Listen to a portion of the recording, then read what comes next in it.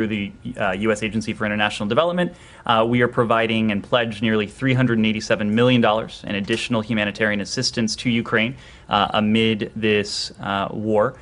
This, of course, is in addition to the more than $1 billion in humanitarian assistance to vulnerable communities in the region since Russia first invaded Ukraine 8 years ago, including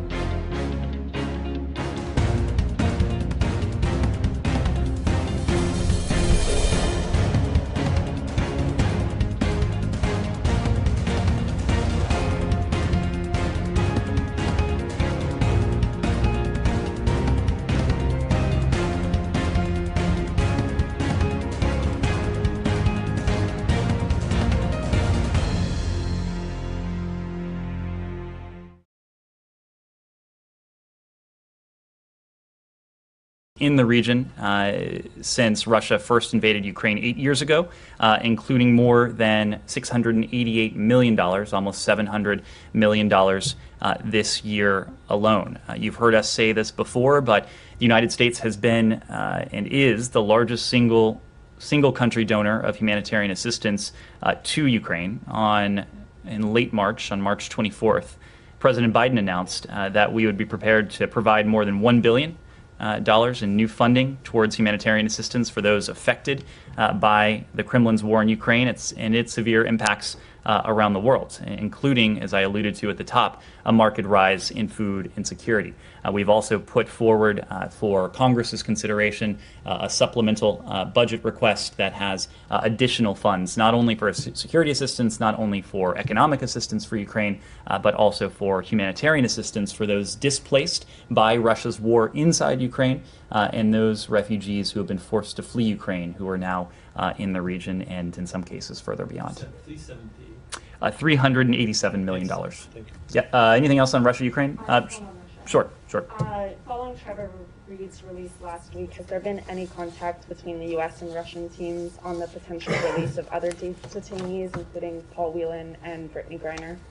So I will say that prior to Trevor Reed's release, you didn't hear us speak of our communication, our dialogue with the Kremlin, with the Russian Federation regarding any preparations, any plans, any efforts to do so.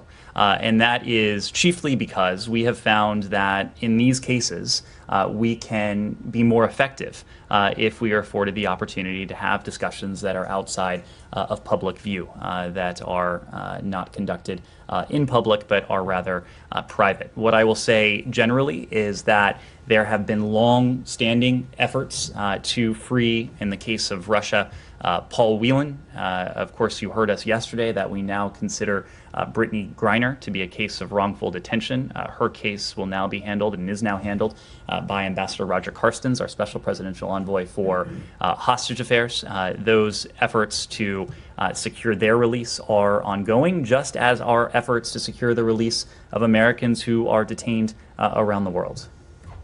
Yes, Jenny? You said we'd be hearing more from the U.S. in the lead up to May 9th. Is that going to be support for Ukraine? Are those punitive measures? What can you tell us anything? I suspect you will hear us put forward elements that will allow us to continue our strategy. It is a strategy that has, in the context of Ukraine, had two primary elements. One is significant security assistance, significant support for those brave defenders of Ukraine's democracy, its freedom, its independence, and its territorial integrity. To date, we have contributed nearly $4 billion since the start of the invasion to this effort. This is security assistance that has proved to be a key enabler of the success that our Ukrainian partners have been able to demonstrate on the battlefield. And if you just take a step back and think about where we are, we're now 70 days into Russia's war on Ukraine. Russia has lost the Battle of Kyiv. Russia has been forced to narrow its aims.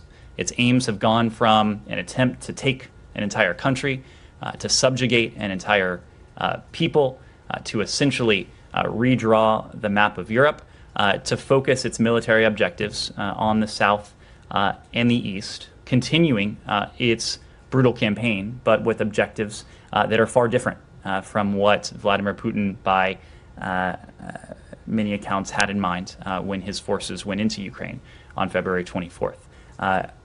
We'll continue with that security assistance. We'll also continue on the other side of the ledger to apply unprecedented amounts of pressure on the Kremlin. And we've done that together with dozens of countries around the world, spanning 4 continents, with financial sanctions, with export control measures, with efforts to reduce and wean dependence on Russian energy that has for too long been a source of revenue for the Kremlin, and for more recently the Kremlin's war machine in Ukraine.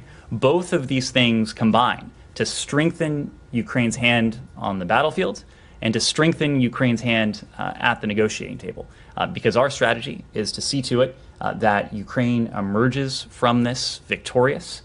Ukraine will do so at the negotiating table. Our goal is to strengthen Ukraine's position at that negotiating table as we continue to place mounting costs on the Russian Federation. Yes? The Richardson Center has confirmed that the former ambassador to the UN is taking on Brittany Griner's case. Is this welcome news to the State Department? Can you comment? Look, we appreciate all of those who are very invested in this case.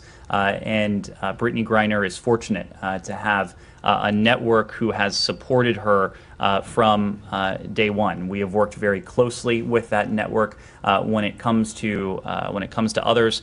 We do often partner with various individuals and organizations on these cases, but it's not something that we speak to publicly. We welcome all of those efforts that are coordinated closely with us that might help to seek the safe release of any American who's unjustly detained around the world.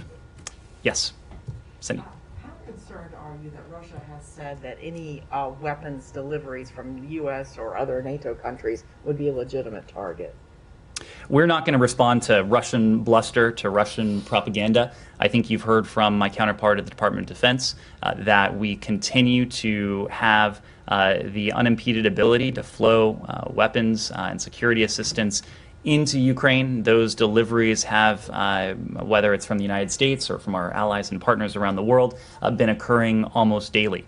The fact that we have been able to announce such large drawdowns, the last 2 of which have been $800 million, nearly $4 billion since the start of the war, and then to deliver that within oftentimes days of making the announcement, speaks to the fact that we are able to process those drawdowns, to deliver those weapons precisely to our Ukrainian partners, what they need, so they then can take it precisely to where they need it most.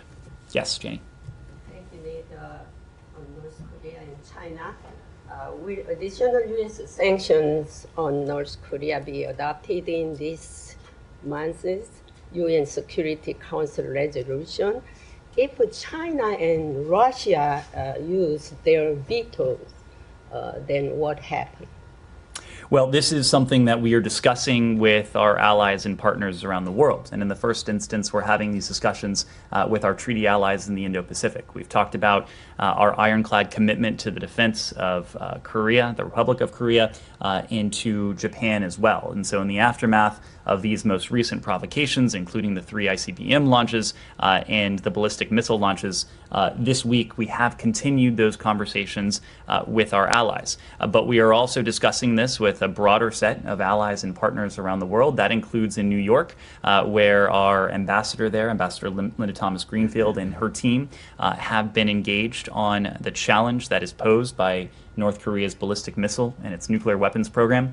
It is a challenge, it is a threat to international peace and security that the UN Security Council and its members have recognized in the past. The UN Security Council and its members, including all 5 permanent members in the past, have signed on to a string of UN Security Council resolutions. That's precisely why the ballistic missile launches this week, the ICBM launches in recent weeks, have been an affront to multiple UN Security Council resolutions.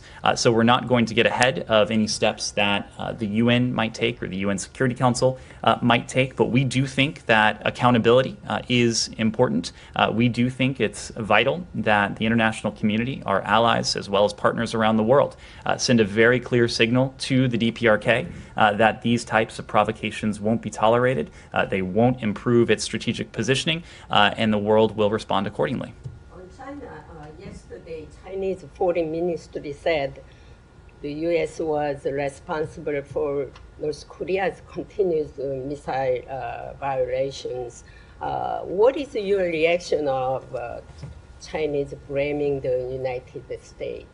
I'm not going to react to the Chinese reaction, especially to one like that. What I will say is that the PRC and the DPRK equally know where we stand on this. We have and we harbor no hostile intent towards the DPRK. It is our goal, as it is the goal of other allies and partners in the region and around the world, to see the complete denuclearization of the Korean Peninsula. We believe we can affect that through diplomacy and dialogue. That is what we seek to have.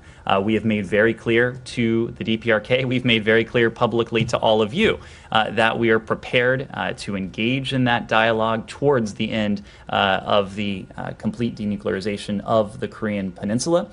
In the absence of discussions with the DPRK, we are engaged concertedly with our allies, Japan and the Republic of Korea, but also with allies and partners around the world. Michelle. On Syria, Austin Tice's parents have said yesterday that the president has pledged to engage directly with the Syrian regime to free Austin. How will this engagement be? Are you planning to send a U.S. official to Damascus to talk about this issue? So this goes back to what I was saying in response to previous questions in the case of Trevor Reed and Brittany Griner. We've often found that we can move the ball forward most effectively if we don't detail everything we're doing in public, if we do have space to conduct behind the scenes discussions. In the case of Austin Tice, this is an American who has spent nearly a quarter of his life, almost 10 years of his 40 years on this earth, separated from his family. We have said before that when our Special Presidential Envoy for Hostage Affairs speaks with other officials, speaks with regimes, speaks with actors around the world, that is distinct from traditional diplomacy in many ways. And Ambassador Carstens has referred to it as hostage diplomacy. So Ambassador Carstens can go places, he can talk to people that others in this administration, in some cases, would not. But I'm just going to leave it there. That means he will be going to negotiate with the regime, and will he talk with them about U.S.-Syria relations and I said nothing of the sort. I said that Ambassador Carstens is in a position as a Special Presidential Envoy for Hostage Affairs to talk to individuals, to talk to governments, to talk to regimes that others in this department or in this government might not be in a position to do. He has done that before in his role He has been successful in efforts to free Americans who have been unjustly detained around the world, including in places where we don't have diplomatic relations. And so we are going to seek to continue that track record of bringing Americans home. And on Lebanon, tomorrow we'll start the parliamentarian elections. What are your expectations? Well, the elections aren't until later this month. I believe they're May 15th. But we do support free. But we do support free, fair, transparent, and on-time elections in Lebanon that represent the legitimate will of the Lebanese people who are living through crises of historic proportion. We hope these elections will lead to a timely formation of a government that will quickly address the challenges faced by the people of Lebanon. Yes, Jenny. This news is just breaking now, but I was wondering if you have any comment on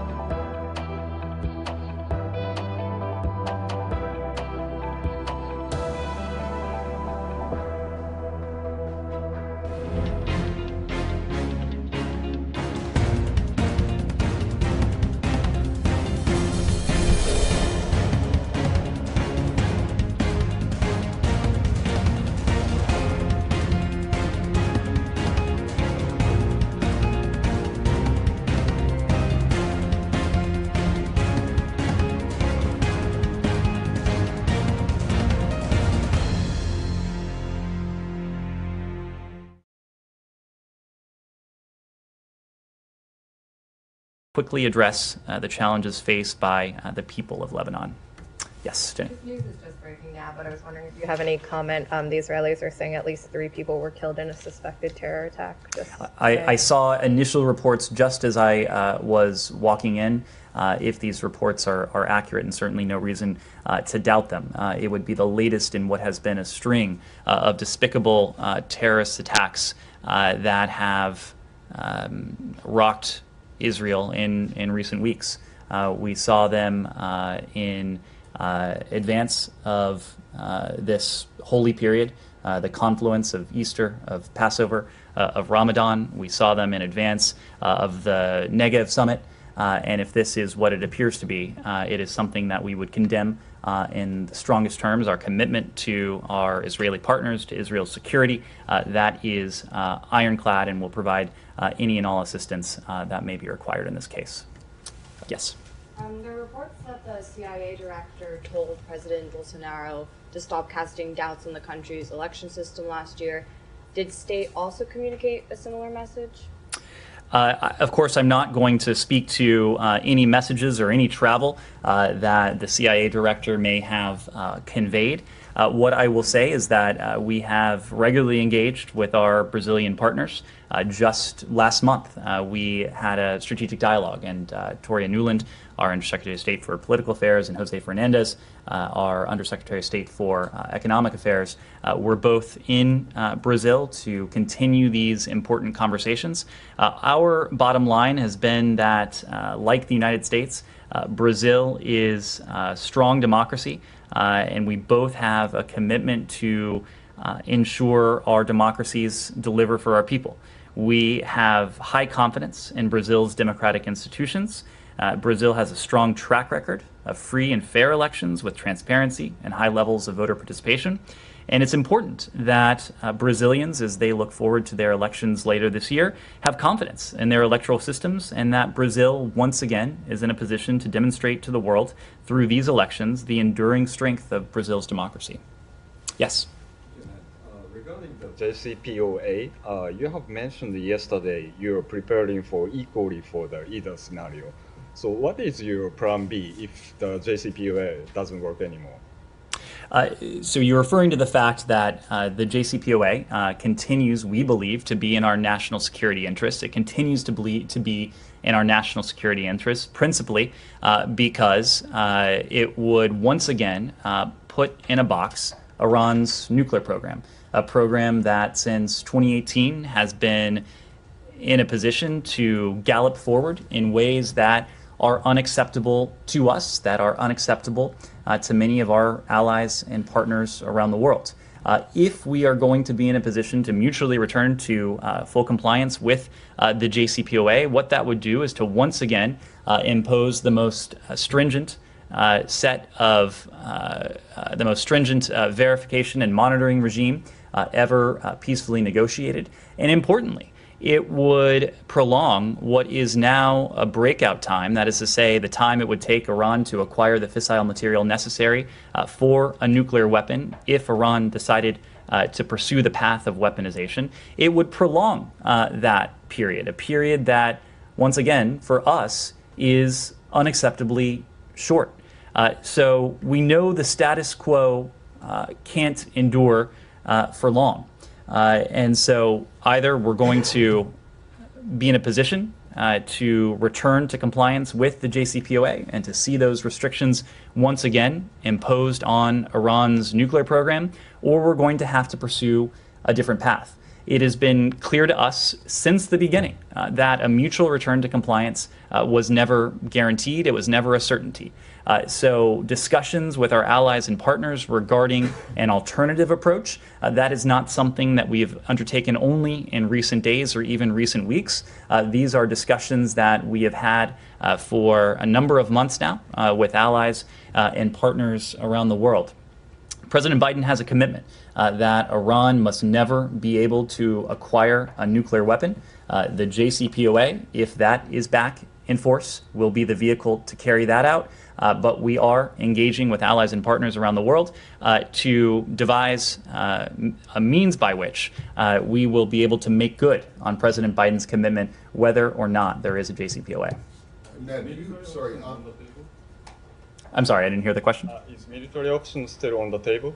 We believe that diplomacy and dialogue presents us with the most effective, sustainable, durable means by which to ensure Iran will never acquire a nuclear weapon. So on this, do you remember the first time that you actually said that you guys have to prepare for a world in which there is no JCPOA? I mean, it wasn't yesterday. How many months ago? As I just said. Do you think that? But Matt, you're making my point. As I just said, when we start. I'm not trying to make any point. I'm just surprised that people all of a sudden took this yesterday that you said we have to prepare for this. It's something new. I was surprised by that too. You've been saying this for months, right? I was. Do you remember what month you first started? I don't, but as I just alluded to, I'm sure you do, and you'll tell me in just a second. No. Oh, okay. I didn't. I actually. Oh, I see. It was a genuine question.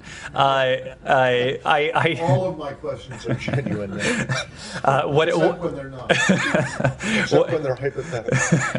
What I will tell you is that when we started this process in April of 2021, more than a year ago now, it was never a certainty, it was never a guarantee that we would get back to a point of mutual return to compliance. We always knew it was an uncertain proposition, so we started preparing for this reality, to your point, to your very valid point, quite some time ago. Yeah, okay, exactly. So now, in terms of the debate over this assessment or alleged assessment about whether or not the window has already closed and that it no longer makes sense,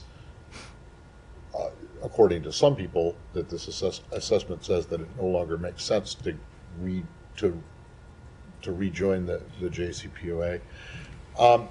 Is there a situation in which even though you can't get everything you want in terms of breakout time with the JCPOA, that the administration still believes that it is in the U.S. national security interest to come back into compliance with it. So to the first part of your question, I just want to be clear about this because I know there has been some misinformation, potentially disinformation out there. There is no secret assessment, quote unquote, that a mutual return to full implementation of the JCPOA is no longer in our national interest. Okay, so all right, stop right there. Let me just say. So what is Senator Menendez talking about? Not Senator Cruz, Senator Menendez. When he says that he understands from classified or unclassified, I don't know what, but he understands from the administration that the window actually closed in February. So is he just making this up? What I can tell you is that our experts here, our experts in the intelligence community and elsewhere, we are constantly assessing the non-proliferation gains of a potential return to the JCPOA. That is the metric we use. We compare where we are now to the potential non-proliferation gains of a possible return to compliance with the JCPOA. At this stage, such a return would still achieve our most important and most urgent non-proliferation goals and would, at least in the view of the administration, strongly be in our national interest. That is why we continue to pursue, at least for the moment, a mutual return to compliance. Now, to the point that others have raised, there will come a time when the assessment of the non-proliferation benefits that a return to the JCPOA would bring, when that assessment renders the fact that Iran's program has advanced too far, that rendering a potential return to the JCPOA is no longer in our interest. We are not at that point. In this situation, are you saying that broader national U.S. security interests are entirely dependent on the non-proliferation part of it? Or is there a way in which you would assess that even if you don't get what you're looking for in terms of breakout time, that it could still be in the U.S. national interest to go back? This is a non-proliferation deal. And that's it. And we look at it through a non-proliferation lens. And that's it. There's no other lens. Through a non-proliferation lens, comparing a potential return to compliance with the JCPOA to where we are now, it is in our advantage to return to the JCPOA. The famous saying from President Biden, don't compare us to the almighty, compare us to the alternative. The JCPOA is the best alternative. It remains the best alternative at the moment. That won't be the case forever. Where is Robert Malley this time? What is he doing? The last time I saw Rob was a few days ago. He was in Washington, D.C. He is always on the phone. He's talking to our European allies. He's talking to other stakeholders. And until and unless there's reason for him to return to Vienna, I suspect he will continue to do a lot of that from here. My last one is just what do you make, if anything, of this Senate vote yesterday on I mean, I know it's non-binding, but it was a pretty clear, shot across the bow of the administration. So it was a vote on the China bill, and we do look forward to the rapid passage of legislation that President Biden can sign to boost our competitiveness vis-a-vis the PRC. Well, it was part of the package, but this is like me asking you to describe an elephant, and you say, well, elephants are scared of mice. Well, a mouse is a little brown animal, whatever. The problem I'm asking you about the Iran. I know, but the problem is that Democrats you interrupted me before I could finish my first sentence, and the second clause of my first sentence was going to say we are aware of the non-binding Iran-related instruction to Senate conferees that was passed yesterday. As I said before, the president's commitment is that Iran will not obtain a nuclear weapon. He's been clear that at this point, the best way to realize that is through a mutual return to compliance with the JCPOA. That is what Rob Malley and his team are seeking to achieve at the moment. We do share the concern expressed by the Senate about other aspects of Iran's behavior, including their development of ballistic missiles, support for terrorism through the IRGC and other elements. And that's why our administration has actually increased sanctions on Iran's ballistic missile program and on the IRGC over the past year. There is nothing in a potential return to the JCPOA that would in any way diminish our resolve or our ability to continue combating these aspects of Iran's policies in the region.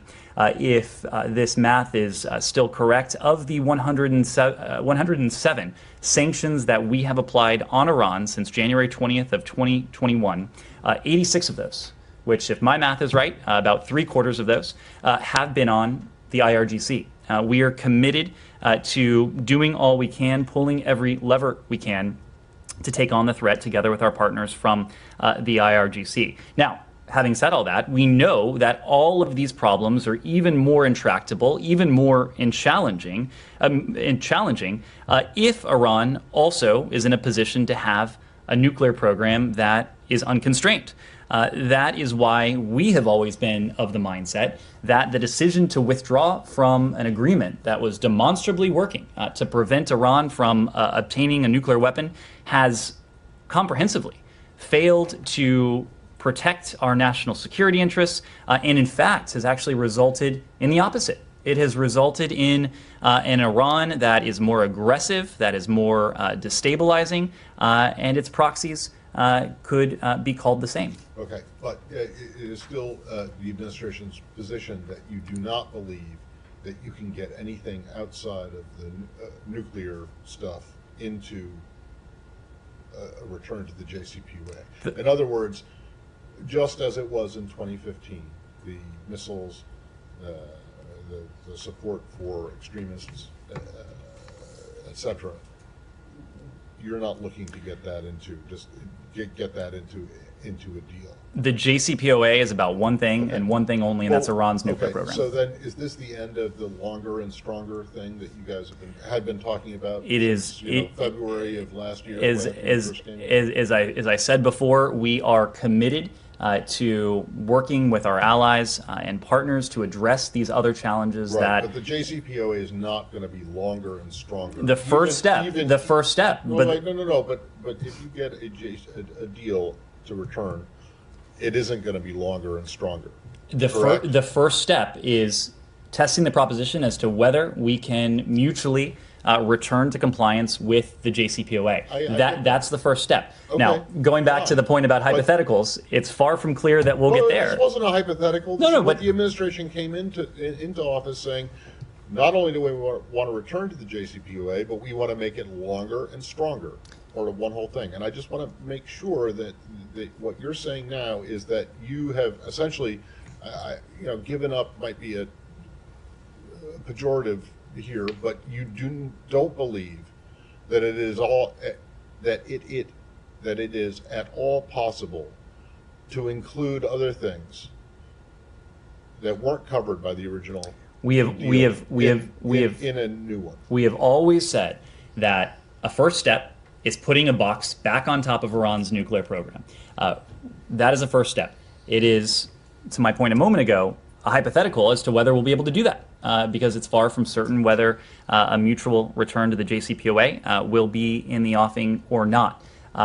Whether we're able to get there or if we're not able to get there, we are still going to work with partners and allies and still engaged in diplomacy to see to it that we can take on these other challenges that Iran poses to the region and by extension to us, and that includes the IRGC and its ballistic missile program, among other challenges. Gita. When you talk about Iran's advances to a point where the benefits of the JCPOA will not be realized anymore, about that, nuclear experts believe that at a certain point, anybody with nuclear capabilities can produce crude nuclear bombs, which is one level, obviously, less than the actual bigger size one. Does the administration differentiate between these two? Because according to David Albright, he in early April, he estimated that between mid-April and end of April, Iran would have enough 60% to manufacture a crude bomb. Does the administration differentiate? Are you waiting till it does 90%? We have a commitment that Iran must never be able to acquire a nuclear weapon. And the reason why we have pursued a mutual return to compliance with the JCPOA is not only that it would define what Iran can't do and to impose the most stringent verification and monitoring regime ever negotiated, but it would give the international community, principally through the IAEA, greater transparency into all of the potential pathways that Iran could seek to illicitly acquire a nuclear weapon. So to have an agreement that has these caps, that has a stringent verification and monitoring regime, and as a result, that affords much greater levels of transparency to international weapons inspectors. This is why the JCPOA remains, at least for the moment, manifestly in our interest. Well, sure, but by now, Iran may have enough 60% to manufacture a smaller explosive. That doesn't count? You're raising something that, again, falls in the category of hypotheticals. We have made clear that we are determined, the president has a commitment that Iran won't be able to acquire a nuclear weapon.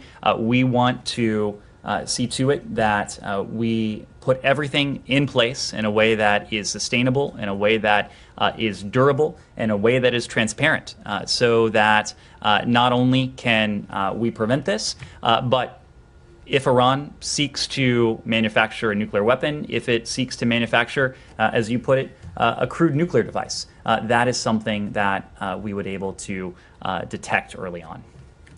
All right, thank you very much. Oh, okay. I'm just wondering if you have any kind of an update on this child custody / abduction issue in Nepal.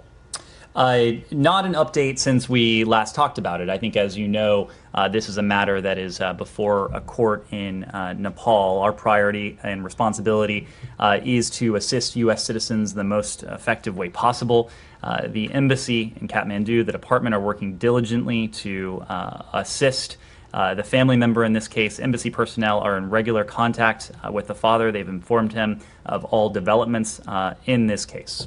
Well, but you do not consider this to be a case of the child being abducted from India into Nepal? We are not characterizing this case as an international parental child abduction to Nepal. Yes. Well, continue. Okay, so I'll give you the fuller facts. We understand the facts of the case to be the following. The child's Indian national mother was wrongfully retained the U.S. citizen child in India in 2017. The father, who's a U.S. citizen, immediately secured a court order in Cook County, Illinois, determining he had sole custody of the child while she was still unlawfully retained in India with her mother. In light of the mother's actions, the department considers the case to be an international parental child abduction case between the U.S. and India, and the U.S. has formally raised it with the Indian government on several occasions, urging a swift resolution. In April of this year, the father, while visiting the child, departed India with her across the border to Nepal. Both parents are now in Nepal. Daphne. No, I'm done. Do you have any update on Blinken's China speech? Will it be rescheduled?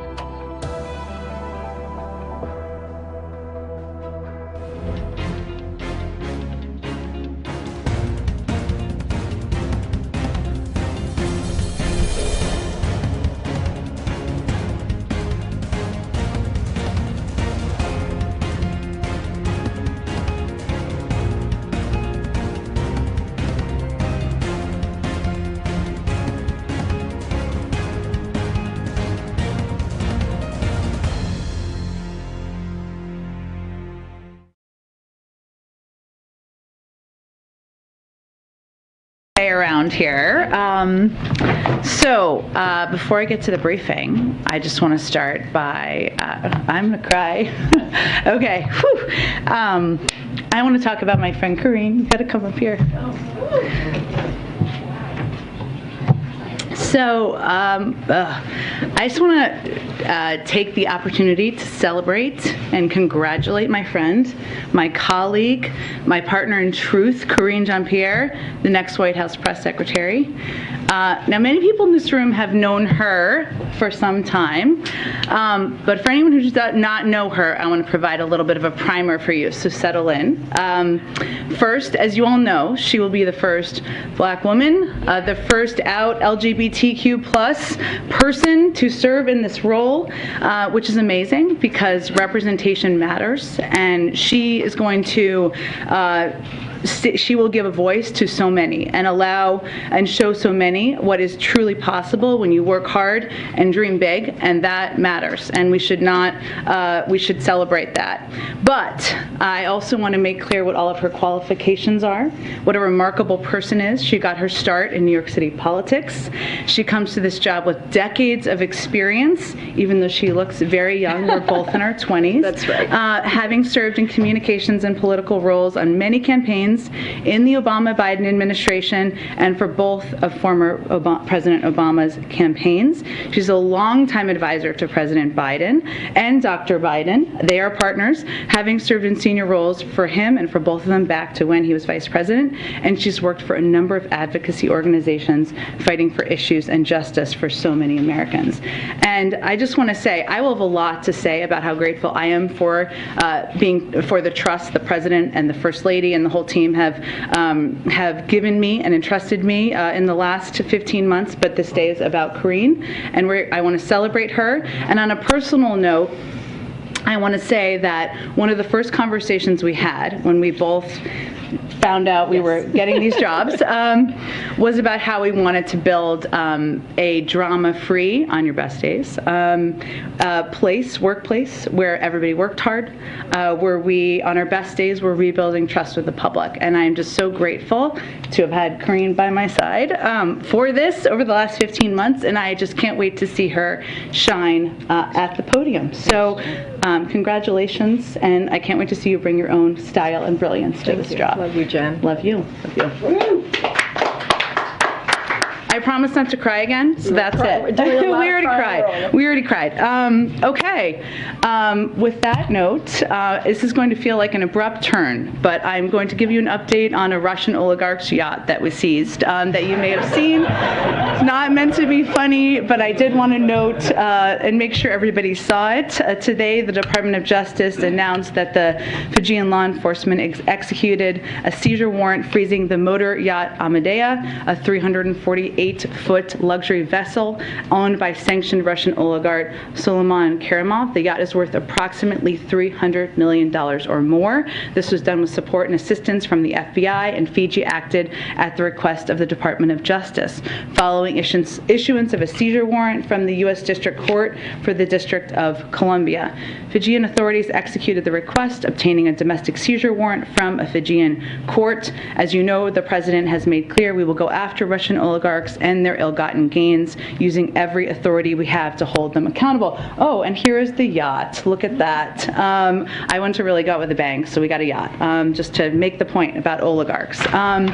Also, just wanted to note, as you know, the President nominated Steve Dettelbach to lead ATF and our nation's fight against gun crime just a few weeks ago, and just today he was endorsed by a group of over 140 former high-ranking federal prosecutors and DOJ officials, including more than 30 Republican appointees, 2 former AGs, and 6 former deputy attorney generals.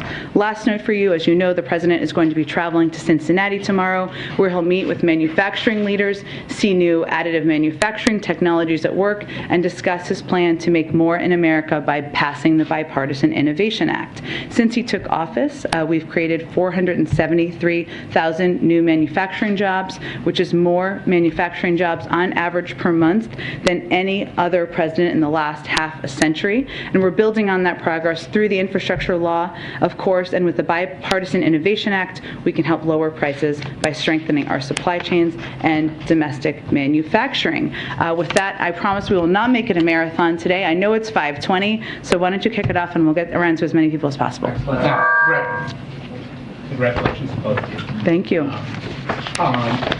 First, will the President and or White House officials participate in any way in the May 14th Abortion Day of protests? I don't have any schedule plans to preview for you at this point in time. We are certainly aware of the protest, but our focus right now is on overseeing and running a policy process to do everything we can to protect women's right to make choices about her own health care. And secondly, Senator Minority Leader McConnell today again made clear that he wants to see a clean Ukraine bill. Considering that, what are other options is the White House looking at to secure money for therapeutics, other COVID-related needs, as it seems that Congress is unlikely to approve any more money soon? Well, as we look at recent data, and we've seen obviously the growth of some subvariants, BA4, BA5, what it makes clear is that we are in dire need of being able to plan ahead and take steps to ensure that we are able to be ahead of the rest of the world in ordering the supply we need, especially if there are better vaccines, if there are better boosters, et cetera. So we are going to continue to advocate, continue to sound the alarm on what the impact will be if we don't get funding. In terms of the exact vehicle, which is I think kind of what you're asking, I don't have any update on that for you. We are continuing to have conversations with Congress. Obviously, the President sent up both together because he feels it's essential. If we don't get this funding, we will have fewer vaccines, treatments, and tests. We'll watch others around the world have the best life-saving tools. Americans will literally die. Businesses will be hurt. There is not a plan B here. We need Congress to pass this funding so we have this funding to continue to prepare and continue to fight the pandemic. Go ahead. First of all, congratulations to both of you. This is not your last one, though. No, don't worry. I'm still here through next week. There have been concerns, and there's stepped up monitoring among law enforcement across the country for potential violence around this draft majority opinion and the ultimate decision by the Supreme Court. The justices have had to see their security stepped up in the last few days. Just curious what the President would make of that, if he's aware that that's had to happen, what the message might be to those who are upset by this and are contemplating the unthinkable. Well, first I would say the President, for all those women, men, others who feel outraged, who feel scared, who feel concerned, he hears them, he shares that concern and that horror of what he saw in that draft opinion. It's not a final opinion. What it has prompted is a redoubled effort across the administration and with Congress to take every step we can to protect women's health care. What his message directly would be to anybody out there who is feeling that frustration, is participating in peaceful protest, is ensure it's peaceful. Have your voice heard peacefully. We should not be resorting to violence in any way, shape, or form. That's certainly what he would be conveying. And the other day you hinted there might be plans for the U.S. to join Ukraine or other European allies in some kind of May 9th commemoration as Russia holds its holiday. Any update on that? I don't have any update. I will note that what our plans are that are in the works. We are working to finalize a G7 call that will likely happen in the coming days. What our effort and our focus is on is continuing to emphasize unity, but also lift up that unity as we look and face Russian aggression. But in terms of what we will do to mark Monday, I don't have anything to preview for you at this moment. We'll have more as time proceeds. Go ahead. Thank you, and congratulations. In the Senate, they are moving forward with plans to vote on a bill that would codify the principles of Roe v. Wade. Right now, that bill seems doomed to fail. But there are at least two Republicans who do support legislation that would guarantee a woman's right to an abortion, Senator Murkowski and Collins. But they oppose the current bill because they feel it's too expansive and too broad. So would the President like to see legislation that is perhaps more narrowly focused just on guaranteeing the right to an abortion, codifying Roe v. Wade, if it was able to get more Republicans on board. Sure. The president, as you stated, and I've stated a number of times, absolutely supports and would love to sign a bill into law codifying Roe.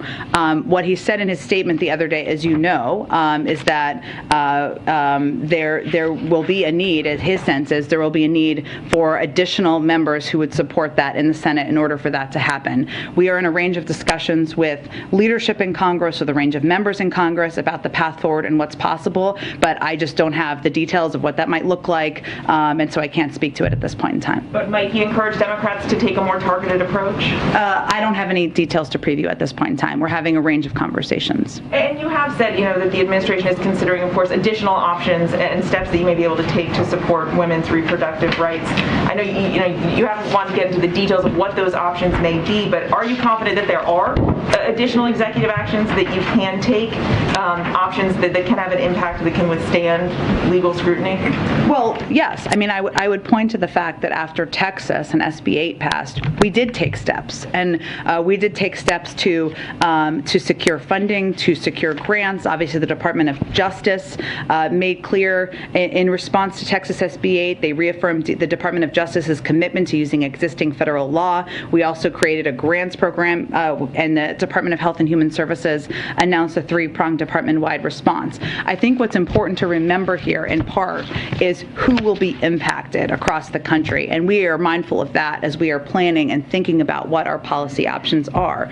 We know that 75% of people who are having abortions or pursuing an abortion are with under 200% of the poverty level. We know that the majority are women of color, and we know that there are 13 states that have trigger laws and a total of 26 states, including those 13, that have indicated plans to put in place more restrictive abortion, restrict abortion more. And so this is not, there are states who've also affirmed that they would take steps to protect. So we are mindful of all of this, what the impact could be if this draft opinion or a version of this draft opinion becomes the final, and we are thinking about that. The Gender Policy Council, the Department of Health and Human Services, the Department of Justice, and all of us working with Congress as well to see what actions we can take. Obviously, codifying Roe is a way to protect. Go ahead. Thanks, Jen.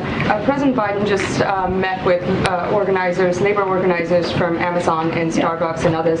Could you just talk a little bit about what was discussed and if he offered any specific commitments to perhaps support the Amazon labor union or the different unionization drives that are underway?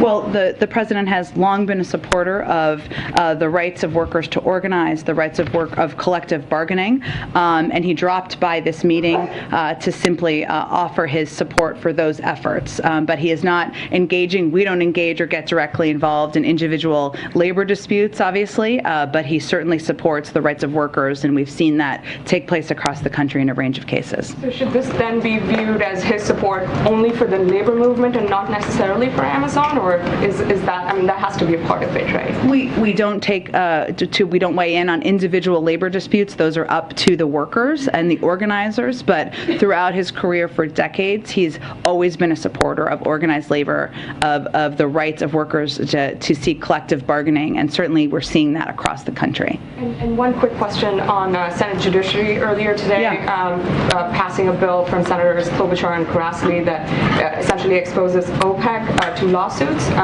for colluding to raise prices of crude oil. Given sort of the inflationary environment that we're in and how big a concern inflation is for this administration, does the White House support that piece of legislation? Is the president looking at it? If you can talk about that. Sure. It's called NOPEC, which is creative, even if you don't like what the outcome is of the legislation, I will say. The president has been clear that strong competition policy is essential to ensuring fair markets and lower prices, as is evidenced by the actions we have taken, like the president's executive order to support the promotion of competition and innovation by firms large and small.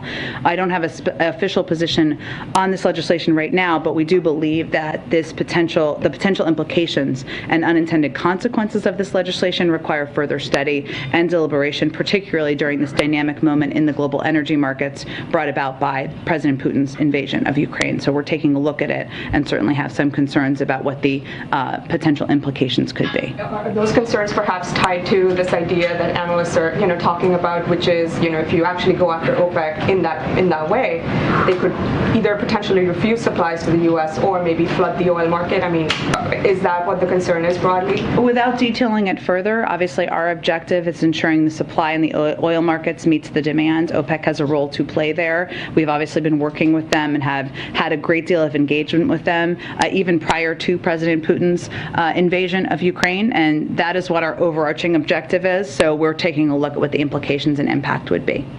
Go ahead. One area that's come into focus in the abortion debate is the use of medication abortions. Yeah. The FDA relaxed some of the federal regulations tied to that, allowing them to be sent by mail. But does the White House feel like they have other viable options to possibly expand the access to these abortion pills? We are looking at a broad range of options. As we detailed earlier this week when this leaked document came out, I would expect we wouldn't have more to preview before there's a final opinion issued. And U.S. intelligence assessments have shown that North Korea may be ready to conduct underground nuclear tests within the coming months. Are there concerns from the White House about that, and also specifically related to the president's travel, given that he will be in the region later this month? Well, I would say we certainly always assess security as we do with any of the president's travel, but that has not been a concern as it relates to his travel coming up in just a few weeks. There's no question that North Korea is going to be on the agenda when he visits South Korea and Japan. I can give you a little bit more of the I know that some asked this yesterday, so I got a little bit more on the trip, so let me venture to do that as well. While he's there in South Korea and Japan, the president will hold bilateral meetings with his counterparts, newly elected president of the Republic of Korea and Prime Minister Kishida of Japan. The leaders will discuss opportunities to deepen our vital security relationships and enhance economic ties. They'll also discuss climate change, COVID-19, and other shared challenges. In light of North Korea's continued destabilizing actions in the region, including the test launch of multiple intercontinental ballistic missiles, President Biden will make clear that our commitment to security of the Republic of Korea and Japanese allies, reiterate our commitment, I should say, including our extended deterrence commitments, is ironclad. So that will certainly be a part of the discussion. Naturally, they will also be talking about joint efforts to support the people of Ukraine, hold Russia accountable, and you've seen South Korea and Japan join us in the unprecedented sanctions and export controls we've imposed so far. While in Tokyo, the president will also meet with the leaders of the Quad grouping of Australia, Japan, India, and the United States. The administration has made history already by establishing for the first time the Quad meeting at the leader level, so this will be a continuation of that. So North Korea will certainly be discussed, of course, given the important role that South Korea and Japan both play in security in the region. Go ahead. Thank you, Jen. Sorry to see you go. Are you? Yes, and you've always been a good sport. Thank you. So As have you. on behalf of everybody, thank you for everything. Thank you. And can't wait to see you up there, Kareem. So you guys spent some time yesterday talking about what you think are the extreme wings of the Republic.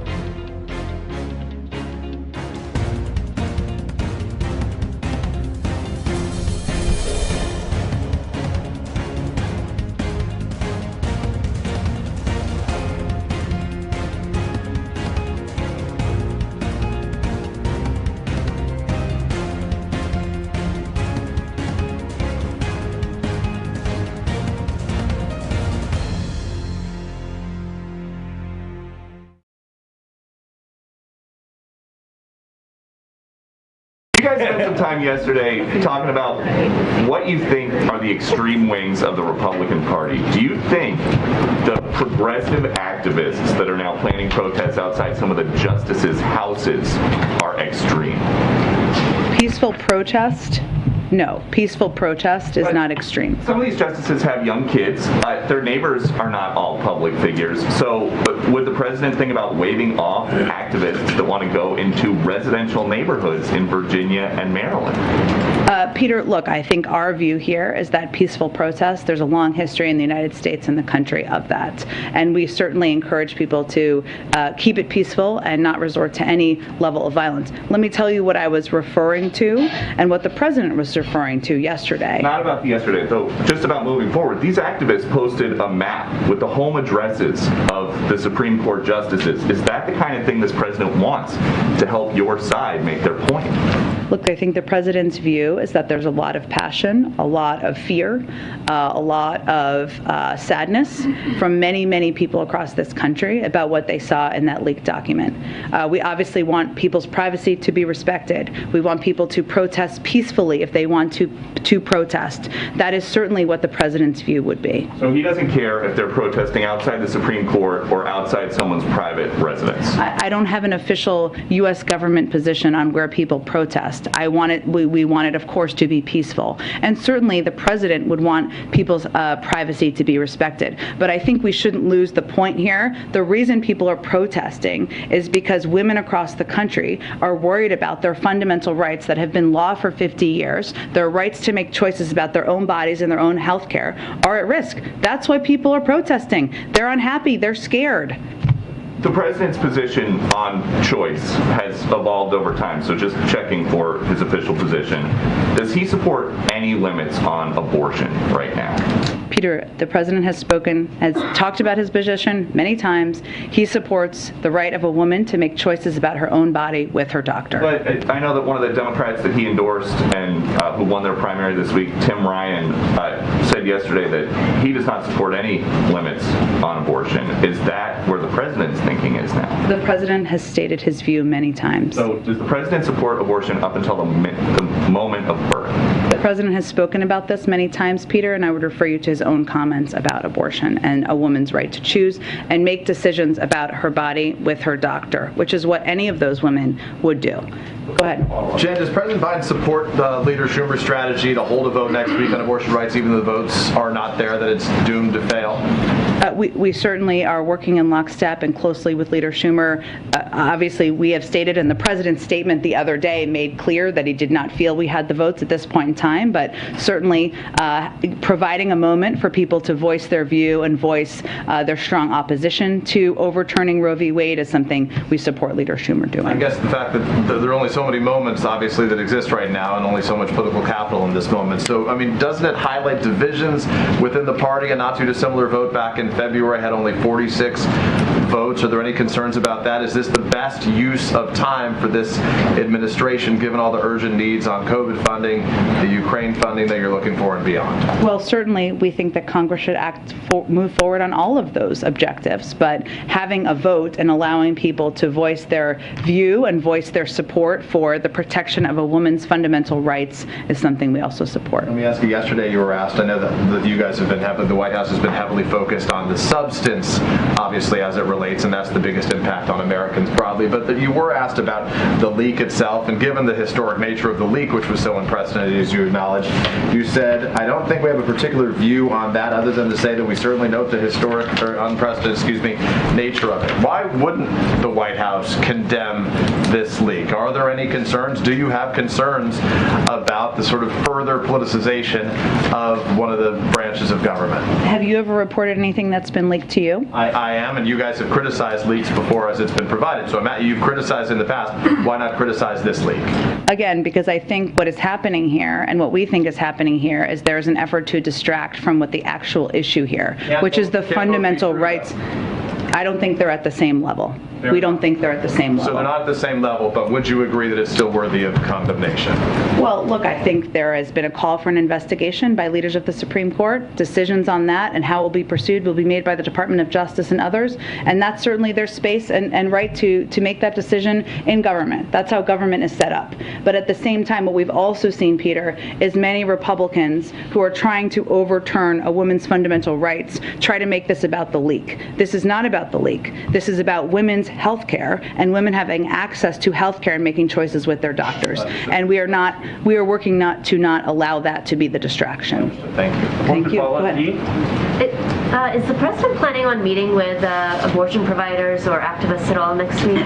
I don't have anything about his schedule quite yet to preview. Obviously, we are deeply engaged with a range of healthcare officials and experts from the government, both from the Department of Health and Human Services, from our DPC team here, and we will continue to maintain that engagement. I mean, you've said a few times that this is obviously a priority for the president. Just a sense of what he is doing specifically on this issue, would be good for us to know, given how much of a priority you said this is for him. Well, I think it's important for everybody to know, including the American people, of course, that the president, of course, oversees the whole of the government. He has launched a whole of government effort to look at options and pursue options from every department, whether it's the Department of Justice and what they do, the counsel's office, the Department of Health and Human Services, the Domestic Policy Council, to put together a range of steps we can take to protect women's fundamental rights. And that is what his focus is on, and reviewing those and considering those. And obviously he's spoken to this over the last several days multiple times, and I think he will continue to. Go ahead. The Prime Minister of Italy is coming to Washington on Tuesday. Italy, like Germany, has done a U-turn on its Russia policy. How much has the U.S. taken note of this? And does it elevate Italy in the eyes of the U.S. in terms of being a key interlocutor in Europe? Well, I think it's really important to note in that there were a number of countries, some you noted, where the world, and journalists who have covered this closely, were skeptical that they would remain as unified and take steps as aggressive as they have to stand up against Russian aggression. This is an example of that. Certainly there's a lot we work with Italy on and will continue to, and the meeting will have a range of topics discussed, but of course we've taken note of the efforts they have and their leadership in standing up against President Putin and Russian aggression. Go ahead. Thanks, Jen. Congrats to you, and thanks for your words. I wanted to ask Corinne, though, if she could share some words about what this means to her, what this means to you. Sure. And if you could talk a little bit about the historic nature of what you're about to. Come on up. The good news is the podium height is the same because we're both very short. So go ahead. Well, thanks for your question. I first want to take this opportunity while I have it to thank Jen. She has been just a wonderful colleague, a friend, a mentor during this past year and a half, and I don't think I would be here without so many people, but including her. And she is just a true, solid, amazing person. And so we were very lucky to have her here this past year and a half. So I wanted to make sure I had the opportunity, since I have the opportunity to say that. Okay. We were doing a lot of crying, so I'm trying not to do it now. Wow, I'm still processing it because, as Jen said at the top, this is a historic moment and it's not lost on me. I understand how important it is for so many people out there, so many different communities that I stand on their shoulders, and I have been throughout my career. And so it is an honor and a privilege to be behind this podium in about a week or so when Jen is ready. And that is something that I will honor and do my best to represent this president and this first lady the best that I can, but also the American people. And so it is, it's a very emotional day. That's probably the best way that I can explain that. A very emotional day. And I just appreciate this time and this moment. And I hope that I make people proud. I mean, there's a lot of folks who question when this day would happen. I mean, what is your message to those? And like, what is the message to young girls, to and young minority boys too? communities? Yeah, young girls and young boys. Let's not, I think this is important for them to see this as well. I used to teach college students. I had the pleasure of doing that for about 6-7 years, and they would ask me, a similar question, like, how did you get to where you got to? And I would say to them, and it took me a little bit of time to figure this part out that I'm about to share with you, which is follow your passion, follow what you believe in, and just, keep that focus, because that matters. I think if you are passionate about what you want to be or where you want to go, and you work very hard to that goal, it will happen. And yes, you'll be knocked down and you'll have some tough times, and it won't be easy all the time, but the rewards are pretty amazing, especially if you stay true to yourself. And so that's what I would tell them, and I see them from time to time, and they always mention those words that I just shared with all of you. And so that's what I would say. And, there are people who support them, people who will lift them up when they're down. And so I think that's really important to know. And I think so many of them as well, they are standing on shoulders on folks who came before them, and are creating these opportunities that I currently have, and will, take that on the best as I can. Have you ever doubted, being a woman of color, have you ever doubted being in this position one day? No, not at all. Just worked hard towards it. But I understand how hard it is. I do. We all do. But just keep working hard towards it. I'm going to give it back to Jen. Thanks, everybody. The Catholic Church was just vandalized with pro-abortion slogans in Colorado. It just happened recently. Is the White House aware of that, first of all? I have not seen that report. Obviously, we don't condone vandalism. We condone peaceful protest, and that's something certainly we're encouraging with everybody who feels passionate. Going after targeting Catholic churches, especially when it involves Roe. That's what they're basically focusing on. Again, we don't condone vandalism. We condone peaceful protest. I think it's important to note that 60% or 70%, depending on the poll you look at, of the American people do not want Roe to be overturned. I'm going to move on. Go ahead. Will the president respect the High Court's final I think we're moving on. Go ahead. So, Jen, that's all. Just like everyone else can think. A coalition of racial justice advocates sent a letter to the White House asking Biden to issue an executive order about reparations. Has Biden seen the letter? Has he read the letter? Is there a response to the letter?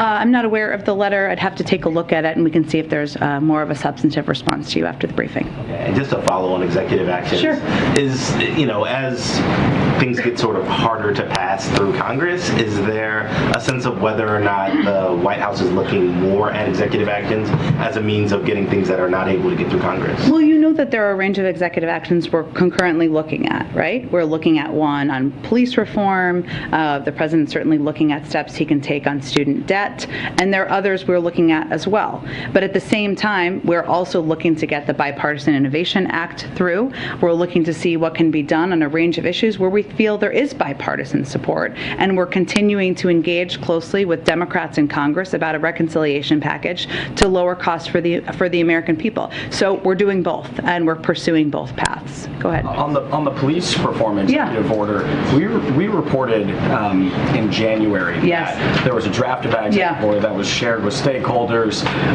It seemed like it was getting near to being issued. It's now May. Can you just explain what the delay is and what exact work is being done? Sure. I would say it was some good reporting on your part, and it was an early part of the process, and it takes months to get executive orders through the full legal and policy process, but it is still something the president has every intention of doing. We just haven't finalized it yet. So can you specify what work is still being done on that executive order, what needs to happen at this point? Policy and legal review process. It doesn't have anything to do with not wanting to issue it before the midterms? No. And you were asked earlier this week, I think it was Monday, that on the president's phone call with Lopez Obrador. Oh, yeah. You were asked about whether or not he asked for an increase in troops on the Mexican border.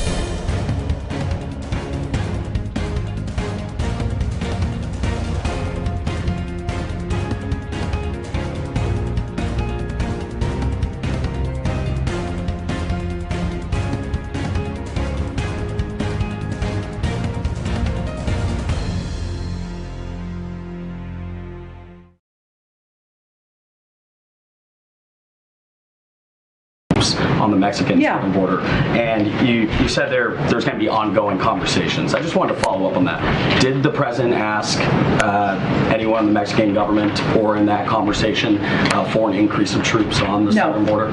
No. He has not. He did not, and did not on that call. Go ahead. So yesterday, going back to executive orders, yesterday the president met with a group of Democratic senators to discuss immigration, and Senator Menendez said today that one of the things they discussed was looking into executive actions that the president can take to provide relief to some immigrant families. I guess what are those actions? Can you give us a little bit more details on like what that meeting was like? What actions are there? You know, is the White House looking into, and kind of is there a timeline for that? I don't have a timeline to preview for you. I would say that the president met with Senator Menendez and a group of senators, members of the CHC yesterday, as a continuing part of his engagement with different caucus groups from Congress, and there's a range of topics that's often discussed in these meetings. Of course, immigration, but they discuss a range of issues typically, and it's an opportunity for the president to hear, to listen, to understand what there's an opportunity to move forward, what there is not an opportunity to move forward.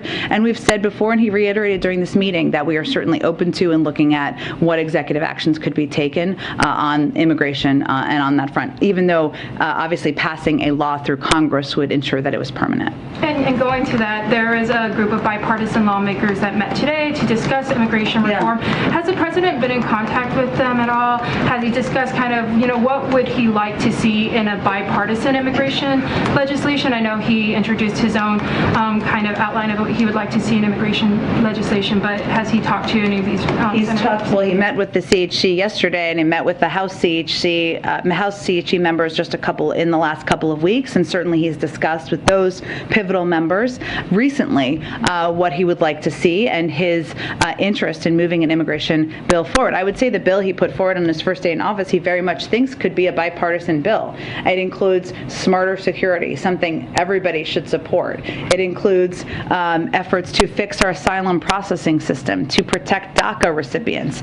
Those are all steps and components that have had bipartisan support in the past, so he continues to see that as a model. Has he reached out to any Republican senators, Senator Tillis, Senator Cornyn, on this topic? I don't have any individual calls or engagements to read out. I would just tell you that the fact that he put forward this bill his first day in office shows you how important he thinks this issue is, and he is open to working with anyone who wants to play a constructive role in fixing the broken immigration system. Go ahead, Karen. Thanks, Jen. Our ABC poll with the Washington Post this week found that in the states where abortion restrictions have been passed in recent years, only 30% of residents in those states were actually aware of the restrictions. What role does the White House have in raising awareness of those specific state restrictions? And what will you do about that in the coming months? You know, Karen, I'm not sure that's the White House role, right? We obviously are in this moment now where the world, the country, is tuning into the fact that women's health care and women's basic rights, fundamental rights that have been the law for 50 years, could be at risk. And that will likely alert many Americans to that, as well as state laws in their own states, because there's more reporting and there's more talking about it. And certainly that's something we fit into and we engage with. But it will also be leaders and elected officials in these states that will continue to educate their public about this as well. And just on a different topic, the country's closing in on a grim milestone of 1 million deaths from COVID. We saw the White House mark the 500,000 deaths in February. How will the president mark that milestone? Will he at the White House? He certainly will. We look at the CDC as well as Johns Hopkins data. I know different media organizations track it differently, so just so you know how we track it from here. And once we hit this milestone, the president will certainly mark this incredibly somber moment.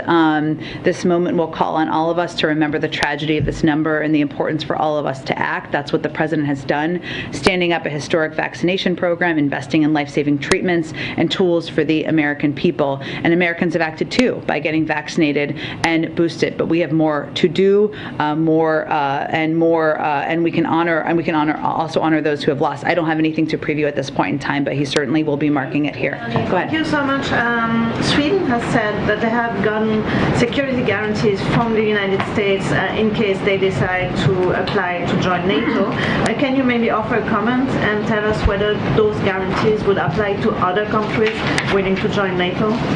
Well, our militaries have worked together for years, and we are confident that we could find ways to address any concerns either country may have about the period of time between a NATO membership application and the formal accession to the alliance. We obviously strongly support NATO's open door policy and the right of each country to decide its own future, foreign policy and security arrangements, and both Sweden and Finland are close and valued defense partners of the United States. So we've worked with them for years, and we are confident we'll be able to work with them to address any concerns either country may have, but those are ongoing discussions. Hi, Jen.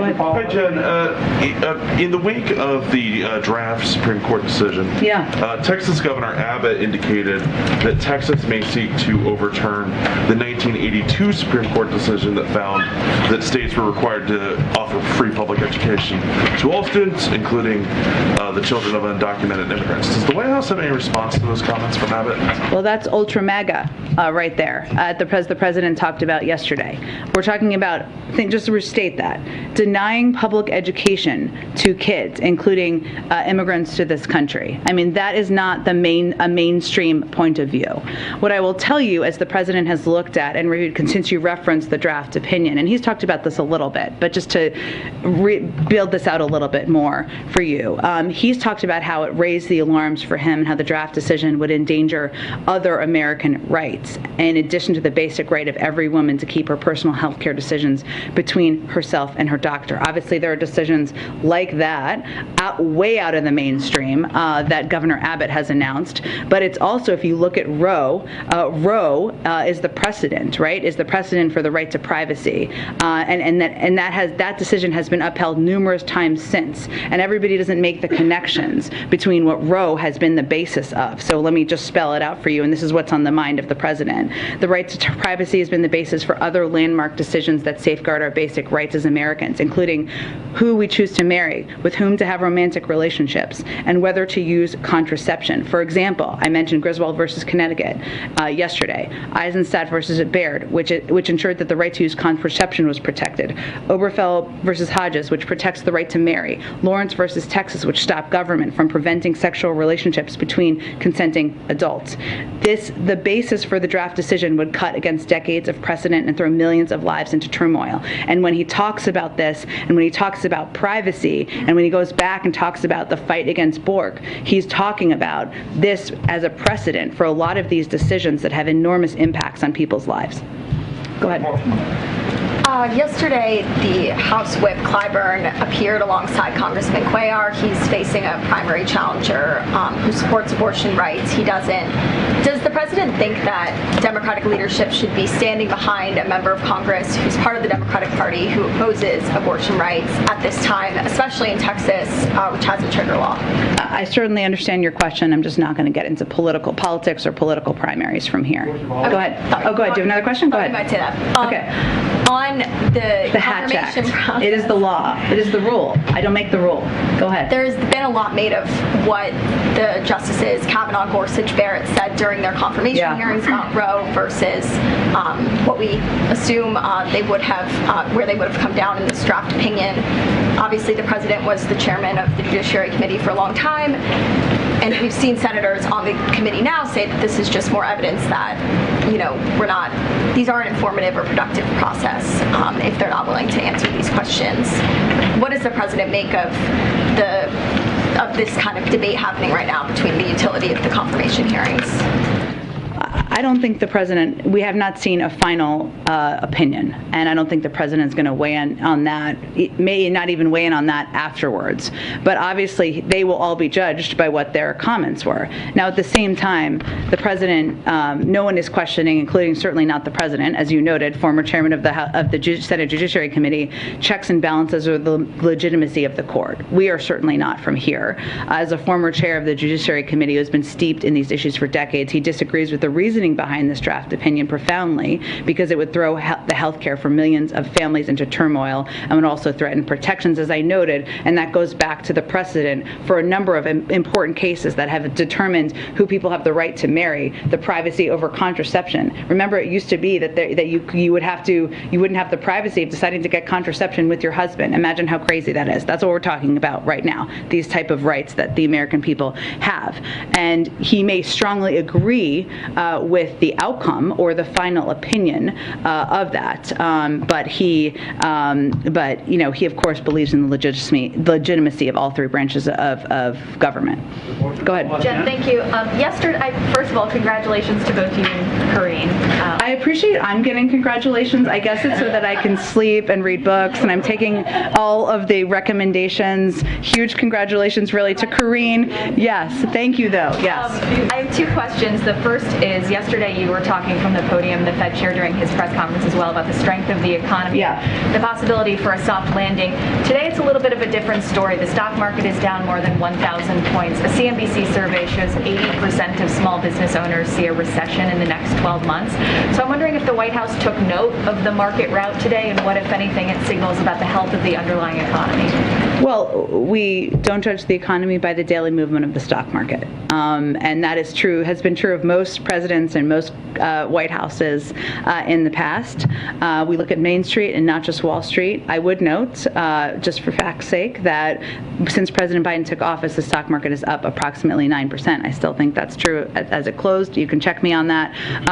But our focus, and the focus of many economists who look at this question of whether we're headed toward a recession, is on fundamental economic data, including the number of jobs that have been created, the growth of the GDP. Obviously, we have the unemployment rate at 3.6%, the biggest single-year drop in U.S. history. Household balance sheets are strong. Businesses are investing in the United States, and we even saw the high level of investment, even with the GDP numbers that we saw earlier this week, last week. We still saw high levels of business investment. So that's all the data we look at. That's the data most economists look at. We certainly understand that in terms of consumer confidence, and I don't know what this small business data looked at, it may be that people see costs, they see the stock market. We understand that when you're measuring people's emotions or people's reaction, that's what that captures, but we're still looking at the basic fundamentals, as are many economists on the outside, including Jason Furman and others. Go ahead. And I have one more question, which is just about the Operation Klepto Capture. You talked about the yacht that was seized. Yeah. What does the U.S. do with all the assets that it's getting? I mean, where do these yachts go? What are you using all of the money for that you're obtaining from these oligarchs? Well, there is actually legislation that we've proposed and that we're working with Congress on where some of this could go, but I can check on that for you, and where the yacht is parked right now. I'm now very interested in that question as well. Go ahead. Thank you, Jen. Just a quickie for you. Can we tell us your plans now that you're the successor? I have nothing to announce on my plans, other than, as I said earlier, to sleep, to read books. If there's anything I should stream on Netflix or wherever, Hulu, other places, I'm happy to do that. I take recommendations. I'm today obviously just celebrating Karine, and I will have a lot to say about my team, the president, Dr. Biden, all of you. I'm just kidding. It will be nice things about all of you next week, but nothing to say or announce about what's next. Go ahead. Okay, last one. Go ahead. Sir, I think I've taken 2 questions from you, so I'm going to take a question over here. Go ahead. Let me just first also say congratulations to you, and also to Karine. So excited to have you as a new person in this position. Just 2 quick questions. My colleague before talked about what Texas is doing. Yeah. But in D.C. tomorrow, there's going to be a new bill introduced by a council member that would prohibit the city from cooperating with any other state's investigation into someone who's gotten or performed an abortion. And as states are trying to scramble what to do, is that something that you would even see the administration kind of getting behind, as we're seeing all these things pop up in different states? Yeah, so if I understand it correctly, it's to protect people's rights so that they can't be investigated? Right. So the Department of Justice, I'd have to check with them and our counsel's office on this, but one of the things they reiterated when we saw SB 8 and the Texas law is people's rights. And I think it's important for people to remember now, even in this moment, that this has not been overturned at this point. The final opinion has not been out. People across the country still have fundamental rights to make choices about their own health care. And so that sounds to me like it's an effort to protect people's rights and those who support them. That's something the Department of Justice has spoken out about to make sure people understood that. I can certainly check on this specific law. We've got to wrap it up because it's 6 o'clock, but anyone going to Cincinnati, it's going to be great. Okay, thanks everyone. Thank you. Congratulations.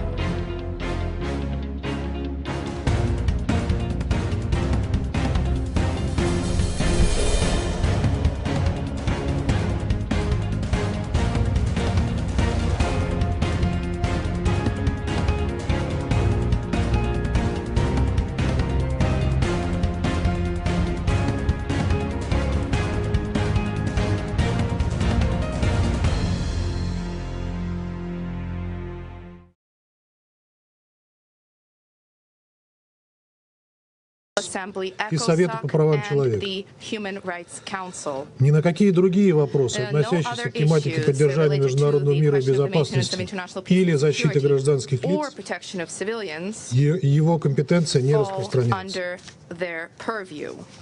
Госпожа председатель, вот уже 2 месяца мы обсуждаем события на Украине, и 2 месяца, помимо потока враждебности, лжи, фейков, ненависти и оскорблений, мы слышим один и тот же вопрос. Как могла Россия, не спровоцированно, как они говорят, напасть на суверенную, демократическую, неагрессивную, независимую, мирную Украину? Ведь она не представляла никакой угрозы для самой России. Среди тех, кто это говорит или кто так думает, допускаю, есть люди искренние, не понимавшие, что на самом деле происходило все эти годы. А есть люди и страны лукавые, давно мечтавшие превратить Украину в плацдарм для битвы с Россией.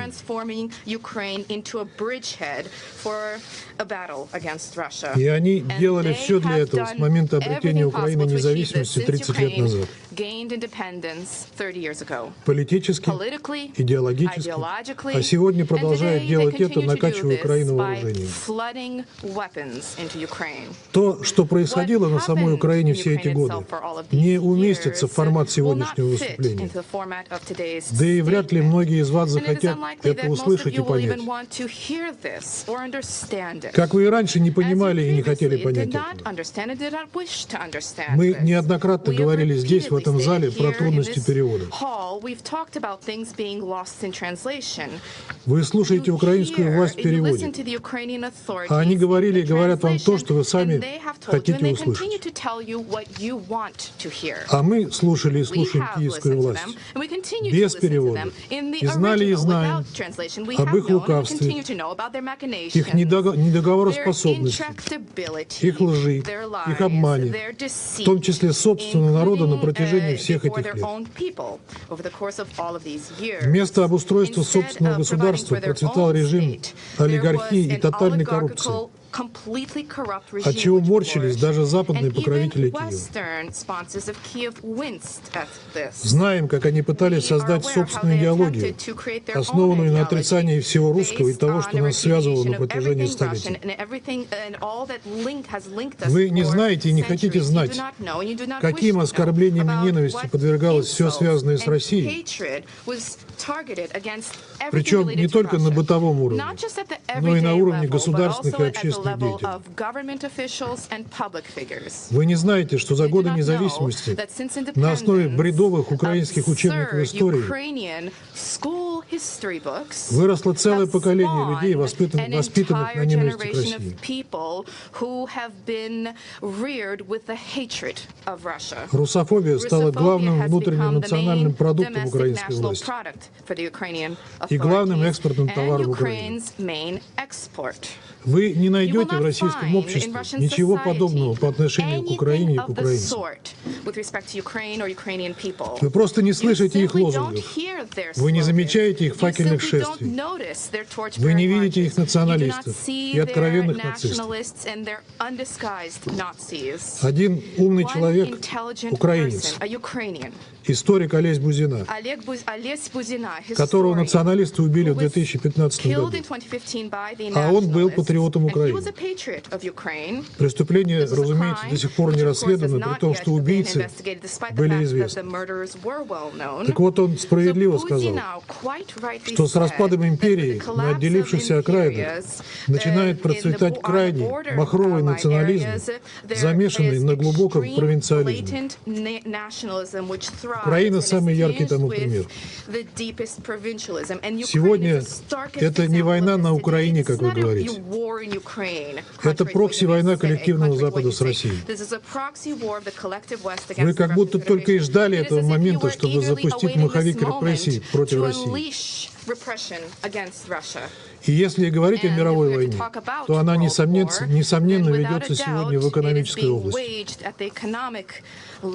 У нас нет сомнений, что вы к ней готовились, потому что скорость, с которой был запущен этот маховик, не позволяет позволяет усомниться в том, что вы готовились к этому заранее и задолго до того.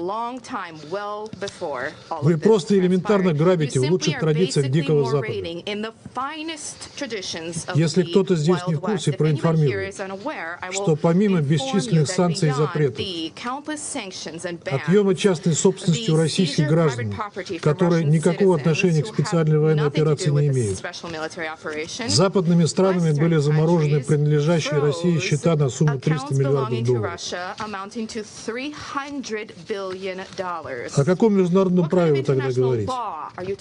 Это даже невыдуманный вами порядок, основанный на праве.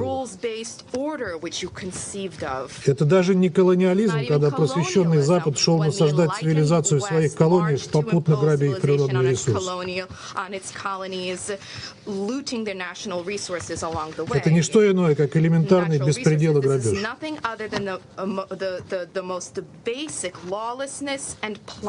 Так что сегодня просто сброшены маски.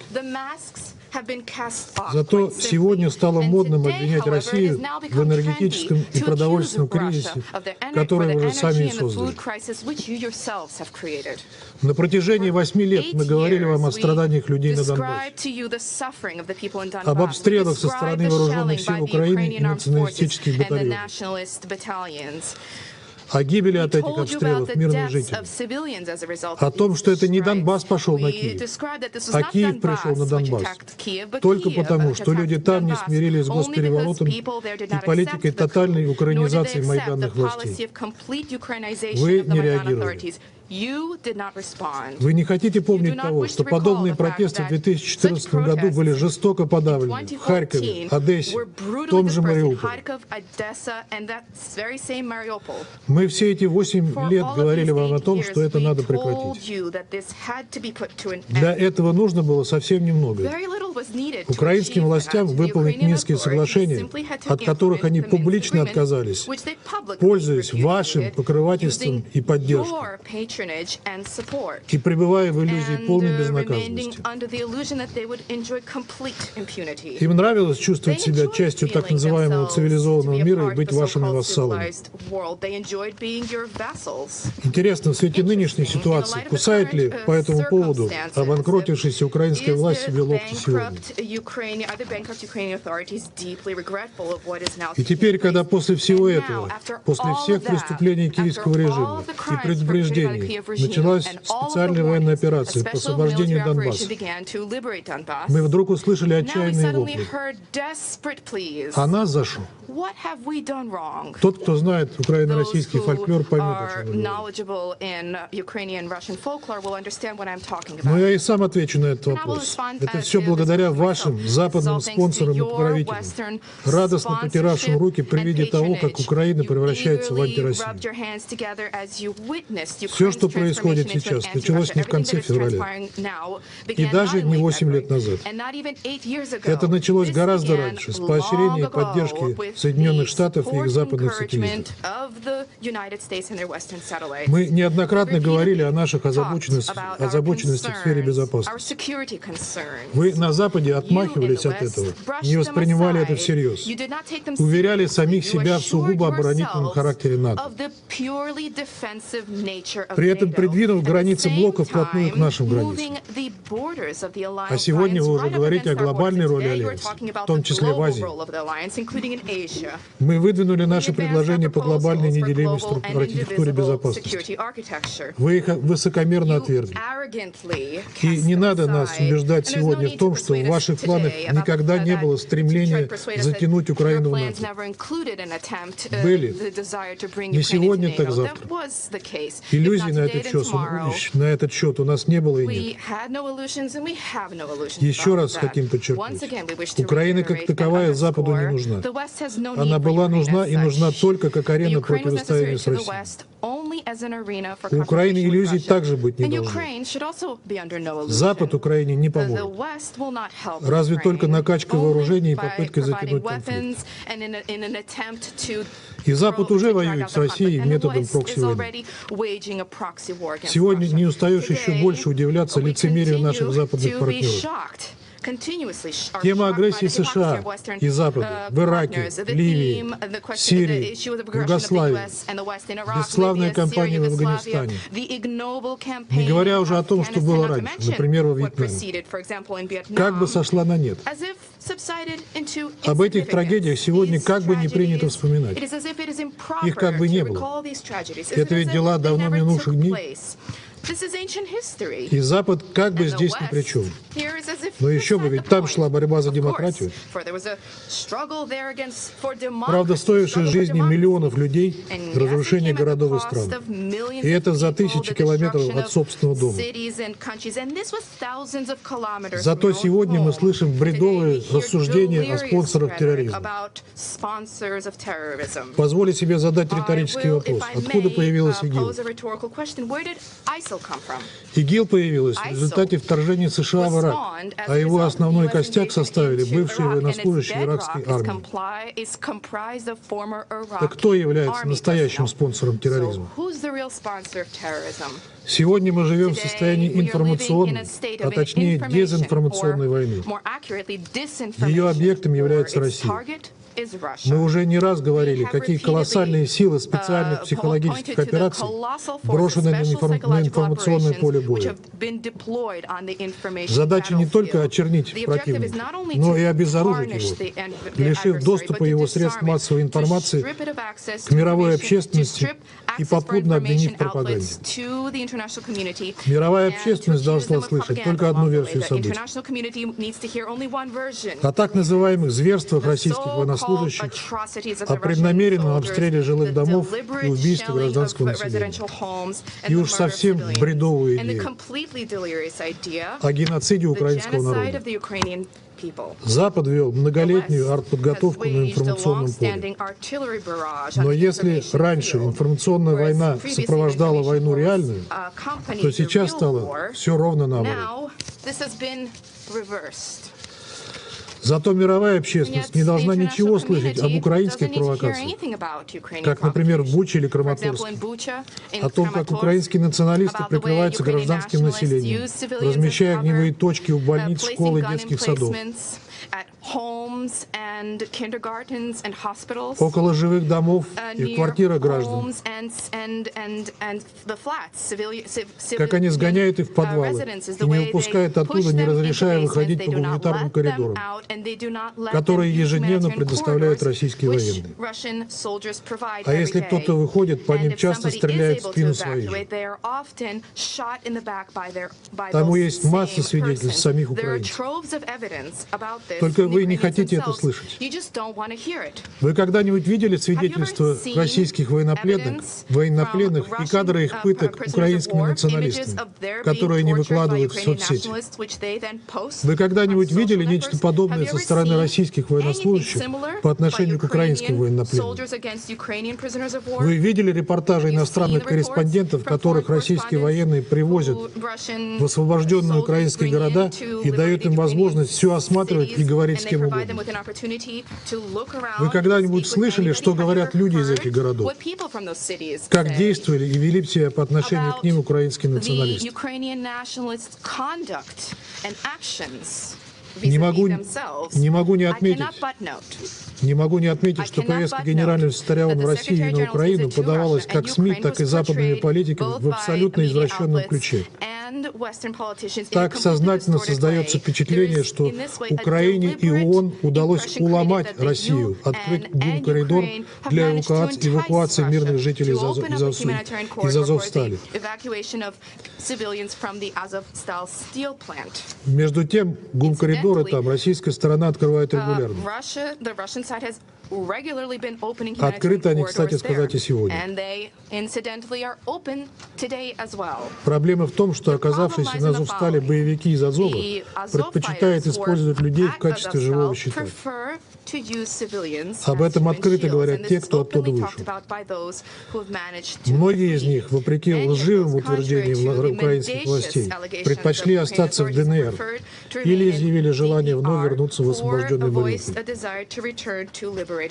А сегодня азовские боевики окончательно сбросили маски, затребовав за каждого из 15 освобожденных заложников из Азовстали тонну продуктов и медикаментов. Hostages in Azovstal in exchange for every group of 15 liberated hostages for them to be provided with 1 ton of foodstuffs and medicine. До них так поступали только террористы ИГИЛ и Джабхат ан-Нусра. Only ISIL and Jabhat al-Nusra terrorists acted Поспред Албании процитировал сегодня Троцкого, который сказал, что армия — это слепок общества.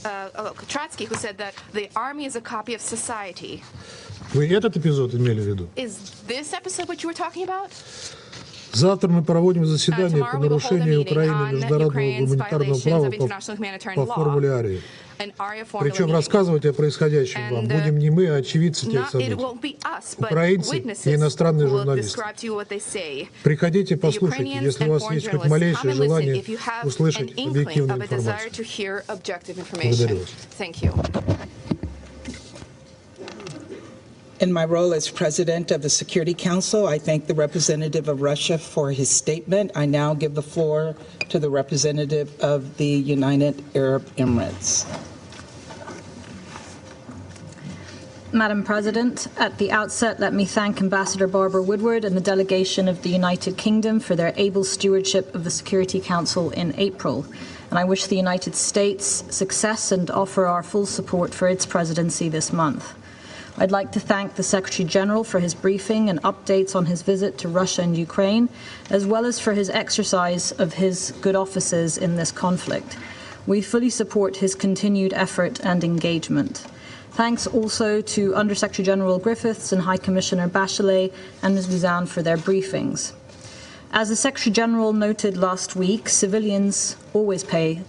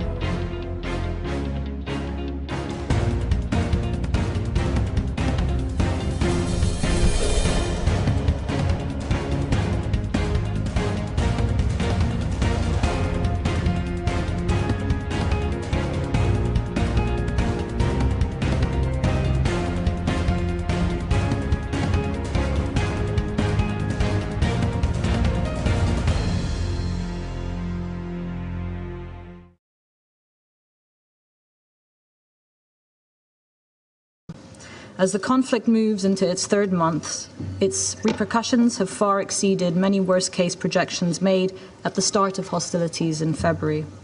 UNHCR now believes that more than 8 million Ukrainians could end up fleeing the country, double the initial estimates.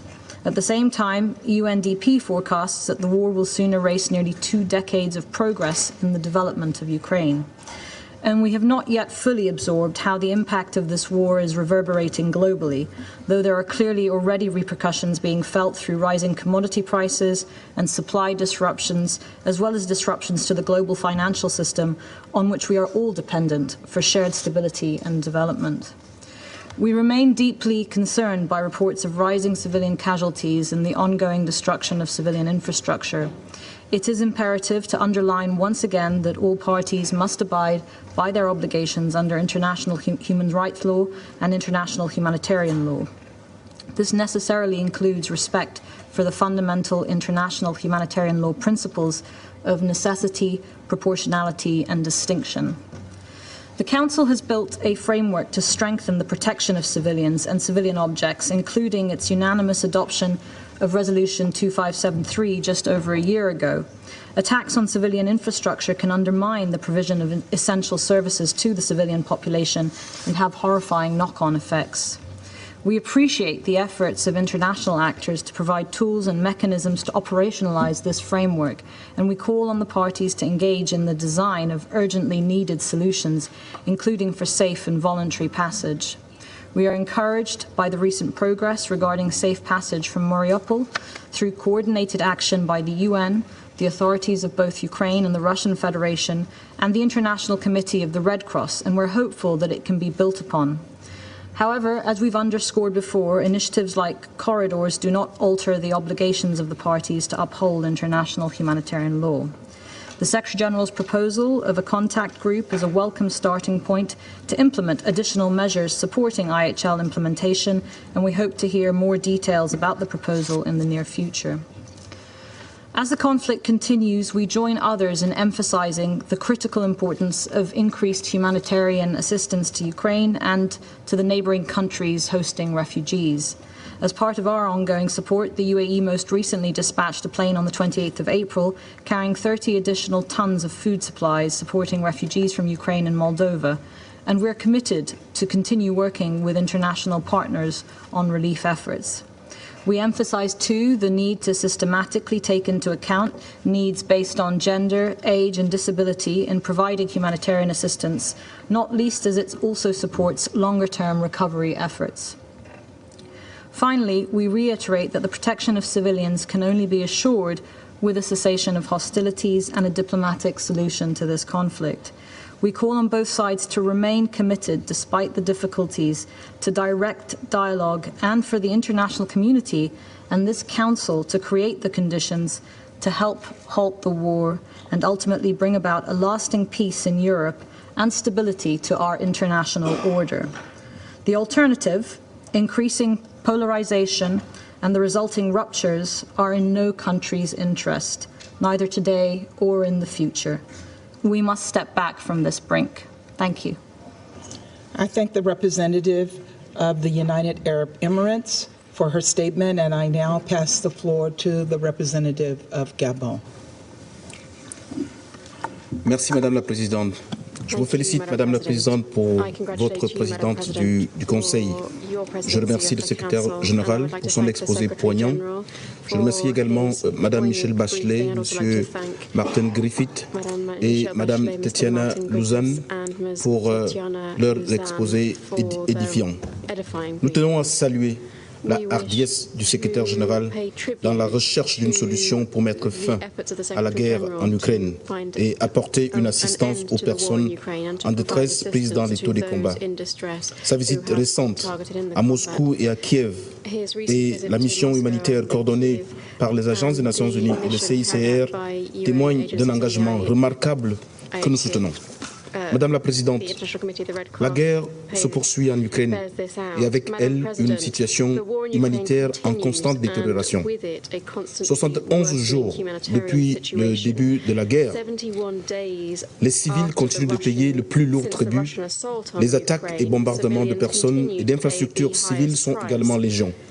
Les pénuries d'eau, les difficultés d'accès aux soins et à l'énergie menacent le quotidien de ceux qui ont décidé de rester dans leur pays. Plus de 13 millions de personnes ont été forcées à se déplacer, dont près de 5 500 000 qui ont dû quitter l'Ukraine depuis le déclenchement de la guerre, le 24 février dernier. De nombreuses villes d'Ukraine sont presque entièrement détruites et les voies de communication, à l'exemple de certaines voies ferrées, sont les cibles de bombardements. Nous réitérons notre condamnation de la guerre et des attaques contre les civils et les infrastructures civiles. Nous appelons les belligérants au strict respect du droit international humanitaire et à garantir le respect et la protection de l'ensemble du personnel médical et des agences humanitaires. Les infrastructures essentielles, les installations de production et de distribution de l'électricité, de gaz et la fourniture d'eau potable ne devraient jamais être prises pour cible. Nous encourageons les belligérants à permettre l'évacuation des civils qui souhaitent quitter les zones de combat. À cet égard, nous prenons note de l'annonce par la Russie d'un cessez-le-feu et de la mise en place d'un couloir humanitaire en vue de l'évacuation des civils qui sont amassés dans le complexe métallurgique d'Azovstal à Mariupol. Cependant, il est primordial que le cessez-le-feu soit effectif et durable. L'onde de choc de la guerre est à présent ressentie par de nombreux pays au-delà des frontières immédiates de l'Ukraine.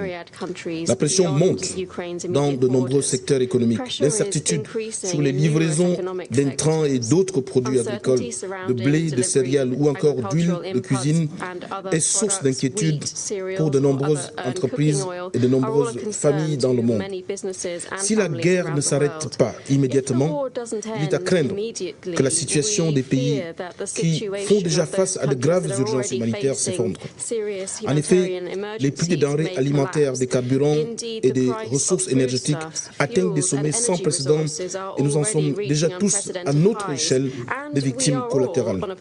Madame la Présidente, les signaux aussi bien diplomatiques que politiques ne laissent pas entrevoir un véritable engagement des parties prenantes à mettre fin à cette guerre. Bien au contraire, l'escalade verbale s'amplifie au même rythme que se durcissent les combats sur le terrain, des mouvements d'armes et des visites de haut niveau. Et pourtant, l'issue ne peut être trouvée que par le dialogue.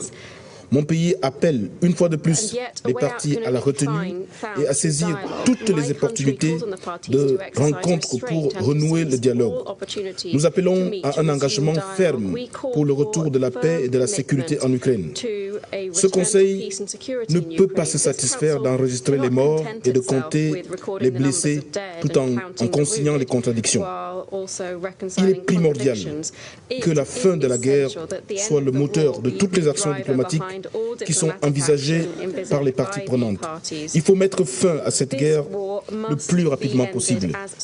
Nous sommes horrifiés par les atrocités relayées et nous demandons que les enquêtes indépendantes et impartiales soient diligentées afin de faire la lumière sur les faits, établir les responsabilités et garantir la reddition des comptes. Madame la Présidente, pour terminer, nous voulons redire qu'il est temps que les combats s'arrêtent. Il est temps que la diplomatie prévale sur les armes. Nos énergies doivent être mises au service d'un règlement politique de la situation. Nous devons cela au peuple ukrainien. Je vous remercie. I thank the representative of Gabon for their statement, and I now give the floor to the representative of the United Kingdom. Thank you, Madam President. And before I start, may I thank you and others for your kind words towards me and my team and wish you a successful presidency. On this subject, I would like to start by thanking the briefers for their statements, and I welcome the Secretary-General's participation in this meeting.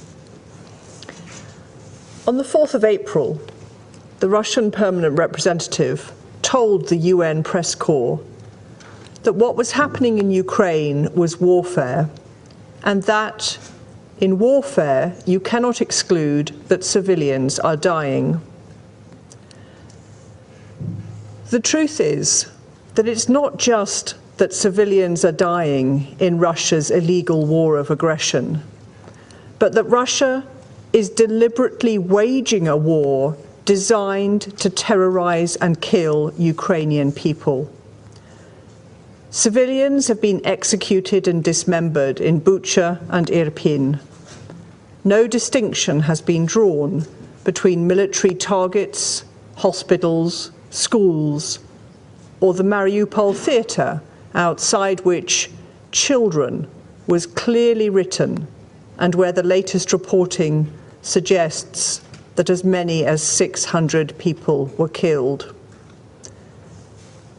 Russia's actions are clear violations of international humanitarian law, including, but not limited to, resolutions 2286, 2417 and 2573. Madam President, I'd like to make 3 points on the issue of protection of civilians in Ukraine. The first and clearest solution to end the suffering of civilians is for Russia to end its illegal war and withdraw its troops from Ukraine.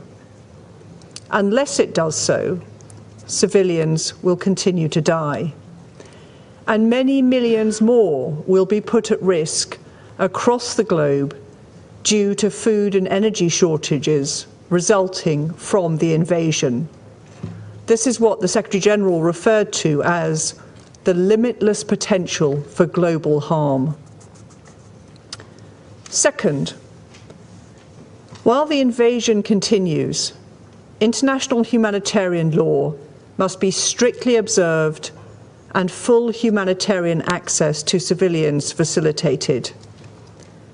We commend the Secretary-General and his team for the efforts that led to the evacuation to safety of about 500 civilians from the Azovstal works.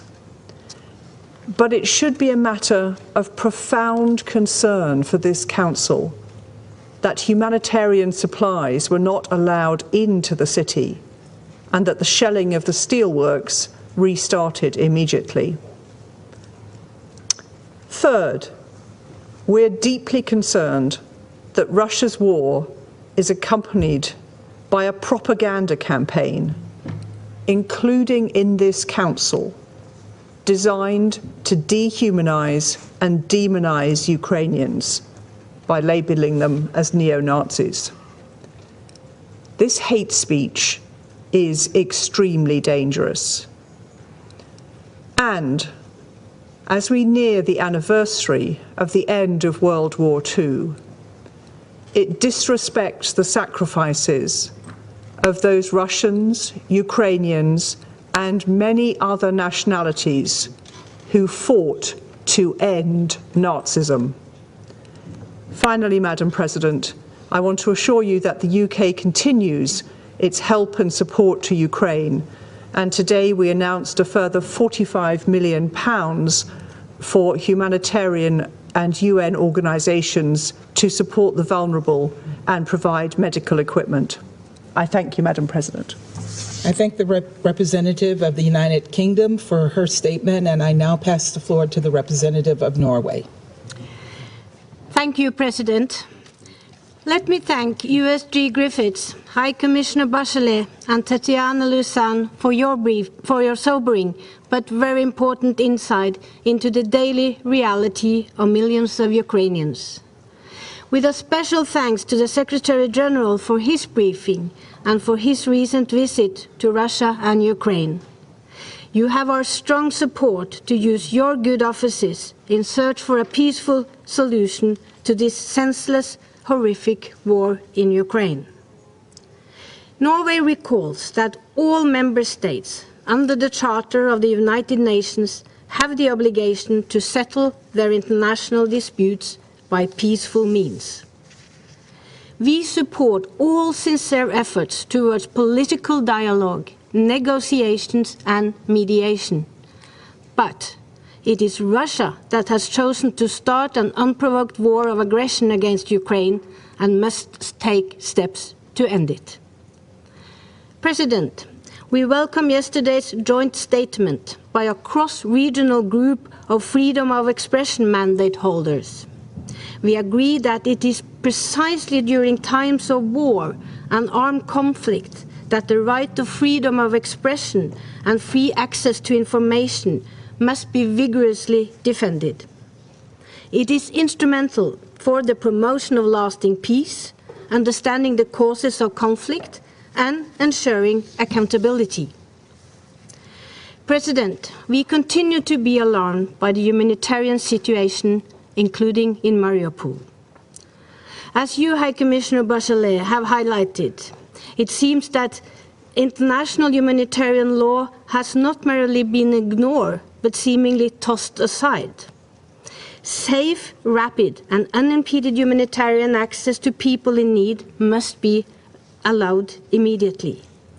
While we are relieved that the safe passage operation to evacuate civilians from the Azovstal steel plant was successful in bringing some to safety, the poor condition of many of the evacuees shows the urgent need to allow for the humanitarian voluntary safe passage of thousands of civilians and hundreds of wounded out of the city. Norway is deeply worried that Russia's intensified hostilities in eastern Ukraine will lead to new besiegement of entire cities and towns, and that the suffering and bloodshed that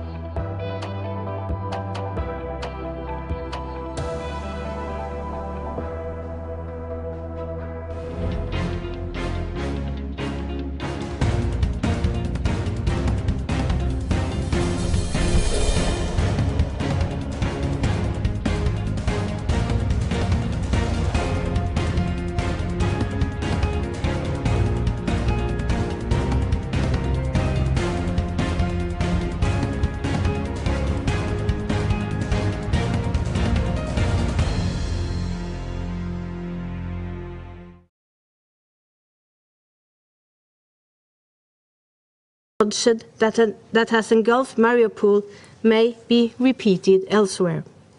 We call on Russia to immediately end these relentless attacks on civilians. The continued bombardment of civilian infrastructure must also stop. Ukrainian ports must be reopened to allow wheat and grain to reach those in need globally. The crippling impact of Russia's war on the food security of millions is unacceptable. President, there are abundant indications of massive-scale war crimes being committed.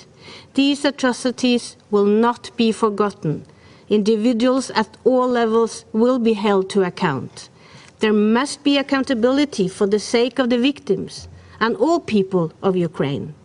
We welcome the International Criminal Court and the Commission of Inquiry on Ukraine will continue to coordinate, cooperate and work together with others to investigate possible violation of human rights and international humanitarian law. Also, earlier this week, the UN signed a framework of cooperation with Ukraine on the prevention and response to conflict-related sexual violence. This is key. This is a key example of positive partnership that the Secretary General's good offices can provide. We strongly support all efforts made to bolster accountability, risk mitigation against trafficking, and access to comprehensive services for survivors. President, I started my remarks today reminding of the obligation of member states to settle their dispute through peaceful means. Russia started this senseless war. Russia must immediately, completely and unconditionally withdraw all its military forces from the territory of Ukraine within its international recognized border. I thank you. I thank the representative of Norway for their statement, and I now give the floor to the representative of India.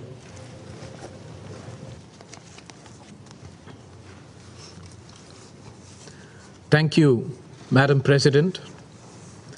Allow me at the outset to thank the United Kingdom for a successful presidency.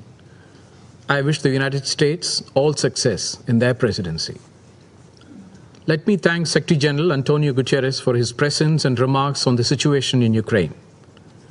I thank High Commissioner for Human Rights, Michelle Bachelet, and USG Martin Griffiths for their updates.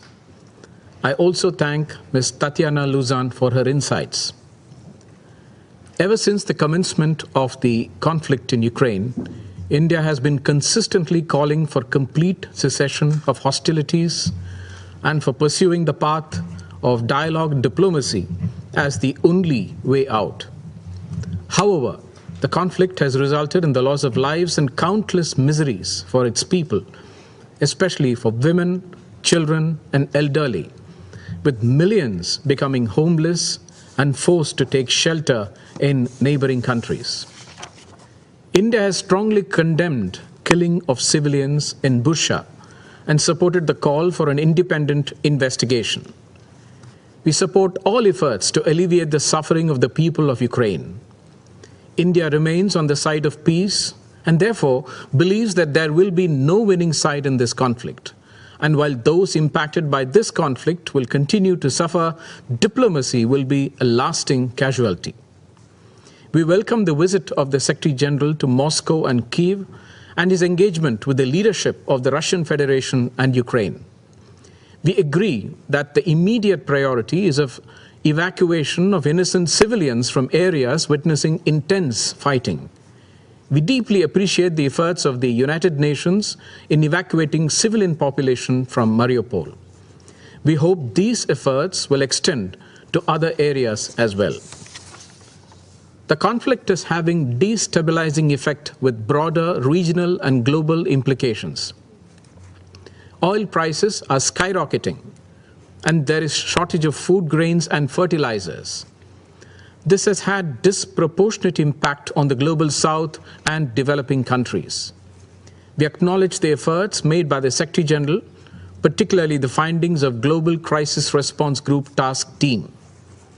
We welcome the recommendation for exempting purchases of food for humanitarian assistance by WFP from food export restrictions with immediate effect. It is important that similar such exemptions are provided to all member states and relevant stakeholders who are contributing to this global humanitarian effort.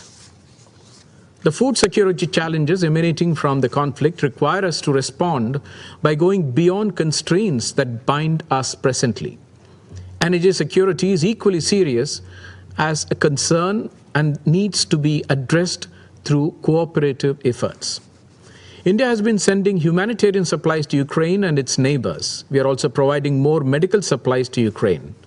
We support calls for guarantees of safe passage to deliver essential humanitarian and medical supplies, including through establishment of humanitarian corridors. We hope the international community will continue to respond positively to the evolving humanitarian requirements. We reiterate the importance of UN guiding principles of humanitarian assistance.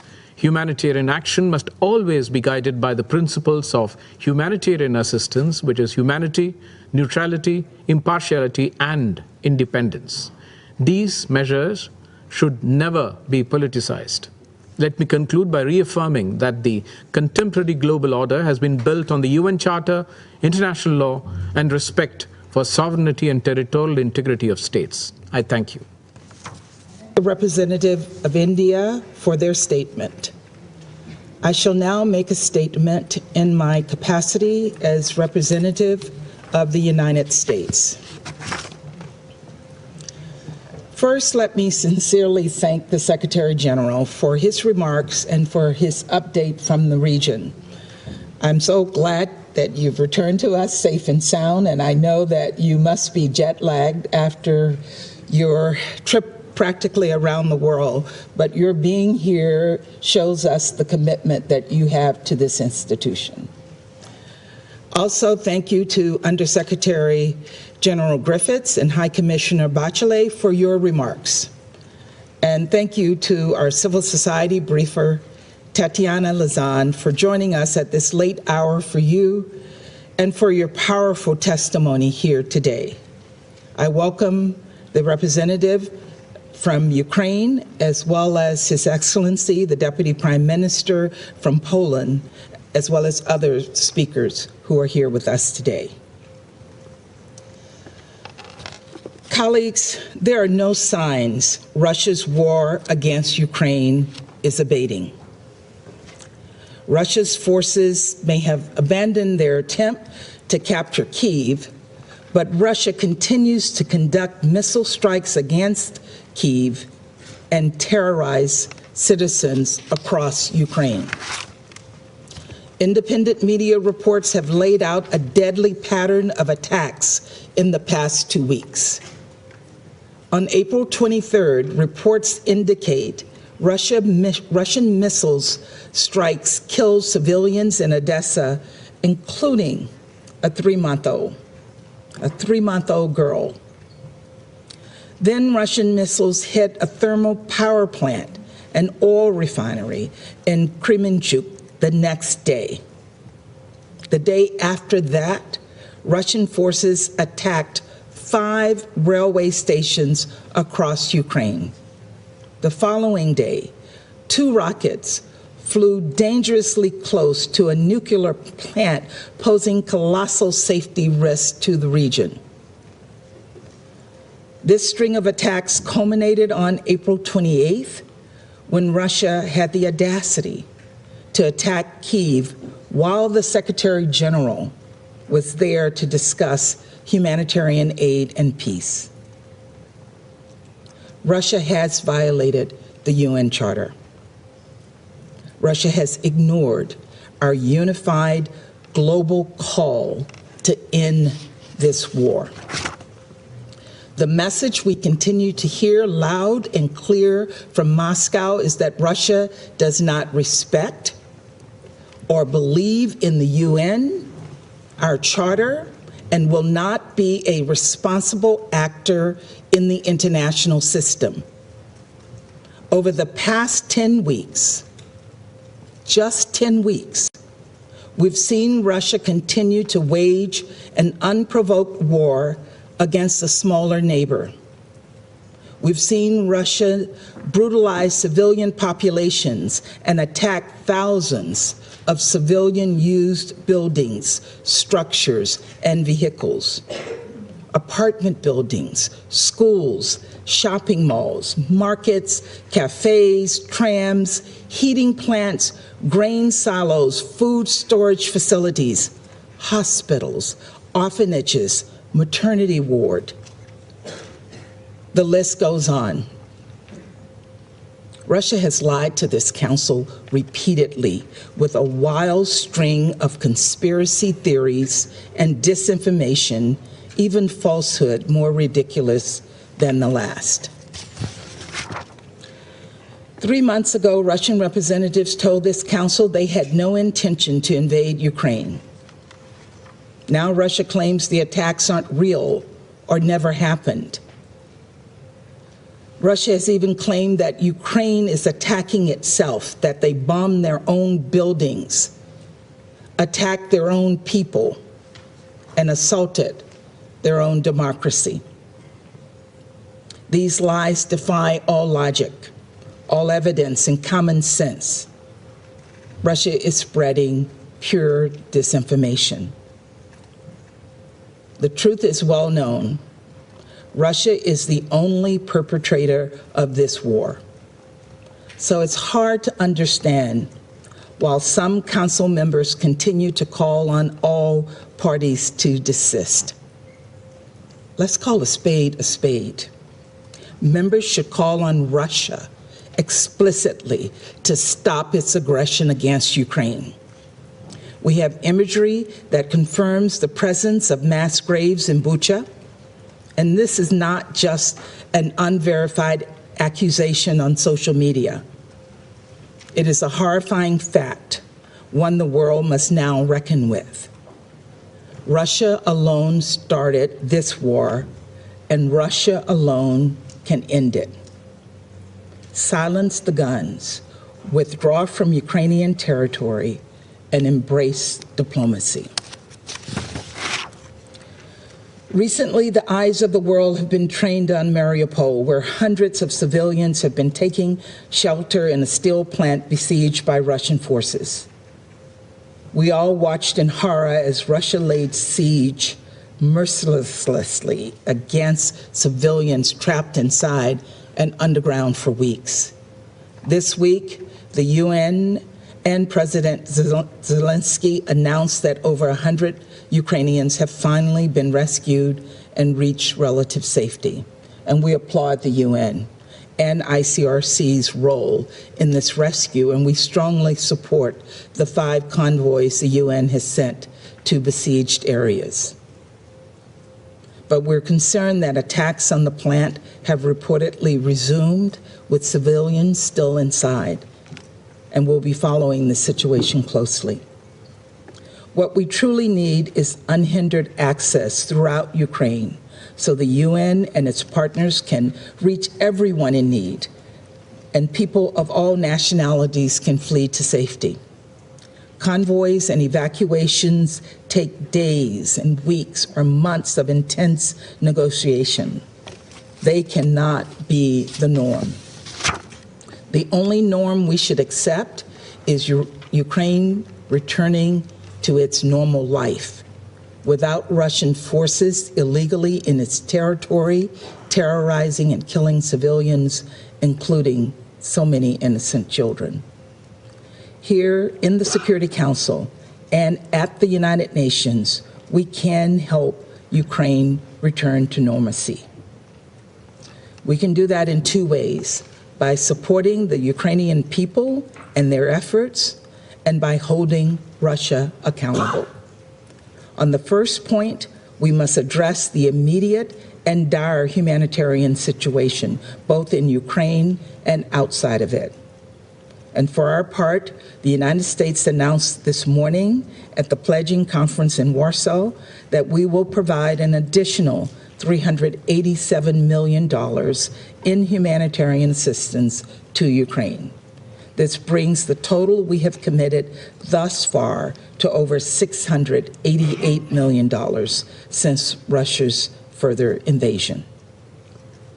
That money will help our brave partners rapidly distribute food and clean drinking water, sanitation and hygiene kits, critical medical supplies, and even cash to those who need it most in Ukraine.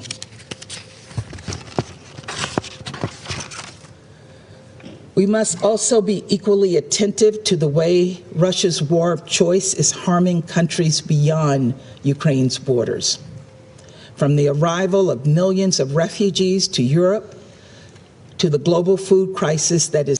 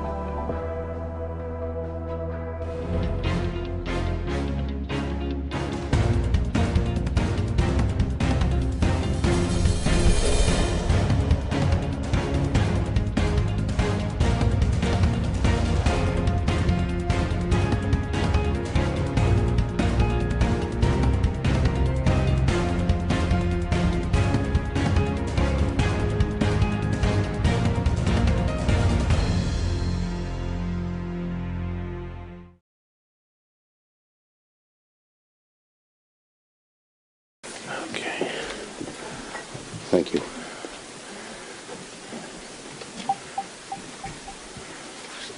Okay, good afternoon, everybody. And I'm proud to be joined by my colleagues here today. You see everyone arrayed out. And it's great to lead our caucus with these women and the occasional male interloper. Now, for 2 decades, over 2 decades, Republicans across the country have worked to dismantle Roe. They've worked to take away the rights of women who simply want to make their own choices and not be told by some doctor, some senator, some court justice how to treat their bodies. Republican politicians across the country are passing laws telling the women of America, your body, our choice. So much for the party of limited government. And now with the Republican court on the verge of tearing down 5 decades of precedent, Republicans suddenly don't want to talk about their complicity in this effort. You ask them about, do they support repealing Roe v. Wade? They change the subject. What does that say? It says they know they're on the wrong side of history and on the wrong side of the American people. And their 30-year effort, they now wish to go underground because they're actually afraid in certain ways that it might succeed. All week, we've seen Republicans try to duck, dodge, and dip from their responsibility for bringing Roe to the brink of total repeal. This is about to change. Next week, the U.S. Senate is going to vote on legislation to codify a woman's right to seek an abortion into federal law. I intend to file cloture on this vital legislation Monday, which would set up a vote for Wednesday. Republicans will have 2 choices. They can own the destruction of women's rights, or they can reverse course and work to prevent the damage. Count me as skeptical that they'll do the latter. Republicans have been on the wrong side of history and the wrong side of America. A poll just released today from Data for Progress showed voters want Roe to stay the law of the land by a 2-to-1 margin. Democrats, independents, and 35% of Republicans believe we should keep Roe in place. Next week's vote will be one of the most important we take, not only this session, but in this century. This is not an abstract exercise. It's as real, it's as urgent as it gets. Like my friend Patty Murray said, this is a 5-alarm fire. And Republicans will not be able to hide from the horror they've unleashed on America. In recent years, Republican legislators have been racing to pass extreme anti-choice legislation that would send women's rights back into the Stone Age. The Mississippi law, for example, has zero exceptions for rape or incest, a position that was the extreme of the extreme not too long ago, but now it seems to be the mainstream of the Republican Party and, unfortunately, the Supreme Court, which has become extreme itself. In Arizona, the governor signed a law that can imprison anyone who provides, supplies, or administers an abortion by up to 5 years, should Roe be overturned. No exception for rape, no exception for incest. The infamous law in Texas, meanwhile, bans abortions as nearly as 6 weeks. Many women don't realize they're pregnant until after 6 weeks. And again, no exception for rape, no exception for incest. In Louisiana, Republicans are pushing a new bill that would throw women and their health care providers in prison for life. It doesn't stop. And they're going to keep at it until we, the American people, and particularly the women of America, stop them. The nationwide ban Republicans want is the most extreme of extreme. This is what Senator McConnell and Senate Republicans have fought for their entire careers. But they are out of step with the mainstream. Their body language, their answers to questions show they know they are. Americans do not want to go back in time when there were dangerous and back alley abortions. We're going to have this vote this week, and believe me, America, all of America, will be watching. Republicans will not be able to hide from the American people and cannot hide from their role in bringing Roe to an end. Senator Murray. Well, there's no getting around it. This has been a very heartbreaking week. The Supreme Court's plan to end a right that generations of women have known is devastating. So I just want every woman across the country to know you are not alone in this fight. We are right here with you. And although I'm heartbroken, I'm also furious. I'm furious at the conservatives on the Supreme Court for being so cruel. I'm furious at Republican lawmakers in states across this country who are passing extreme abortion laws and creating a health care crisis in their states and in their neighboring states. And I'm furious at the fact that my Republican colleagues here in the Senate have filled our courts with extreme anti-abortion judges and taken every opportunity to attack the right to abortion and even the birth control and family planning services that patients across this country rely on. They are finally getting what they've been working around the clock to do for decades. And despite all that, it's been crickets from Republicans here this week. They have spent the last few days trying to distract everyone from the consequences of their unrelenting attack on the right to abortion. Well, we're here to say we are not going to let them. We may very soon live in a country without Roe, a country where women are forced to remain pregnant and give birth when they don't want to, no matter their personal circumstance. And we all know who is going to be hurt the most when this happens. It is not the rich women who can catch a plane and get the time off and find the money to get an abortion somewhere else.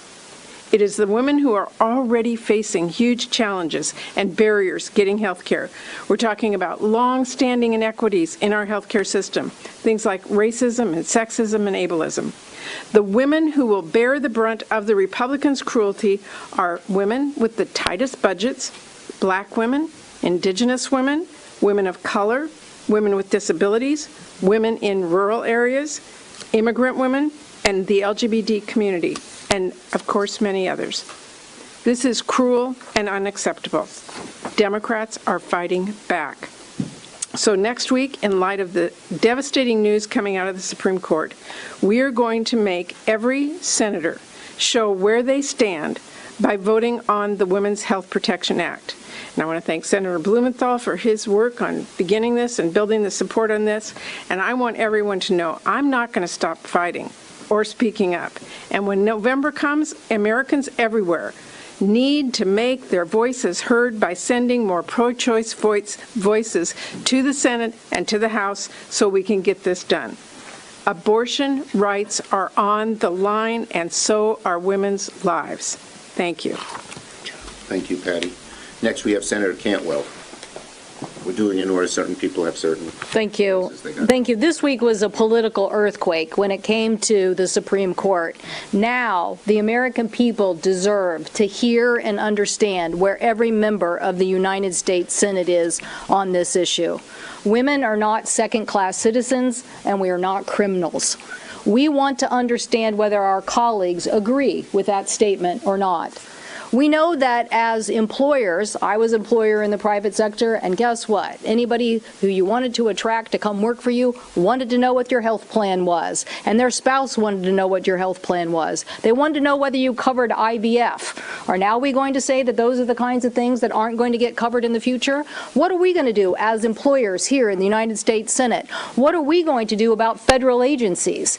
Do you think people are going to want to go and work in NASA in Florida or Texas if that state precludes a woman's right to choose? Are we going to have extra money in the budget so people can travel to a state so they can get their health care rights? Or are we going to have a brain drain because people aren't going to want to work for federal agencies located in a state that doesn't protect a woman's right to choose?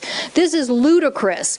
Americans need to call their member of the United States Senate starting now. You need to call and ask people to stand up for a woman's right to her reproductive health care choices and to protect privacy in the Constitution of America. These privacy rights denied in this case could be denied in other cases. It is time for every member of the United States Senate to be accounted on this issue. Call now. Ask your member of the United States Senate to stand up and be counted for on our privacy rights. Thank you, Maria. Senator Baldwin.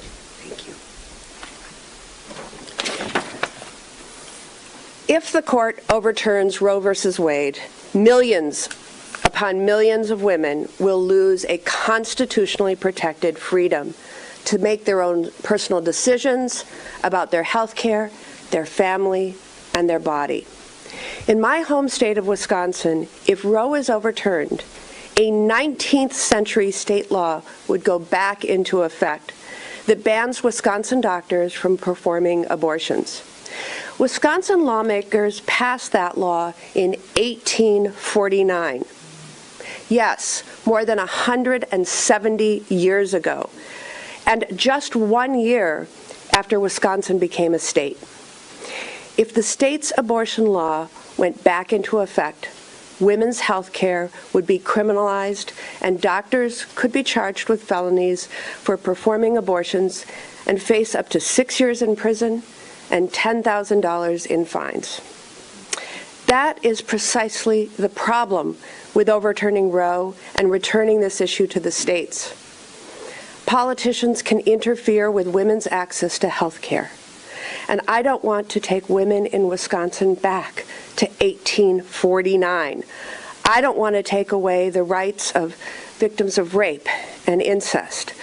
I want women to have the same freedom that they have had for the last 50 years since Roe became the law of the land. This is in such stark contrast from my Senate Republican colleagues who want to strip away the constitutional rights and freedoms of women in Wisconsin and nationwide. If the Supreme Court is going to legislate from the bench and turn back the clock by 50 years on Roe, then the Senate needs to pass our Women's Health Protection Act.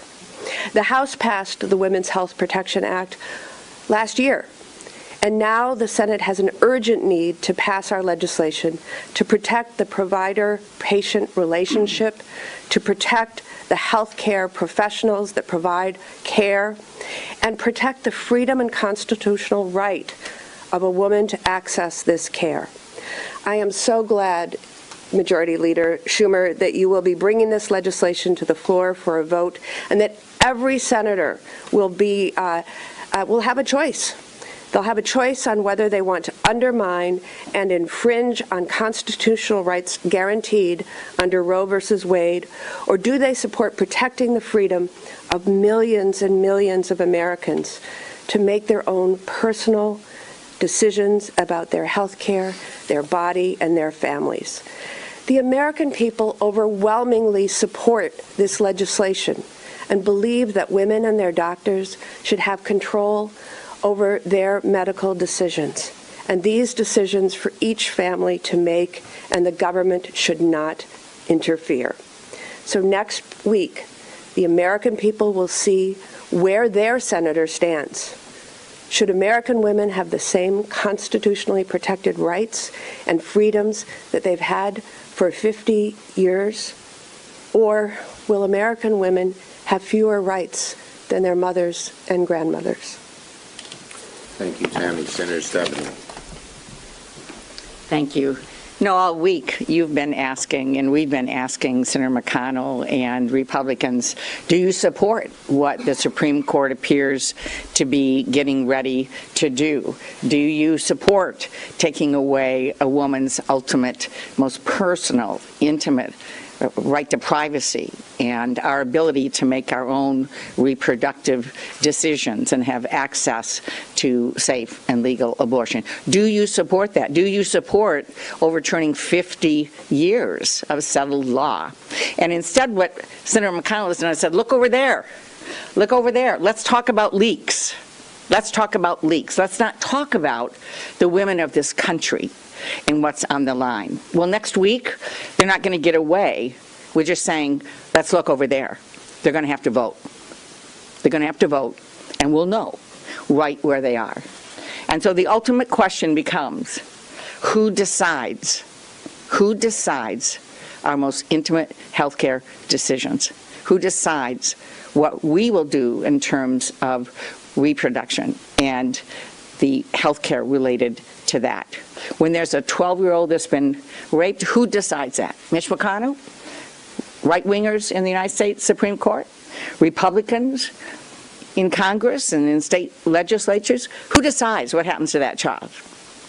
Their family, based on their religious beliefs? Do the doctor, all those that care and know the child? Or a bunch of politicians?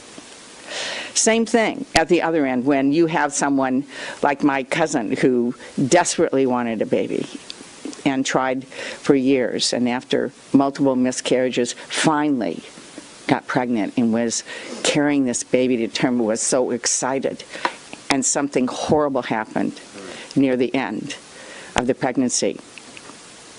And her life was in serious jeopardy. Mitch McConnell doesn't know my cousin. The politicians here that are determining this, they don't care. They don't think she should have made her own decision, as horrible as it was to have to make. That's what this is about. Who decides in the most difficult, challenging times for a woman, the most personal of decisions? We stand with the women of this country. We support you, we respect you, and we know it is your decision to make. Thank you, Debbie. Yeah, very touching sharing. Senator Klobuchar. Thank you, Senator Schumer. I want you to picture the faces, and as you go around this weekend, think about the women that you see. Think about the waitress in the heart of Texas who finds out she's pregnant and can't afford to take a bus 250 miles. Think about the college student who has no access in the middle of Mississippi to any kind of student clinic, anything. Think about the young woman in foster care that's afraid to tell anyone what's happened because she didn't know if there's going to be a bounty hunter situation and she's going to be turned in. The victim of incest, who under the Mississippi law wouldn't be able to get an abortion. This is about women's freedom. This is about women's equal rights and being treated as they should, as an equal citizen under the law. Our Republican colleagues have stacked the court. And as I was listening to Tammy talk about Wisconsin, I thought we always said they'd take us back to the 50s. They're taking us back to the 1850s. That's what we're talking about here. But they may have the majority on the U.S. Supreme Court, but we have the people on our side.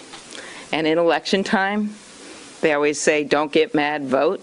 Well, we say, get mad and vote, because that's what we're going to be doing on behalf of the women and the men who stand with them, the people of America, next week.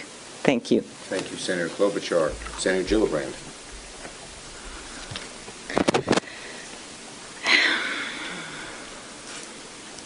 This is an issue that is defining for this country.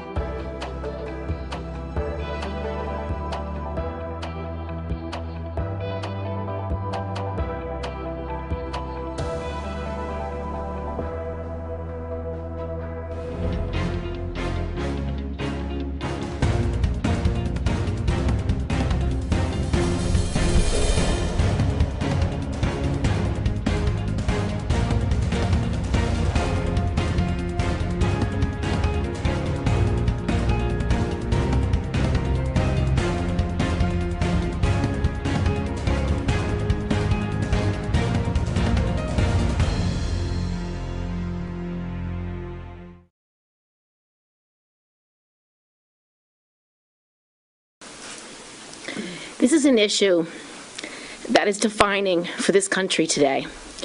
And if the American people don't stand up for equality for every American at this moment in time, we will be undermining a right to privacy in more than this context. Women deserve freedom and bodily autonomy.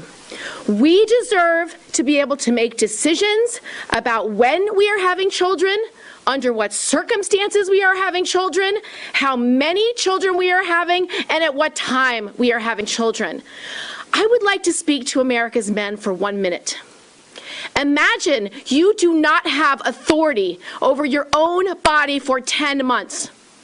Imagine if that decision-making would not be taken away, even if you would die in childbirth, even if you couldn't decide who you were having children with, even if you couldn't decide when you were having that child. I don't think a man in America could actually imagine not having control of his body, his bodily functions, what happens to him, and what life would be like for 10 months.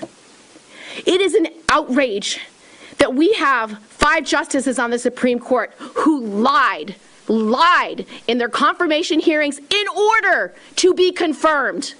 It is an outrage that in America today that our judicial system is so corrupted and so politicized and no longer representative of the will of the people. 5 justices said they respect precedents. 5 said that Roe v. Wade was established precedents. 5 said they would never undermine established precedent. It is unconscionable what this decision will do to the American people.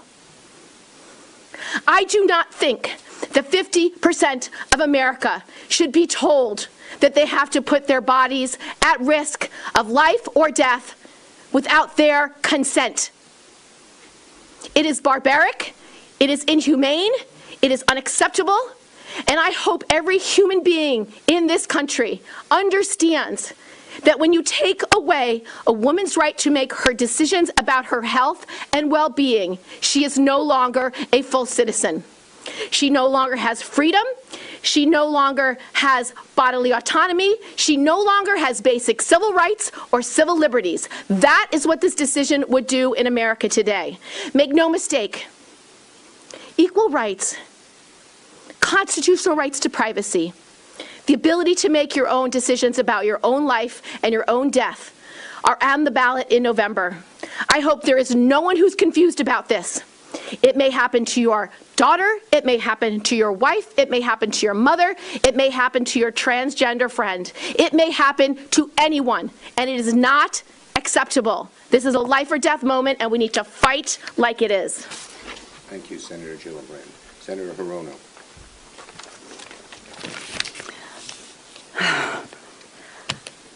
You know, I am just gobsmacked. I hardly know where to begin. But fundamentally, Republicans don't give a rip about women.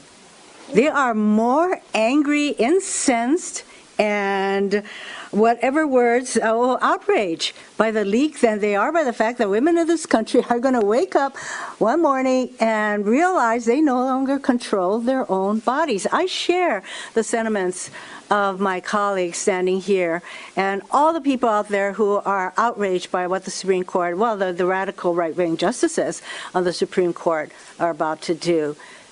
So I ask the question, is there anything we can do to men that even comes close to forcing a woman to have a baby? I tweeted that out, and there are all kinds of really interesting reactions. Go to that tweet, and you'll find out what's happening out there. But the damage that is being done to women in this country shows Republicans don't give a rip about us. Senator Blumenthal.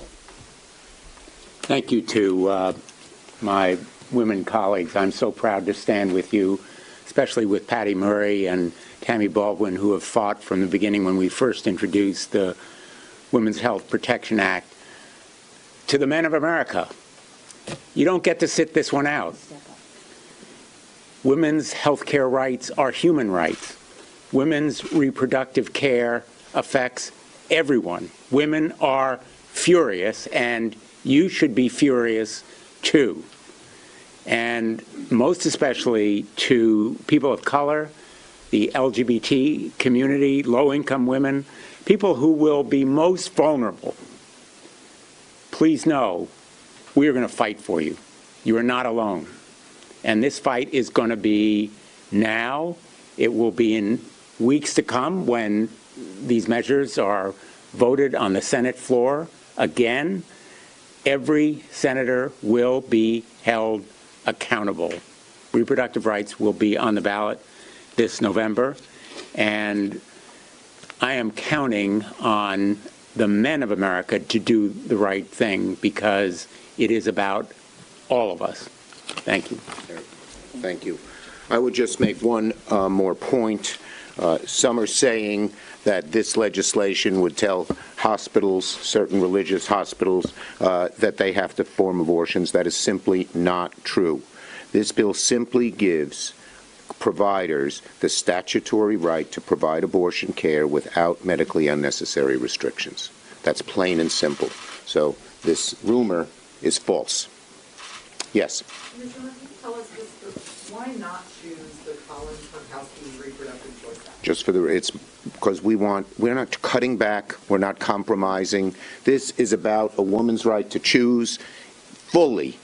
We are not looking to compromise something as vital as this. People should show where they stand. This has been American law for 50 years. And this idea that, oh, do a little of this, a little of that, forget it. Yes. What would you tell voters who defend the rights of the unborn, who say that the unborn have rights as well?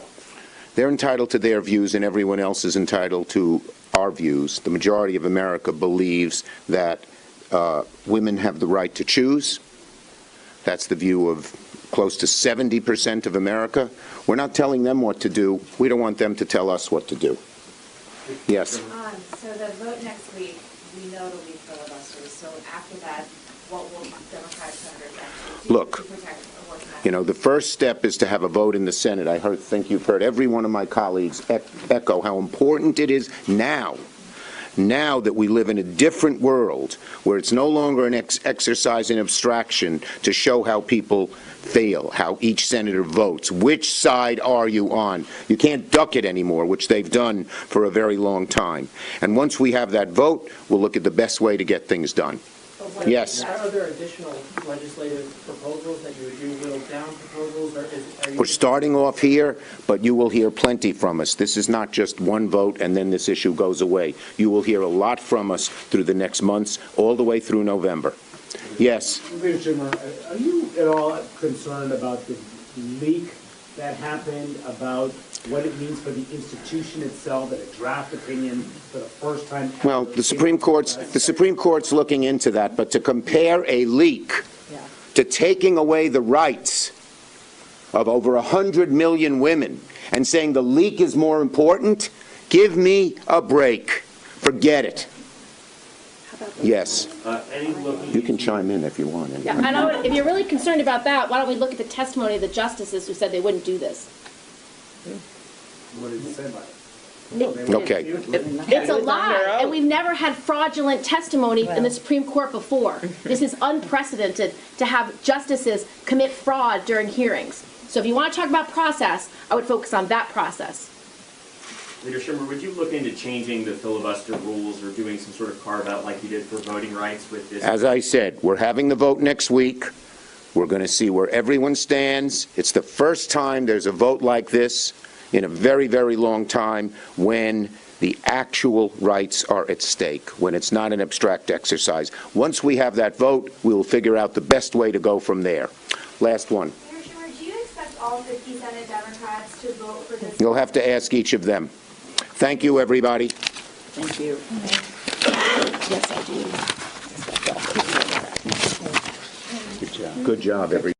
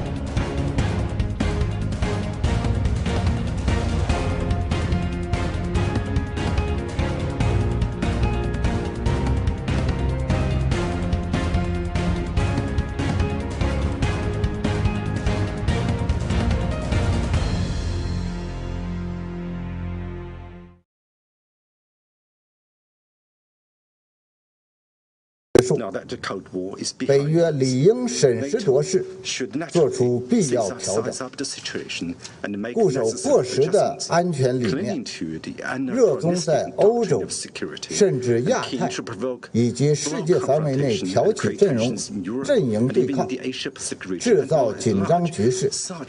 这样的做法既损人也不利己，中方对此坚决反对。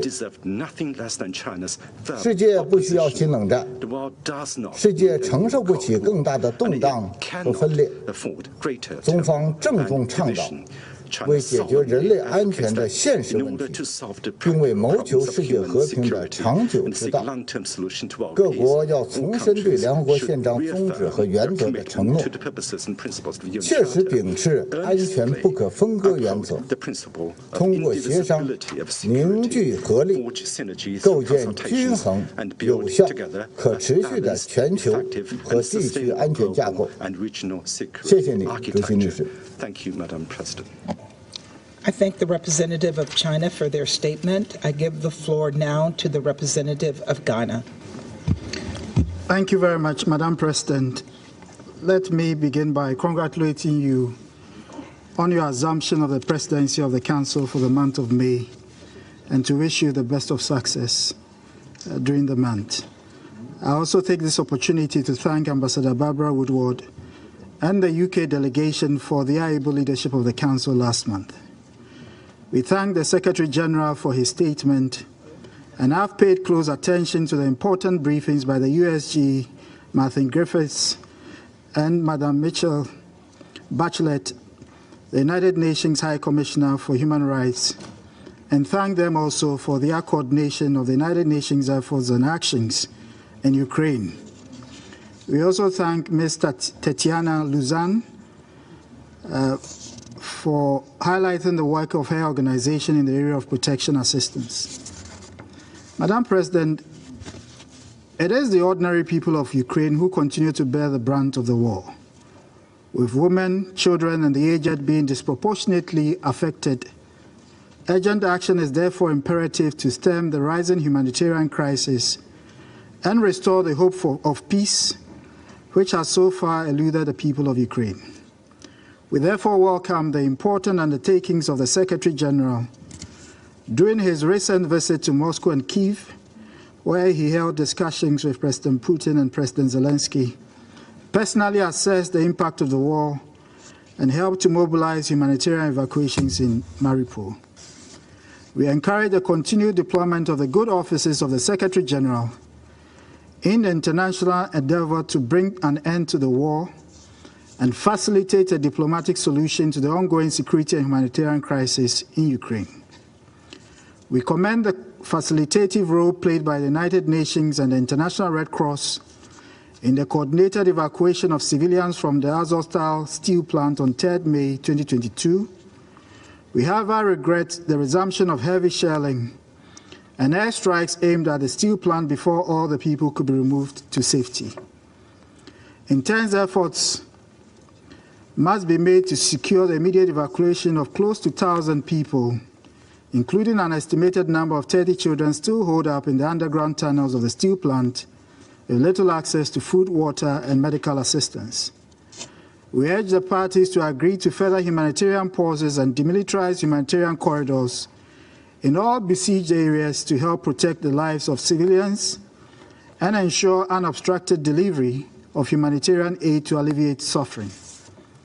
We note the set obligation of the parties to conduct themselves in accordance with the rules of international law and international humanitarian law, and reiterate our call on them to implement necessary measures to protect civilians and humanitarian workers from harm, while also avoiding the deliberate destruction of civilian and critical infrastructure, including in Lviv, Kharkiv, Odessa, and the Donbas region, where intense fighting continues to rage. We continue also to be concerned by the growing reports of gross human rights violations and possible war crimes involving summary killings, forced disappearances, human trafficking, and conflict-related sexual violence, and reiterate the necessity of an independent, impartial, and thorough investigations to ensure effective accountability and secure justice for the innocent victims of the war. We welcome in this regard the investigations opened into all cases of alleged atrocities. Madam President, beyond the destruction and humanitarian crisis in Ukraine, the impact of the war is already being felt on the food, energy, and financial systems of the world. The disruptions in food supply chains and the high cost of energy have caused historical rises in cost of living globally. The stifling economic effects, along with the existing difficulties of the COVID-19 pandemic, have the potential to fester sociopolitical tensions and instability, especially in developing economies that have little fiscal space to contain the shocks. Ending the war in Ukraine now is therefore not only urgent to avoid a direct humanitarian crisis for the Ukrainian people, but also critical to abate a global meltdown which would linger and have deep adverse impacts on the global economy, the security architecture, and the multilateral order. Furthermore, we are concerned that the avowed commitments of their parties to engage in negotiations has so far not yielded the desired results due to growing mistrust and widening differences in expectations. We encourage the parties to recommit to the objectives of peace and the settlement of their disputes. The international community and the Security Council in particular must, in this context, overcome inherent challenges to facilitate a constructive dialogue. First, to support the immediate and unconditional cessation of hostilities, and second, to provide a forum within which the core geopolitical and security concerns of the Russian Federation, Ukraine, and NATO and its allied countries can be sustainably addressed. In closing, Madam President, we call on the members of this Council to find common purpose in working to restore and maintain the peace and security of Ukraine. I thank you for your kind attention. I thank the representative of Ghana for their statement, and I now give the floor to the representative of Kenya. Thank you, Madam President. Congratulations on your assumption of the presidency this month. I thank the Secretary General for his remarks and welcome him back to New York after his extensive and important travels. I also thank the other briefers for their presentations and the work that they're doing every day, and welcome the participation of Ukraine's distinguished permanent representative, as well as the Deputy Prime Minister of Poland, among other speakers today. Madam President, the briefings we have heard make it clear that the war in Ukraine, caused by the armed breach of the country's territorial integrity by the Russian Federation, is causing extreme suffering. It is also sadly clear that sufficient care is not being accorded by combatants to the protection of civilians. After all, the millions of civilians who have fled their homes only did so because they understood that their lives and properties would be directly harmed in the course of the conflict. We are gravely concerned by the latest developments in Mariupol, Izium, and Popasna, among other cities. The reports from these cities reveal heavy artillery shelling and airstrikes that are destroying civilian objects at scale. These acts constitute a violation of the UN Charter, international law, and international humanitarian law. Kenya condemns the disproportionate use of force, the use of human shields, and the exploitation of civilian suffering as a tactic of war. As important as it is for the Security Council to be clear in its condemnation of those violating our shared values and rules, it is more urgent to stop the present cycle of escalation. Public statements by the combatants and their allies suggest that there is little respite from violence that civilians in Ukraine can look forward to. Instead, weapons and soldiers are being deployed in ever greater numbers. The war itself and its aims are being communicated as existential. There are even repeated mentions of the possible use of nuclear weapons being made in the media. The increased battlefield engagements, combined with their propaganda counterpart in the shaping of domestic and international public opinion, plus the apocalyptic tone, may lead to a far more dangerous escalation than is presently the case, with the result being even more Ukrainians being harmed. Connected to the harm being done to the civilians in Ukraine is the harm that the war is causing in other parts of the world. The inability of Ukraine to export its harvests and fertilizers is directly contributing to the immiseration of many millions, and serious harm is being caused to their food security. This is particularly the case in relatively poor and food insecure countries in the global south, including those in Africa.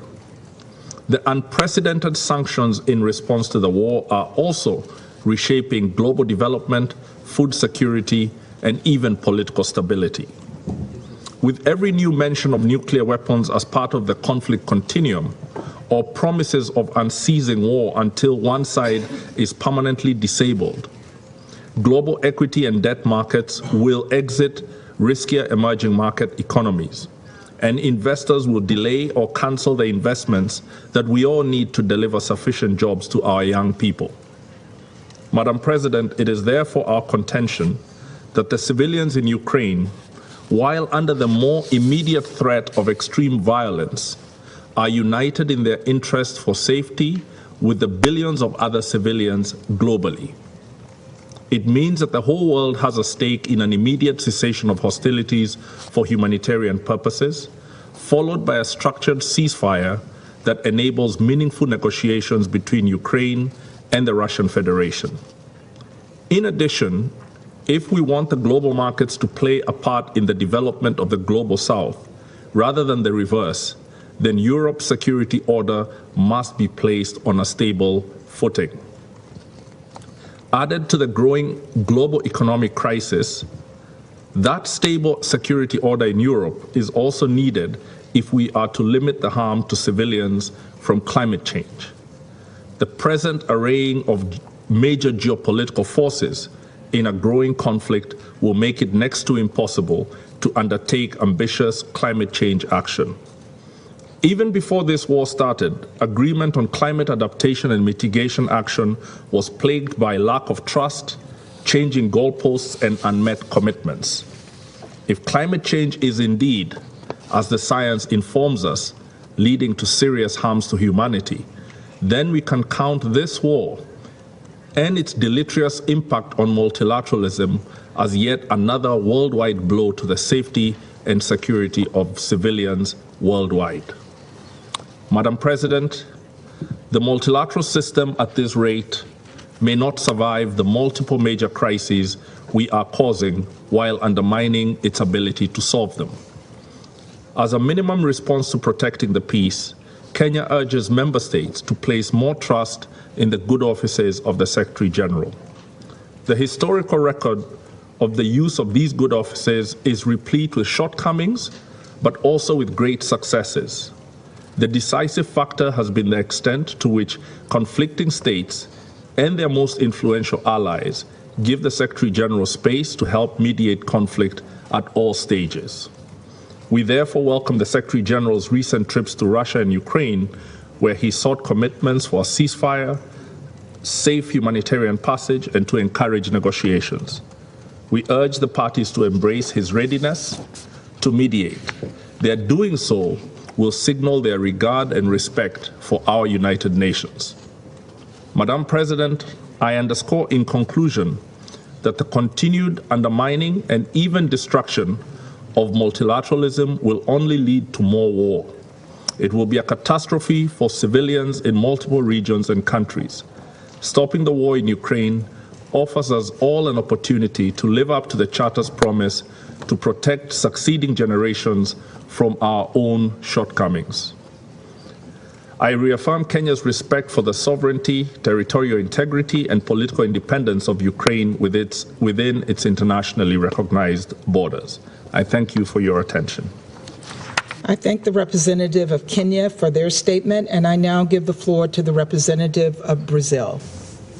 Thank you very much, Madam President. Madam President, I would like to thank the participation of Secretary General Antonio Guterres, High Commissioner Michelle Bachelet, USG Martin Griffiths, and Ms. Tatiana Luzan, as well as their first-hand accounts from the conflict in Ukraine. The Brazilian government continues to follow closely the ongoing conflict in Ukraine. Our utmost priorities should be the immediate cessation of hostilities, and the strengthening of diplomatic negotiations in order to bring a lasting solution to this crisis. One that does not only end the conflict, but also contributes to improve the security and defense architecture in Europe. Further than the human rights violations and the humanitarian costs of the conflict, we are also attentive to the negative economic effects of the war for the whole world, especially in the form of higher food and energy prices, which have particularly dire consequences for developing countries.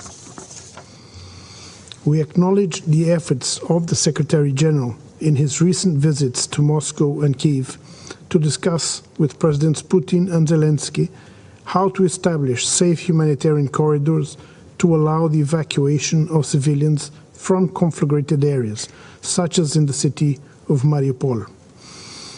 We commend all the tireless work being done by the United Nations and the International Committee of the Red Cross to provide humanitarian aid to millions of people inside Ukraine, being cognizant that the needs of humanitarian assistance remain huge. We would also like to express our appreciation to the neighboring countries of Ukraine for keeping their borders open to refugees. I would also like to express my recognition to the Secretary General for having raised this afternoon, despite not being the central focus of this meeting, the impact that the conflict and its associated factors are having on food security worldwide. Brazil stresses the importance of all parties in the conflict to fully respect international humanitarian law, especially in its provisions regarding the protection of civilians. Of particular concern to Brazil are, first, the consequences of shelling of urban areas, including with the use of explosive weapons and the targeting of civilians. Second, the need to avoid the destruction of civilian infrastructure and the disruption of basic services. Third, the protection of the elderly, people with disabilities, and children, among other vulnerable groups. Fourth, the protection of humanitarian personnel and unimpeded humanitarian access. And fifth, the protection of refugees and internally displaced persons. It is our belief that the humanitarian resolution adopted by the General Assembly last March provides an adequate framework for concrete actions on the ground, as guaranteeing safe passage for civilians and unimpeded access for humanitarian personnel.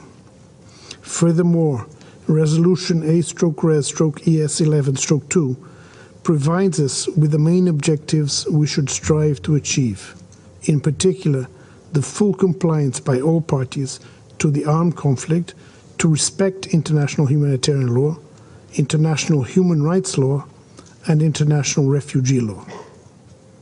Within its capabilities, Brazil is contributing to the humanitarian efforts, offering shelter to citizens fleeing the armed conflict in Ukraine. Since last March, Brazil has granted temporary visas and residency authorization for Ukrainian nationals and stateless persons who have been affected or displaced by the events in Ukraine. Brazil has also donated food, medicine, and water purifiers to the victims of the conflict. Madam President, the lives and well-being of civilians in conflagrated areas are in great jeopardy. The cessation of hostilities is a matter of urgency. We have already witnessed too much suffering. The effective delivery of humanitarian aid is of paramount importance. Moreover, we need a resumption of diplomatic negotiations that are conducive to a peaceful and lasting solution to this crisis. I thank you. I thank the representative of Brazil for their statement, and I now give the floor to the representative of Ireland. Thank you very much, Madam President, and I'd like to welcome back the Secretary-General and thank him for his briefing this afternoon, and also to extend a particularly warm welcome to Michelle Bachelet, High Commissioner Bachelet, and also thanks to Under-Secretary-General Griffiths, and a big thank you to Tatiana Luzan for updating us today, both of you, on the humanitarian disaster in Ukraine. Excuse me. Your briefings highlight yet again the utter senselessness of this unlawful war. Madam President, 11 weeks into this unjustified, unjustifiable war, we continue to witness widespread destruction, indiscriminate attacks, and unconscionable human suffering. As each day passes, reports of violations of human rights and international humanitarian law by Russia grow. And, as we've heard from colleagues around this table, the consequences are being felt far beyond Ukraine and Europe. Russia must end its war now. We salute the courageous decision by the Secretary-General to visit Moscow and Kyiv last week.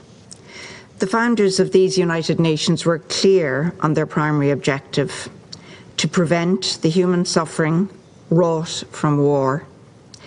The Secretary-General speaks for all of us in deploring this war and calling for its end.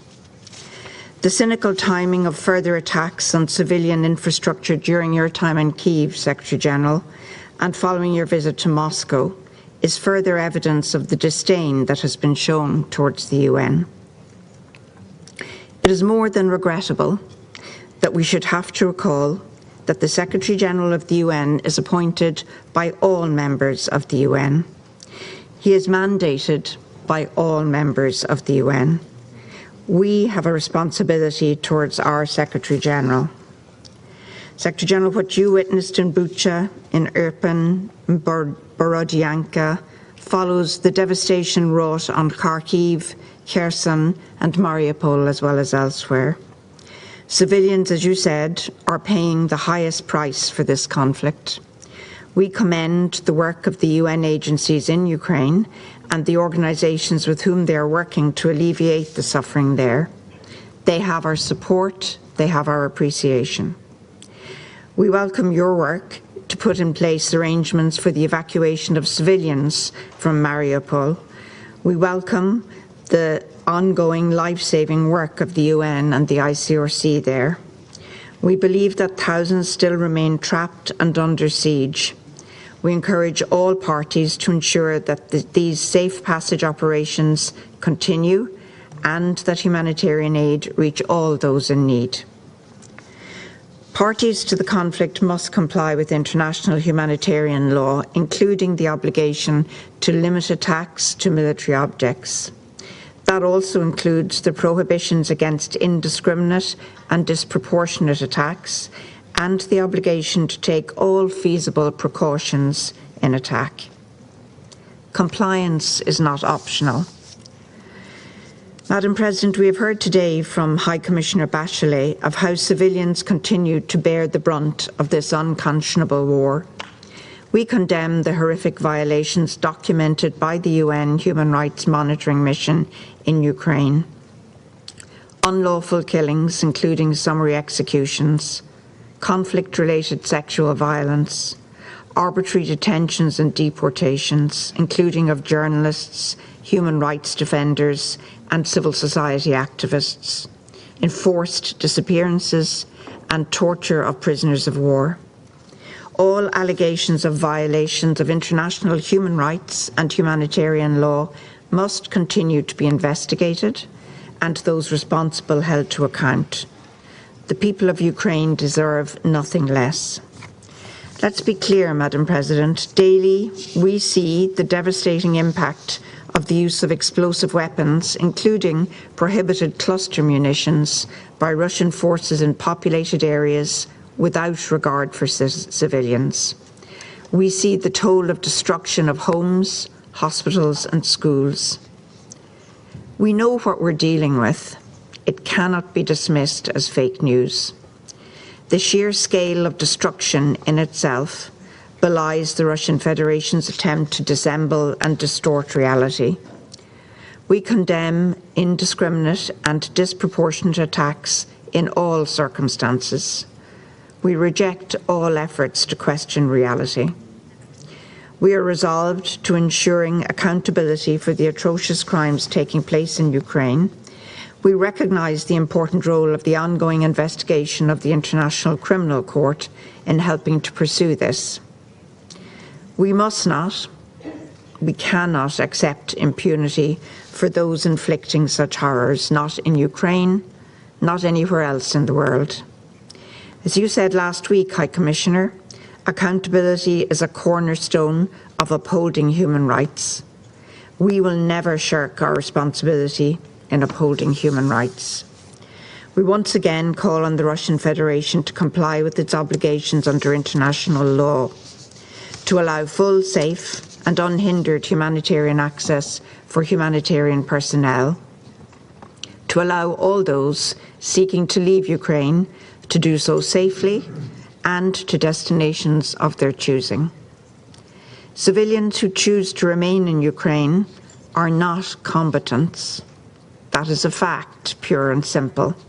They must be protected in accordance with international humanitarian law.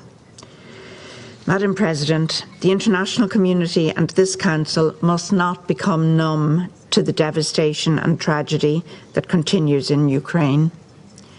I am marked by the horror of the death of a 91-year-old Holocaust survivor who froze to death in a basement in Mariupol, her life ending under our watch, in a shameful reflection of how as a child she had hidden to save her own life during the war she called the Great Patriotic War. Stopping this war today could not undo what has been done.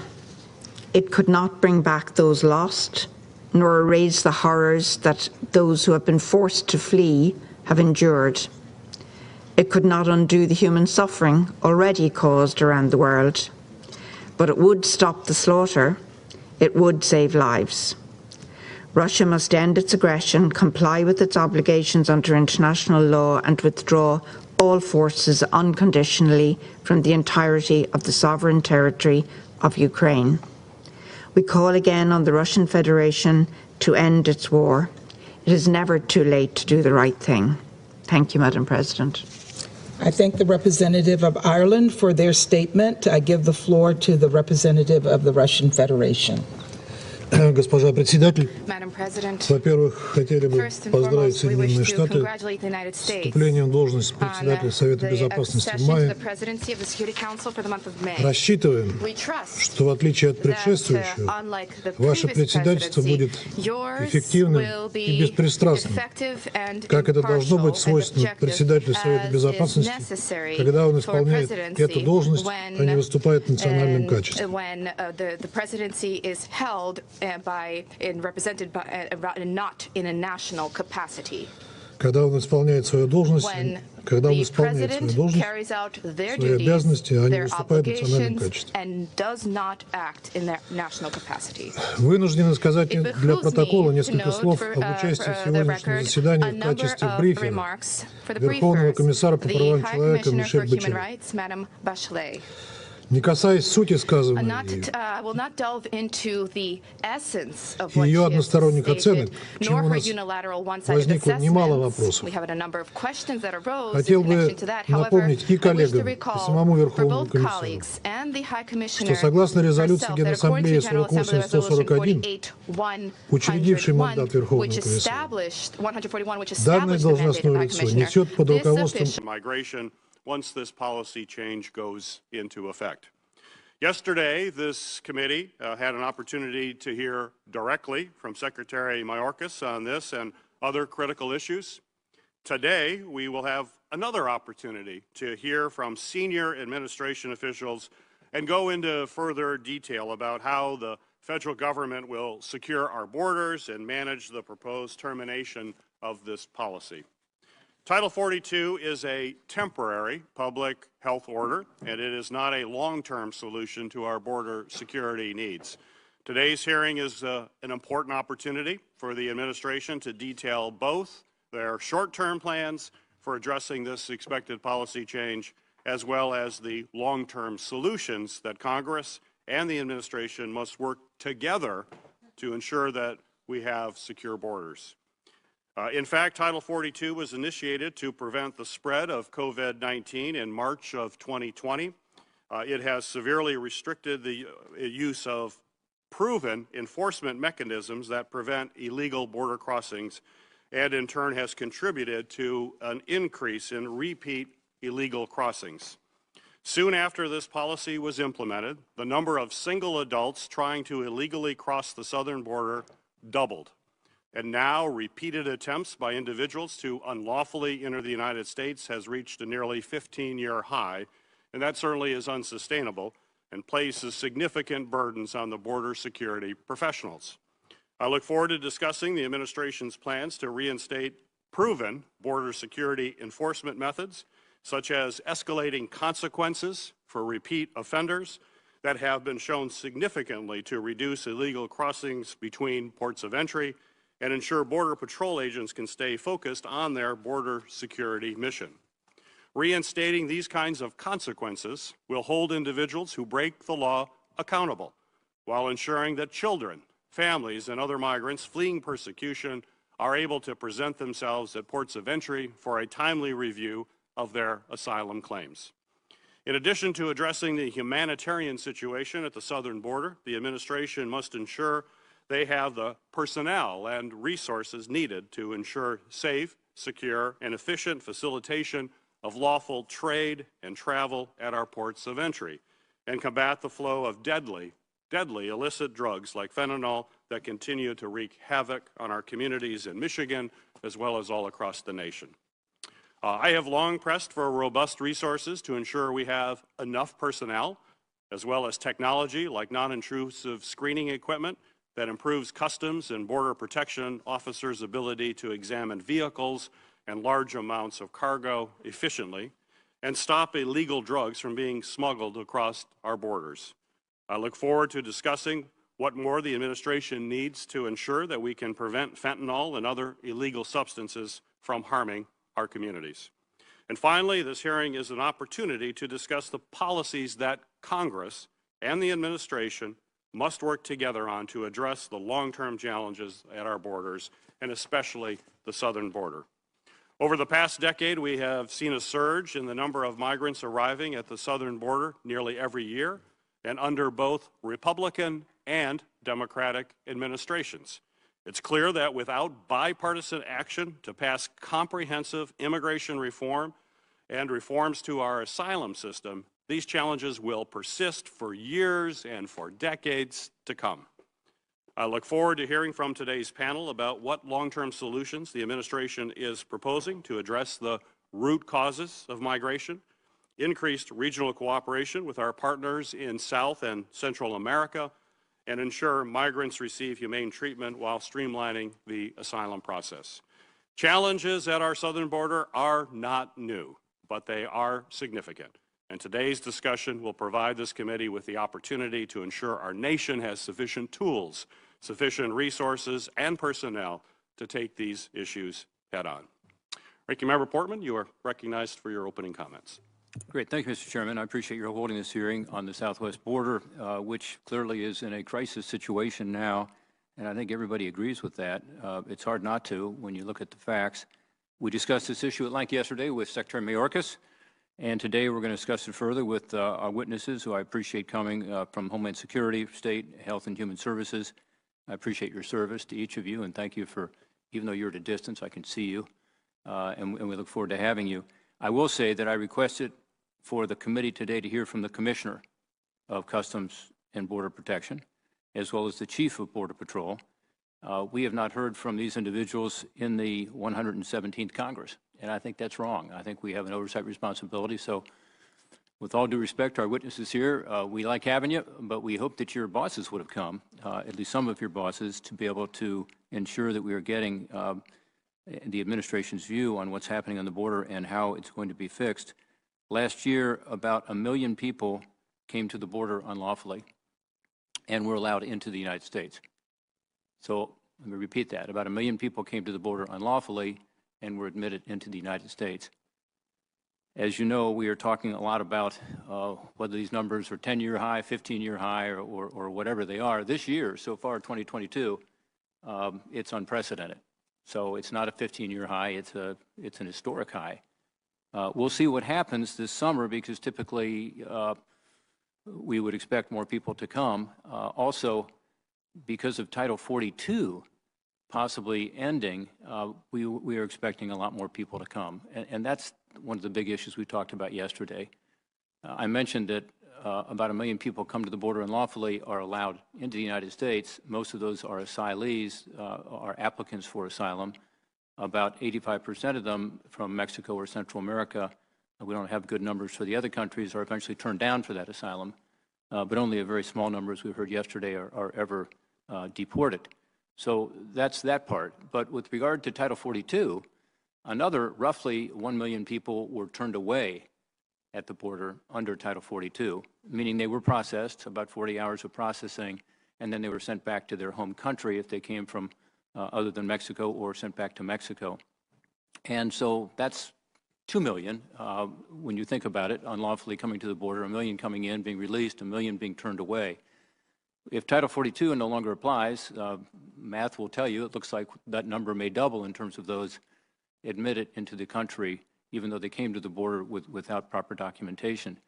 Some say it'll be more, because traffickers all over the world are already telling people when Title 42 is gone, just come on in, because it'll be relatively easy as long as you say you have credible fear. You can then come in under our asylum system. And so that's our challenge we've got. On top of that, of course, we allow in about 750,000 people a year under our legal immigration system, people who wait in line patiently, go through the right channels. I strongly support legal immigration. In fact, I believe we could actually increase legal immigration to be able to address our workforce challenges in this country and the need for us to have people who come to the United States legally with skills. But that makes us, in America, at least for our legal immigration system, probably the most generous country in the world. There's 750,000 people who come in to the legal system.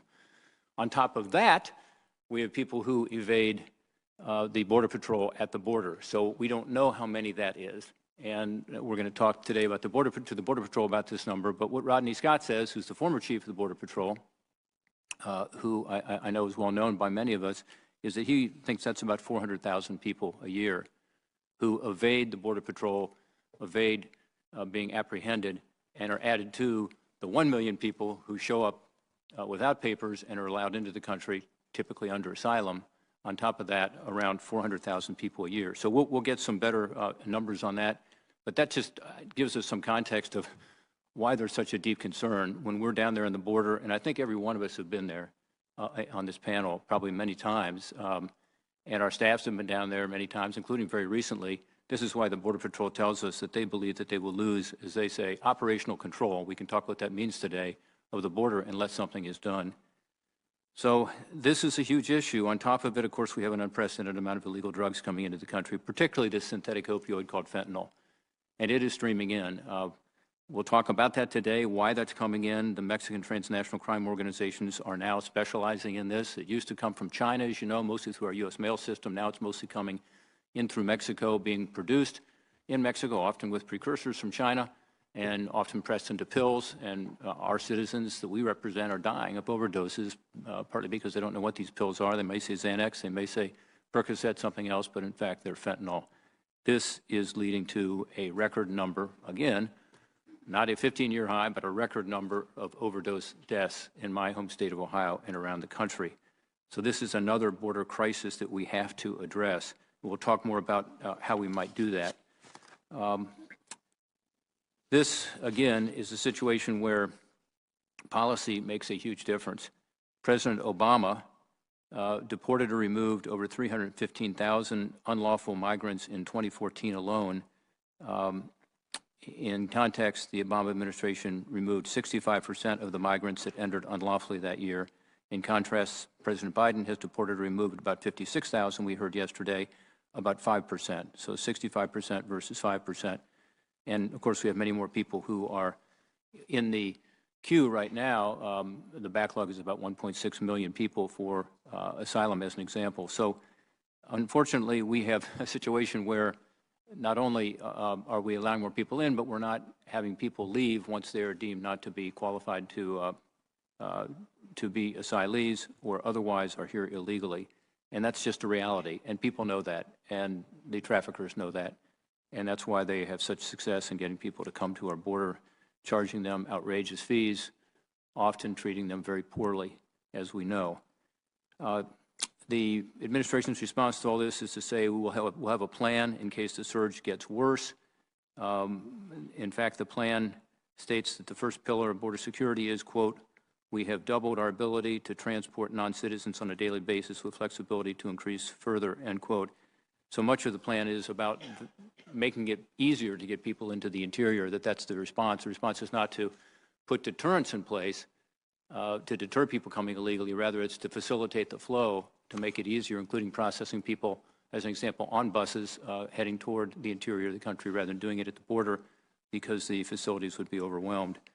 So again, I appreciate, Mr. Chairman, you're allowing me to speak a little bit today about this to just sort of set the context. I think it's important to understand what the numbers are, and I really look forward to the opportunity of speaking with all of you today and talking about solutions, not just what the crisis is. I think we all recognize that. I hope so.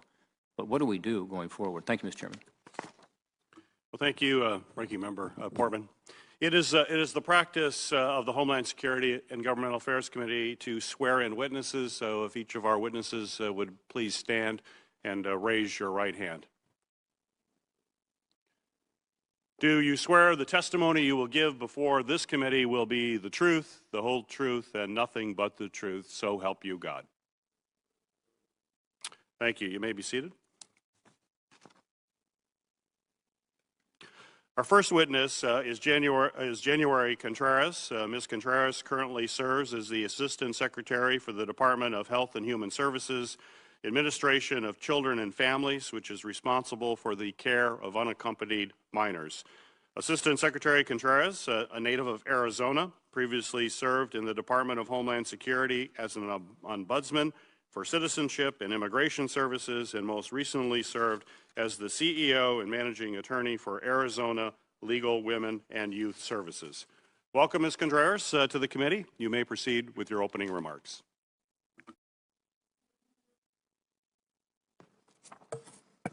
Chair Peters, Ranking Member Portman, and members of the committee, it is my privilege to appear on behalf of the Department of Health and Human Services. I'm January Contreras, the Assistant Secretary at the Administration for Children and Families, or ACF. At ACF, we are responsible for the care of unaccompanied children and for uniting them with family or a vetted sponsor. We carry out this duty through our Office of Refugee Resettlement, or ORR, which administers our Accompanied Children program.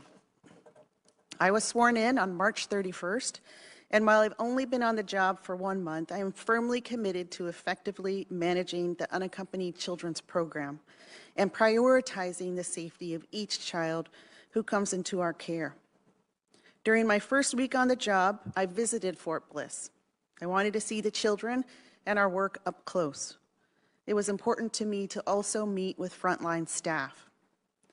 What I have witnessed in my role is the tireless work of the dedicated and skilled team at ORR and the many partners who have contributed to our mission.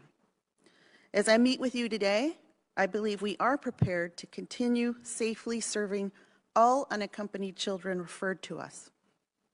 We currently have 8,390 children in our care, and we have an overall capacity of 15,500 across our network. ORR is able to promptly accept referrals and limit the amount of time children spend in CBP facilities to an average of 23 hours.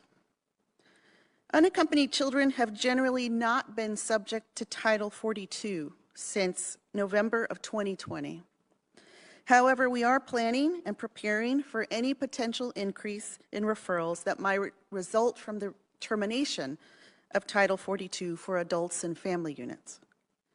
We have developed contingency plans that allow us to build capacity as needed and deploy additional case management supports should referrals significantly increase. Today, we have cooperative agreements for 13,613 beds in our standard network for children. This is the highest number of standard beds in the history of the Unaccompanied Children Program. We have and continue to build greater capacity for more standard beds for kids, including adding to existing grants and funding new grants, authorizing hazard and incentive pay to retain and recruit staff, and working closely with CDC on COVID mitigation measures to keep children and staff safe. In addition to our standard beds, ORR has also utilized influx care facilities and emergency intake sites. Out of the 14 emergency intake sites that were utilized last year, only 2 remain active: Pecos EIS and the ORR EIS at Fort Bliss. Although emergency intake sites are temporary, they do allow us to quickly add beds for children when we need them. We also continuously work with our contractors to ensure that emergency intake sites are safe and appropriate placements for children, and that they provide key services, including robust case management and mental health supports. We are in the process of transitioning both of the remaining emergency intake sites to influx care facilities, which are required to provide the same services and supports as our standard shelters. And finally, we are conducting regular outreach to explore potential use of public and private properties that could be utilized as temporary influx care facilities as needed to accommodate increased referrals. As a child welfare agency, we know that the best place for children is with their family. Over the past year, ORR has implemented policy and process changes to expedite the safe placement of children with family and with vetted sponsors. Examples of this work are in my written testimony. ORR continues to focus on strengthening our work to carry out our duty to unaccompanied children and to ensure that ORR can adapt its capacity for their care. The Unaccompanied Children Contingency Fund included in the President's fiscal year 2023 budget would help address this by providing a reliable source of funding when referrals require ORR to add new capacity. While I am new to this role, fulfilling our legal and moral obligation to care for unaccompanied children will be my highest priority. I know that many of you have been key partners in supporting ORR's mission, and I look forward to working with all of you. I would be happy to answer any questions. Thank you, Ms. Contreras. Our next witness is Blas Nunez Neto. Mr. Nunez Neto serves as the Acting Assistant Secretary for Border and Immigration Policy at the Department of Homeland Security's Office of Strategy, Policy, and Plans. Mr. Nunez Neto, a former staffer on this committee, previously served as a senior advisor to the U.S. Customs and Border Protection Commissioner and was the most recently a senior policy researcher at the RAND Corporation. Welcome to the committee. You may begin with your statement. Thank you very much. Chairman Peters, Ranking Member Portman, distinguished members of the committee, I want to thank you for the opportunity to come back home to HISGAC to discuss these critical issues.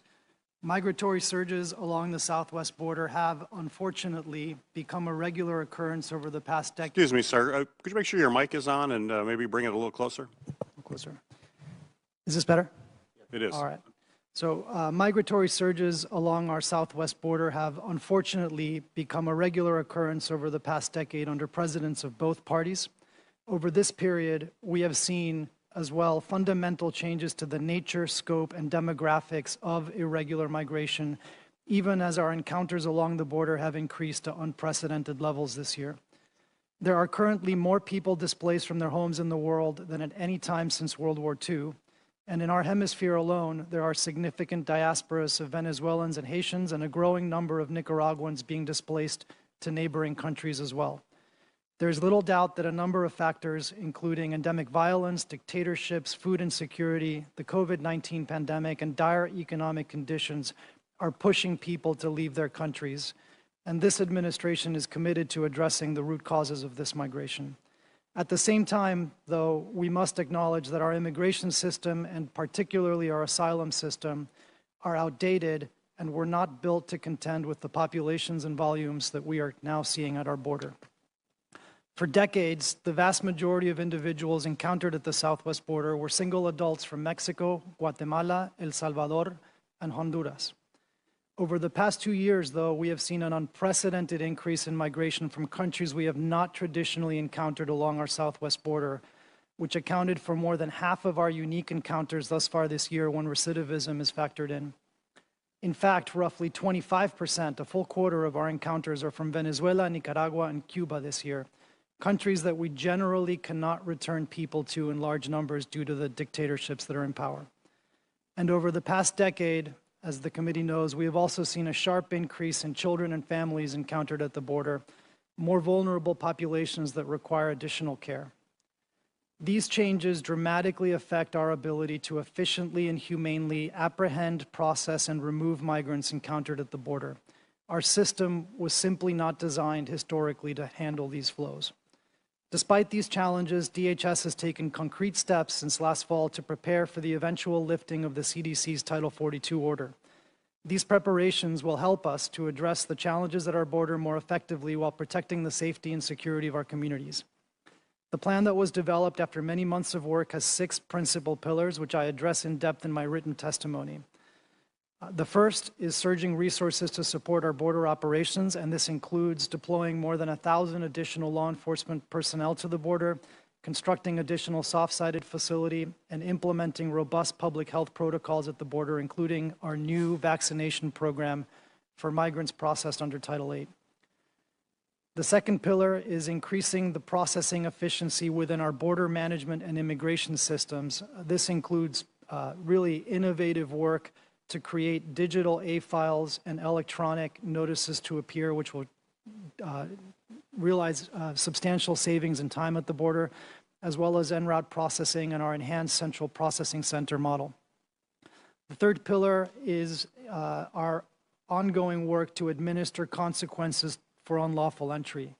We will and are committed to firmly but fairly enforcing our immigration laws, and this includes applying expedited removal to all non-citizens who are in fact removable. It includes focusing prosecutions on non-citizens whose conduct warrants it, including those who are seeking to evade capture at the border. And it includes our efforts to speed up the asylum system through executive action for those who are not detained through the asylum officer rule and through the dedicated docket. The fourth pillar is our ongoing work to bolster NGO capacity and support border communities by working closely with and providing support for NGOs and community stakeholders, efforts that Congress has supported with funding and for which we are deeply grateful. The fifth pillar involves our efforts to target and disrupt the transnational criminal organizations and the human smugglers who spread misinformation and put migrants in harm's way for profit. The sixth pillar involves our efforts to work regionally and collaborate with our partners in Mexico as well as throughout the hemisphere to enhance legal avenues for protection and opportunity throughout the hemisphere, but also to ensure that partner governments are in fact enforcing their borders and not just letting people pass through on their way north.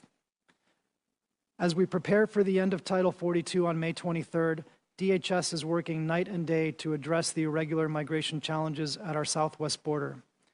However, we recognize that executive action will never be an adequate stand-in for congressional action in this space, and we urge Congress to work with us on a bipartisan basis to enact legislation that can help this country modernize its immigration system, streamline asylum processing, better secure its borders, and provide hope to migrants in the region that they will have legal opportunities to come to the United States.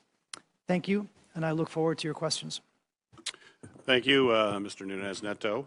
Our next witness is Marianne Tierney. Proceed with your opening remarks. Thank you. Good morning. Chairman Peters, Ranking Member Portman, and distinguished members of the committee, thank you for the opportunity to testify today. My full written testimony has been submitted into the record. I would like to start by recognizing the thousands of men and women of the Department of Homeland Security who work tirelessly around the clock, often at significant peril and personal sacrifice, to secure our borders, enforce our laws, and ensure the fair and humane treatment of all. Consistent with our values as a department and as a nation. I thank these and the many thousands of other dedicated public servants of DHS who serve and protect our country and the American people, no matter the challenge. I appear before you today having just completed my assignment as the Senior Coordinating Official with the Southwest Border Coordination Center on April 29th. On April 1st, as we all know, the Center for Disease Control and Prevention announced that, as of May 23, 2022, Title 42 Public Health Order will be terminated. Title 42 is not an immigration authority, but rather a public health authority used by the CDC to protect against the spread of communicable disease. I would like to discuss and share some of the steps the SBCC has taken to prepare for the termination of Title 42.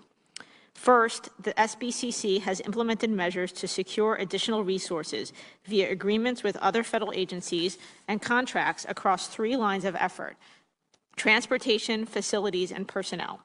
This includes expanding holding, ground, and air transport capacity, increasing utilization of law enforcement officers from across the federal government, adding contract security guards and processing support staff, and expanding medical services.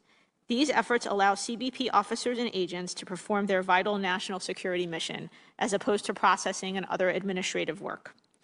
Second, the SBCC and Customs and Border Protection field leadership have established recurring and operationally focused engagements with state, local, tribal, and law enforcement officials to share information, understand challenges, and coordinate actions on the ground. Additionally, in April, FEMA awarded $150 million in humanitarian funding to the National Board for the Emergency Food and Shelter Program. The National Board will award these funds to eligible state and local governments and nonprofit organizations that have aided or will aid individuals and families encountered by DHS at the southern border. These funds can be used for food, lodging, and transportation costs. Organizations will have the opportunity to request reimbursement on a quarterly basis, as well as to request advance funding. Organizations can apply for reimbursement of expenses back to January 1, 2022. Third, DHS launched the Southwest Border Technology Integration Program to digitize and automate non-citizen processing. Today, over 70% of Title VIII cases are reviewed and signed digitally by Customs and Border Protection, which saves up to 14 minutes per case. We project this has saved over 20,000 hours of agent time already. Additional efficiencies are being implemented specifically targeted at expedited removal, so non-citizens encountered at the border but can be quickly removed. Everything possible is being done to enable officers and agents to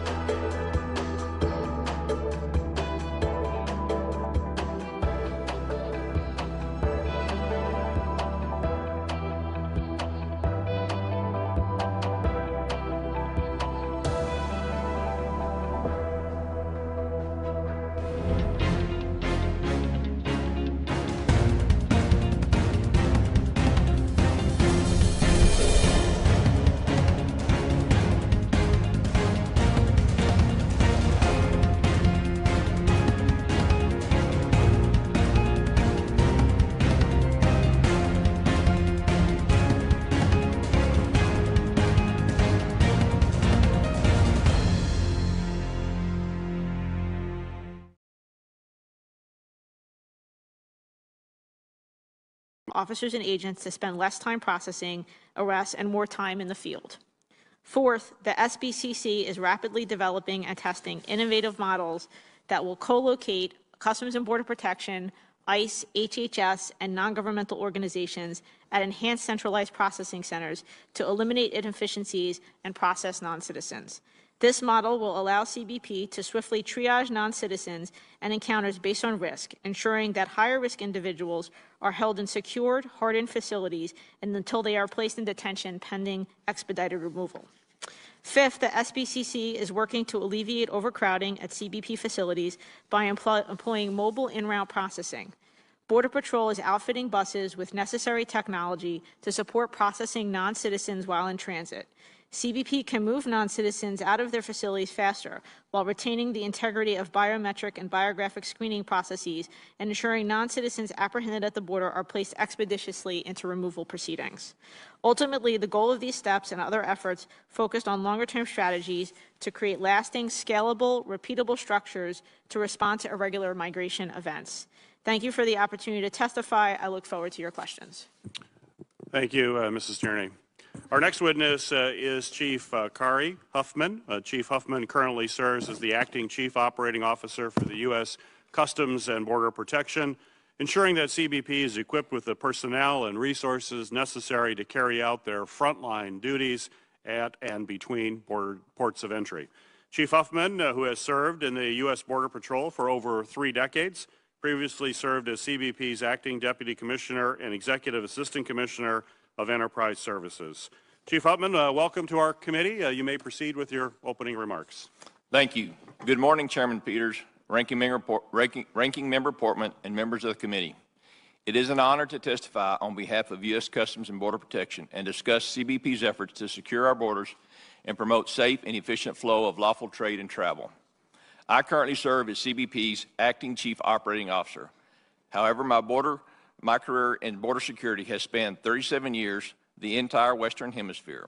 While the border has always been a dynamic environment, there is one constant I am reminded of every day.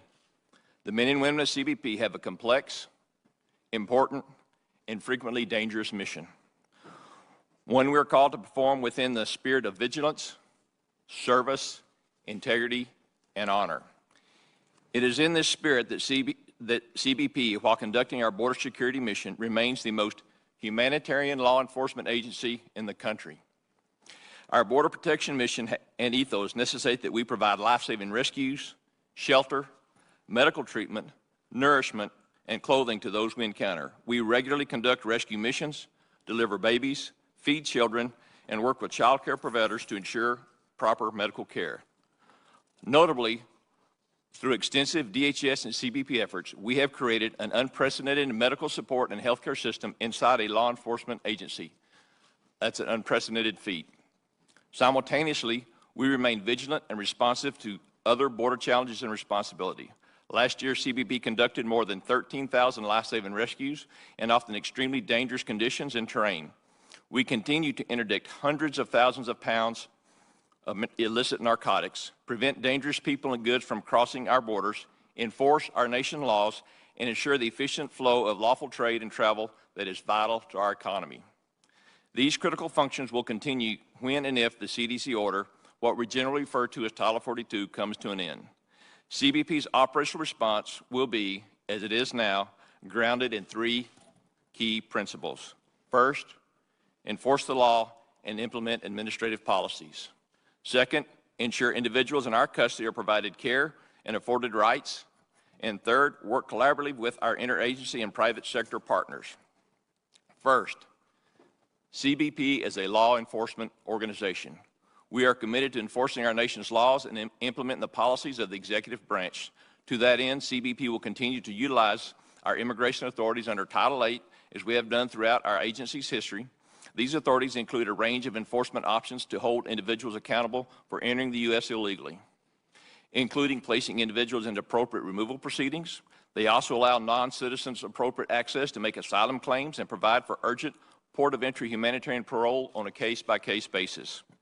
Which brings me to our second principle, the commitment to provide care and affording rights to individuals in our temporary custody. From the moment of initial contact with an individual, CBP procedures are designed to identify the correct processing pathway for that person, including appropriate options for those in vulnerable populations. Thanks to the support provided by Congress with FY22 funding, CBP is expanding temporary holding capacity, increasing the transportation of migrants away from overcrowded sectors for processing, and providing additional medical resources to protect the health and safety of migrants and, by extension, our personnel and our communities. Third, it is important to recognize the interagency efforts in this area. CBP is one of many organizations involved in addressing border security mission. Working together with our partners, CBP is making numerous preparations to ensure we can scale our operations as necessary to respond to the areas of greatest need. While I am here today representing one agency, I cannot stress enough the importance of Congress' continued support to the missions of not only CBP, but also ICE, USCIS, FEMA, HHS, the Department of State, the Department of Justice, and others. We are all part of a great number of efforts collaborating across the immigration spectrum.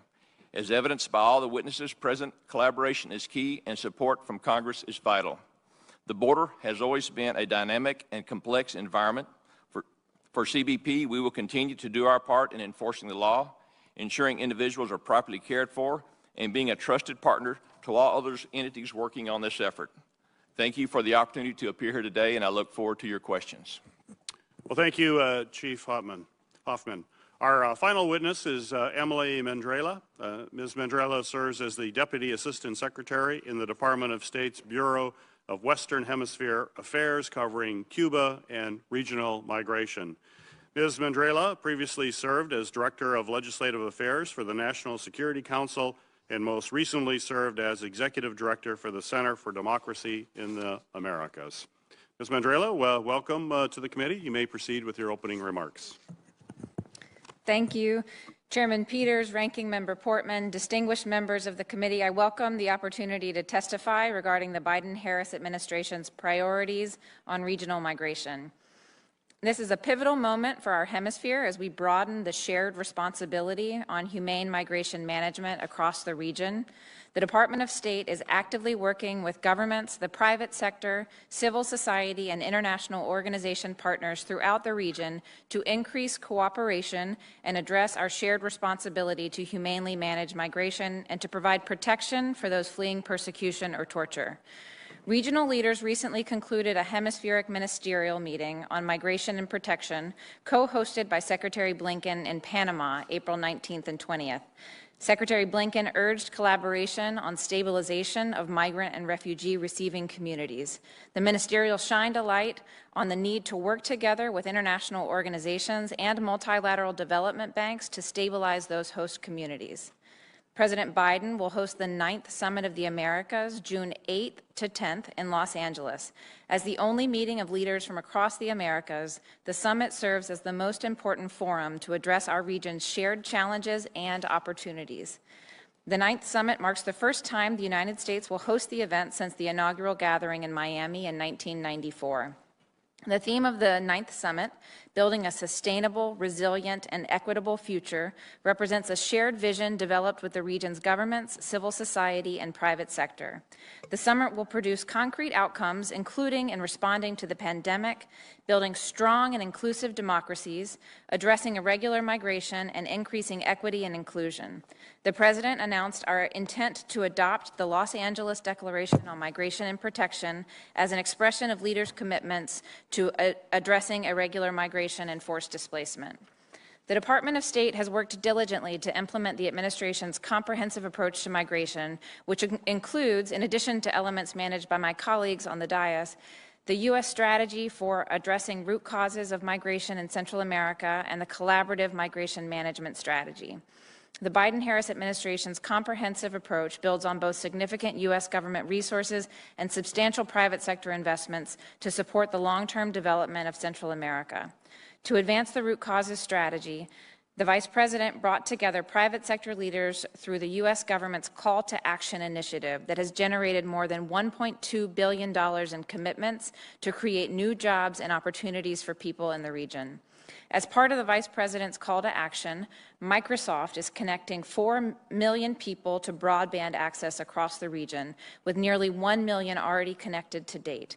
Nespresso will invest $150 million to double the number of farmers it works with in the region, and MasterCard is bringing 5 million people into the formal financial economy while digitizing 1 million micro and small businesses. Parkdale Mills is investing $150 million to support a new yarn spinning facility in Honduras and an existing facility in Virginia, supporting 500 jobs in each location, demonstrating the effect that these efforts can bring benefits to the U.S. economy as well. Through these long-term efforts, the Biden-Harris administration continues to make significant progress toward creating hope for people in El Salvador, Guatemala, and Honduras that a better life can be found at home. Highlights to date include the U.S. government's $300 million Central America Local initiative, empowering local organizations to address drivers of irregular migration in their own communities, also delivery of more than 15 million COVID-19 vaccines to Northern Central America. We also continue helping to hold migrant smugglers accountable and conduct programs to support victims of gender-based violence, survivors of human trafficking, and unaccompanied migrant children. New U.S. government programs and scholarships improve access to education for nearly 18,000 returning or potential migrants and at-risk youth. The administration is doing its due diligence to prepare for potential challenges at the border. We've alerted countries to the upcoming changes in processing and requested flexibility and cooperation with regional partners as regional migration flows change, including repatriating individuals without a legal basis to remain in the United States. The Department actively seeks to identify and respond to disinformation about migration. We work with interagency partners to track and combat disinformation, especially that circulated by smugglers about U.S. migration and border policy. I'll conclude again by underscoring the growing sense of shared responsibility across the region to work together with partners on a new approach to regional migration. Chairman Peters and Ranking Member Portman, members of the committee, thanks for the opportunity to testify, and I look forward to your questions. Thank you, Ms. Mandrella, and thank you to each of our witnesses for your opening comments. I'm going to start questioning with discussion of Title 42, which I'm sure will be discussed quite extensively during this committee, and we'll have some other issues. But we know that Title 42 has severely limited border security enforcement strategies, like the consequence delivery system. The consequence delivery system started back in 2008 and was designed to impose escalating consequences on individuals who are crossing the border illegally. And quite frankly, it worked. And I have this chart to show how consequence delivery system worked. As you can see here from 2008 when it went into effect, these are folks that are coming across the border on a repeated basis, but it significantly decreased the number of folks coming across the border until you can see there in 2019, where we have a huge increase. That's when the Trump administration suspended the consequence delivery system to implement Title 42. So you can see once that happens with Title 42, a major spike once again going up of folks that are coming repeatedly over the border. Under Title 42, migrants are pushed back to Mexico with no consequences, and they have no reason not to keep trying. And they keep trying. They come back many, many times, as you can see that increase. And then it levels off. That flattening is with the Biden administration. It then flattened at that point. But you see this huge increase. Going back to the days before consequence was put in place, now we have incredible strain because of folks coming over constantly. In fact, since the start of fiscal year 2021, the Border Patrol has encountered more than 900,000 migrants that they have seen at least once before, but they've probably seen them many, many times as they keep trying over and over again. There are no consequences. That's been eliminated with Title 42. So they keep trying until they get through.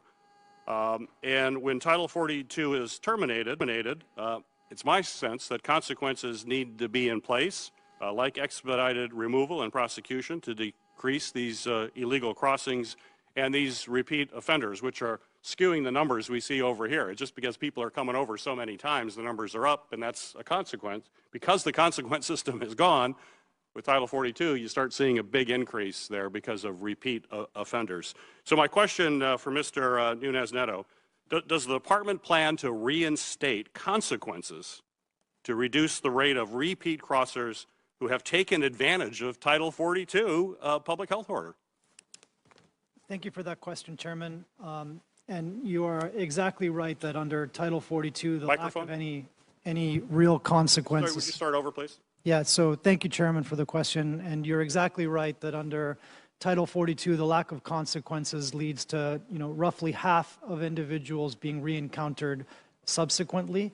And we are committed to imposing consequences as part of the administration's plan that, again, is in my written testimony. Part of those consequences is really ramping up our use of expedited removal for those who are removable, and also doing a focused prosecution campaign on individuals whose conduct warrants it, and that includes individuals who are recidivists, who cross multiple times.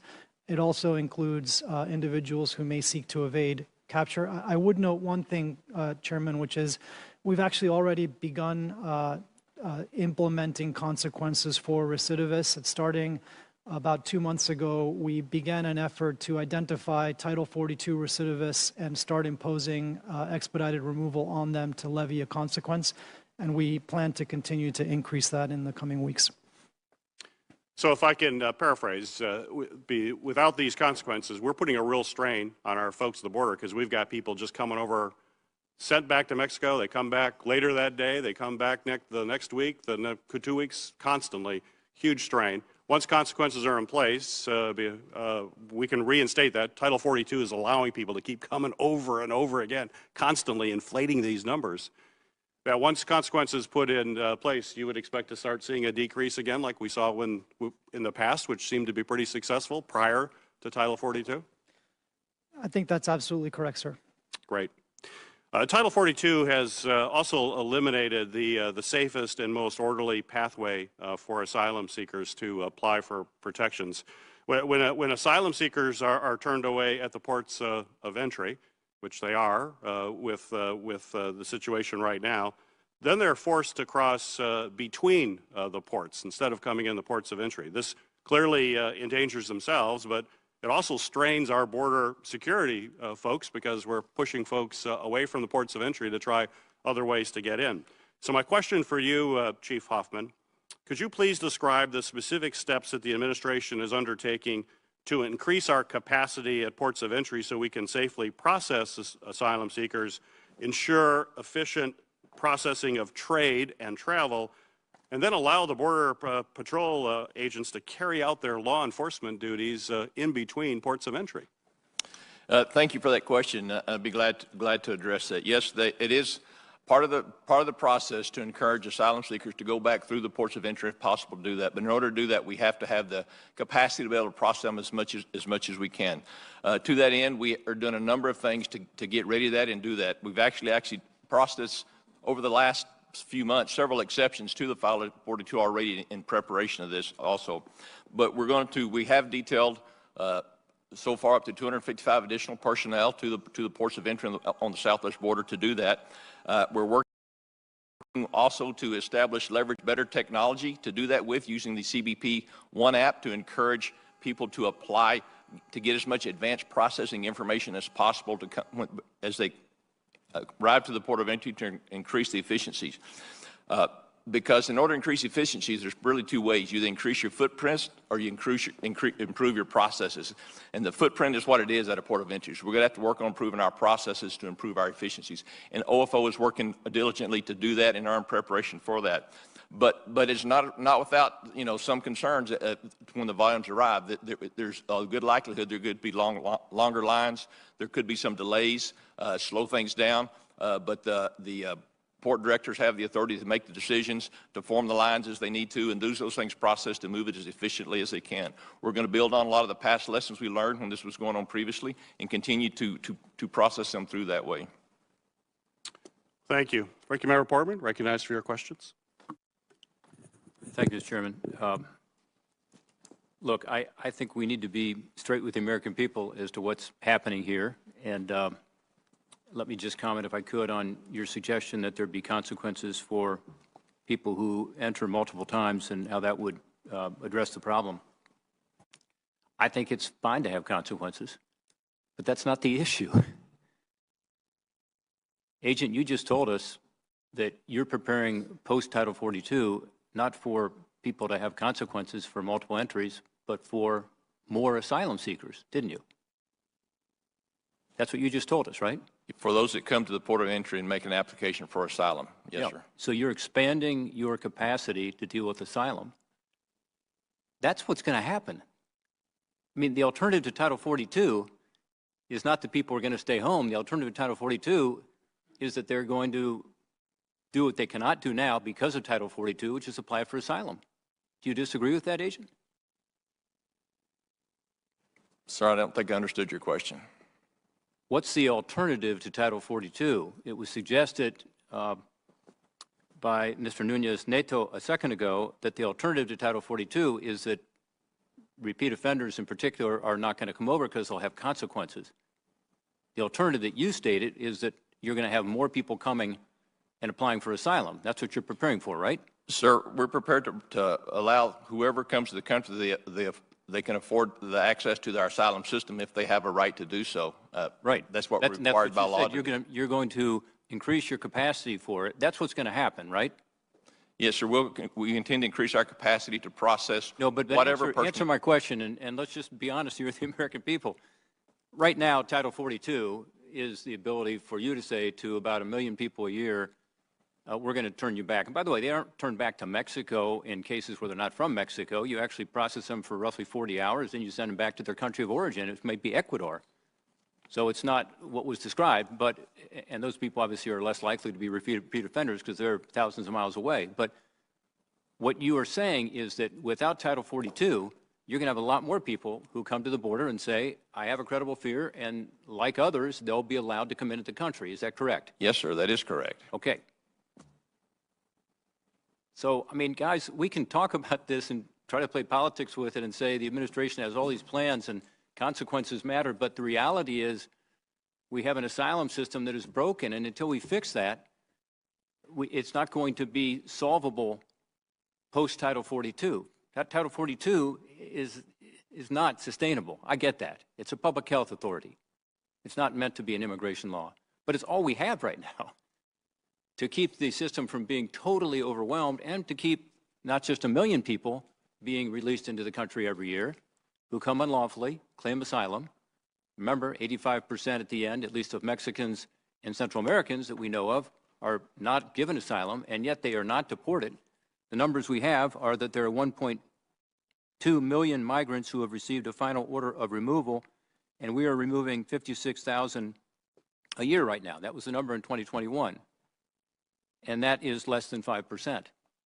So that's the issue, isn't it? I mean, I don't know. I wish it were easier, but it's hard because we have to deal with the asylum issue. Mr. Nunez Nato, you were on this committee. You know this issue well. Do you disagree with anything that I've said? Sir, I think it is clear that under current law, migrants who arrive at the border have the opportunity to claim asylum, and as a department and as a country, we enforce those laws. I think, as the Secretary noted yesterday, let's just back up for a second, if you could, please. I apologize, but we don't enforce the laws in the sense that what the laws say is that we're supposed to detain people pending the process of asylum, and we don't do that. We don't have the beds to do that. The expedited removals, in fact, in the budget for this year are reduced even further, specifically with regard to detention, which is mandated by law. So we don't do that, and we can't do that. You know you can't do that. We don't have the space, right? We have 24,000 beds. We're talking 1.2 million people who have been put into expedited removal. Is that correct? I don't think we have ever had enough beds to detain everybody through the process, sir. Maybe we haven't ever had enough beds, but isn't that the reality? Yes, sir. We do not have enough detention capacity to hold everybody who's. According to Secretary Mayorkas, not even close. Not even close to. I mean, we have 7,000 or 8,000 people a day coming to the border right now, unlawfully, and we have 24,000 beds. And because of social distancing, because of COVID, we have fewer beds even than that, I'm told, even though Title 42 is about to expire. With regard to COVID, we're still applying it to the beds. But that's another issue. The problem, I guess, that I'm trying to get at is that unless we fix the asylum system, there's no way to allow you, Agent Huffman, to do your job, and your men and women who I've talked to, and they're the ones that tell me they are scared to death of what's going to happen when Title 42 goes away, because there's no alternative. And the 6 pillars that were just talked about, again, we can go through this, but 1,000 new Border Patrol agents. My understanding is the budget asked for 300, something like that, so I guess you're going to take them from other places, including the border with Canada. In making processing work faster, you know, enhanced processing on buses while people go into the interior, working with non-governmental organizations to process people faster. I mean, all that's fine. All that's fine, but it doesn't deal with the problem. It just puts more people into the system. And Secretary Mayorkas tells us there's a 6 to 8 year wait right now. In other words, the backlog is 1.6 million people waiting for their asylum claims to be adjudicated, and they're in the United States for 6 to 8 years before their case is resolved. Is that correct? Sir, it is correct that people who are not detained on average take 5 or 6 years to go through the process. I would note, sir, if I may, that we have tried to tackle the asylum process through the asylum officer rule by executive action, but we would welcome a bipartisan effort on the Hill to work on this important issue. Well, I would too, and there are ideas out there that are, I think, very promising. One would be to have an expedited adjudication process at the border.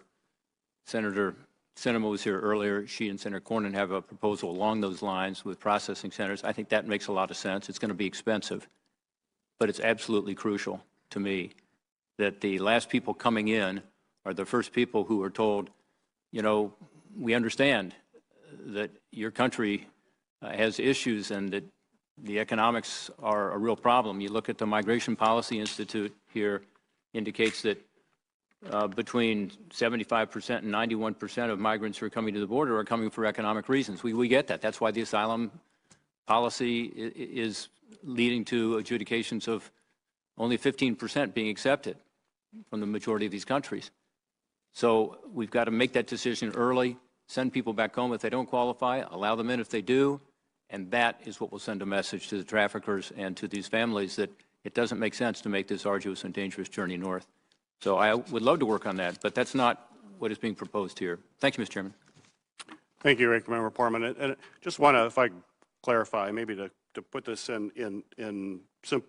simplify it a little bit as we discuss some solutions here, is when we talked about the consequence system, that really deals with the single adults that are coming across who aren't going to be able to, they aren't applying for asylum. They're just trying to get across the border. Under 42, they just get sent back, no consequences. They keep coming back. It drives those numbers up for those individuals. And so, well, most of them don't. It's they're just coming across from Mexico, and they're not going to be able to go through that process. It's going to be very difficult. Then there are the asylum seekers. You're absolutely right about that.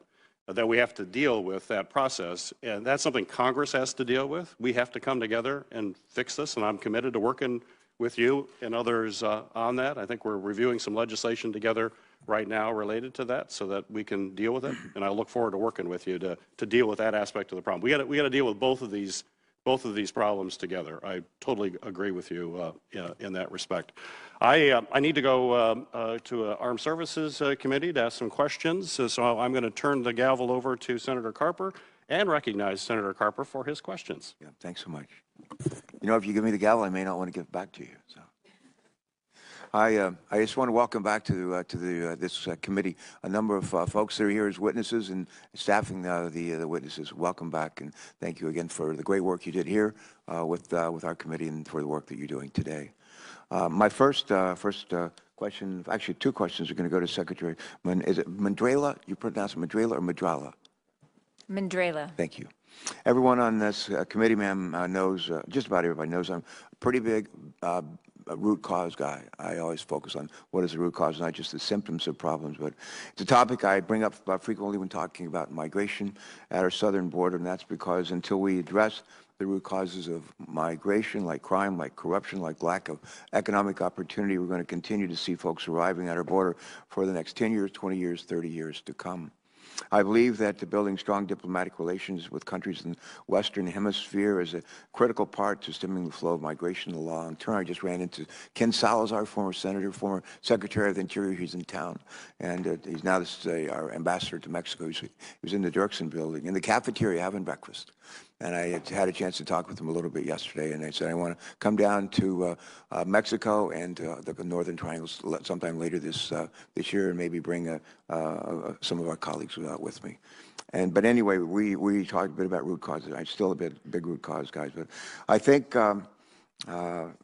building strong diplomatic relations with countries in the Western Hemisphere is a critical part to stemming the flow of migration in the long term, not just the short term, but the long term. And we got to work in lockstep with countries in the region to ensure that we're doing all we can to address the push and pull factors that force so many of them to flee. With that in mind, Secretary Mandrala, could you please take a moment to update us on the State Department's diplomatic efforts to tackle the root causes, some of the root causes, not all, but some of the root causes, and engage with countries in the region? Go right ahead.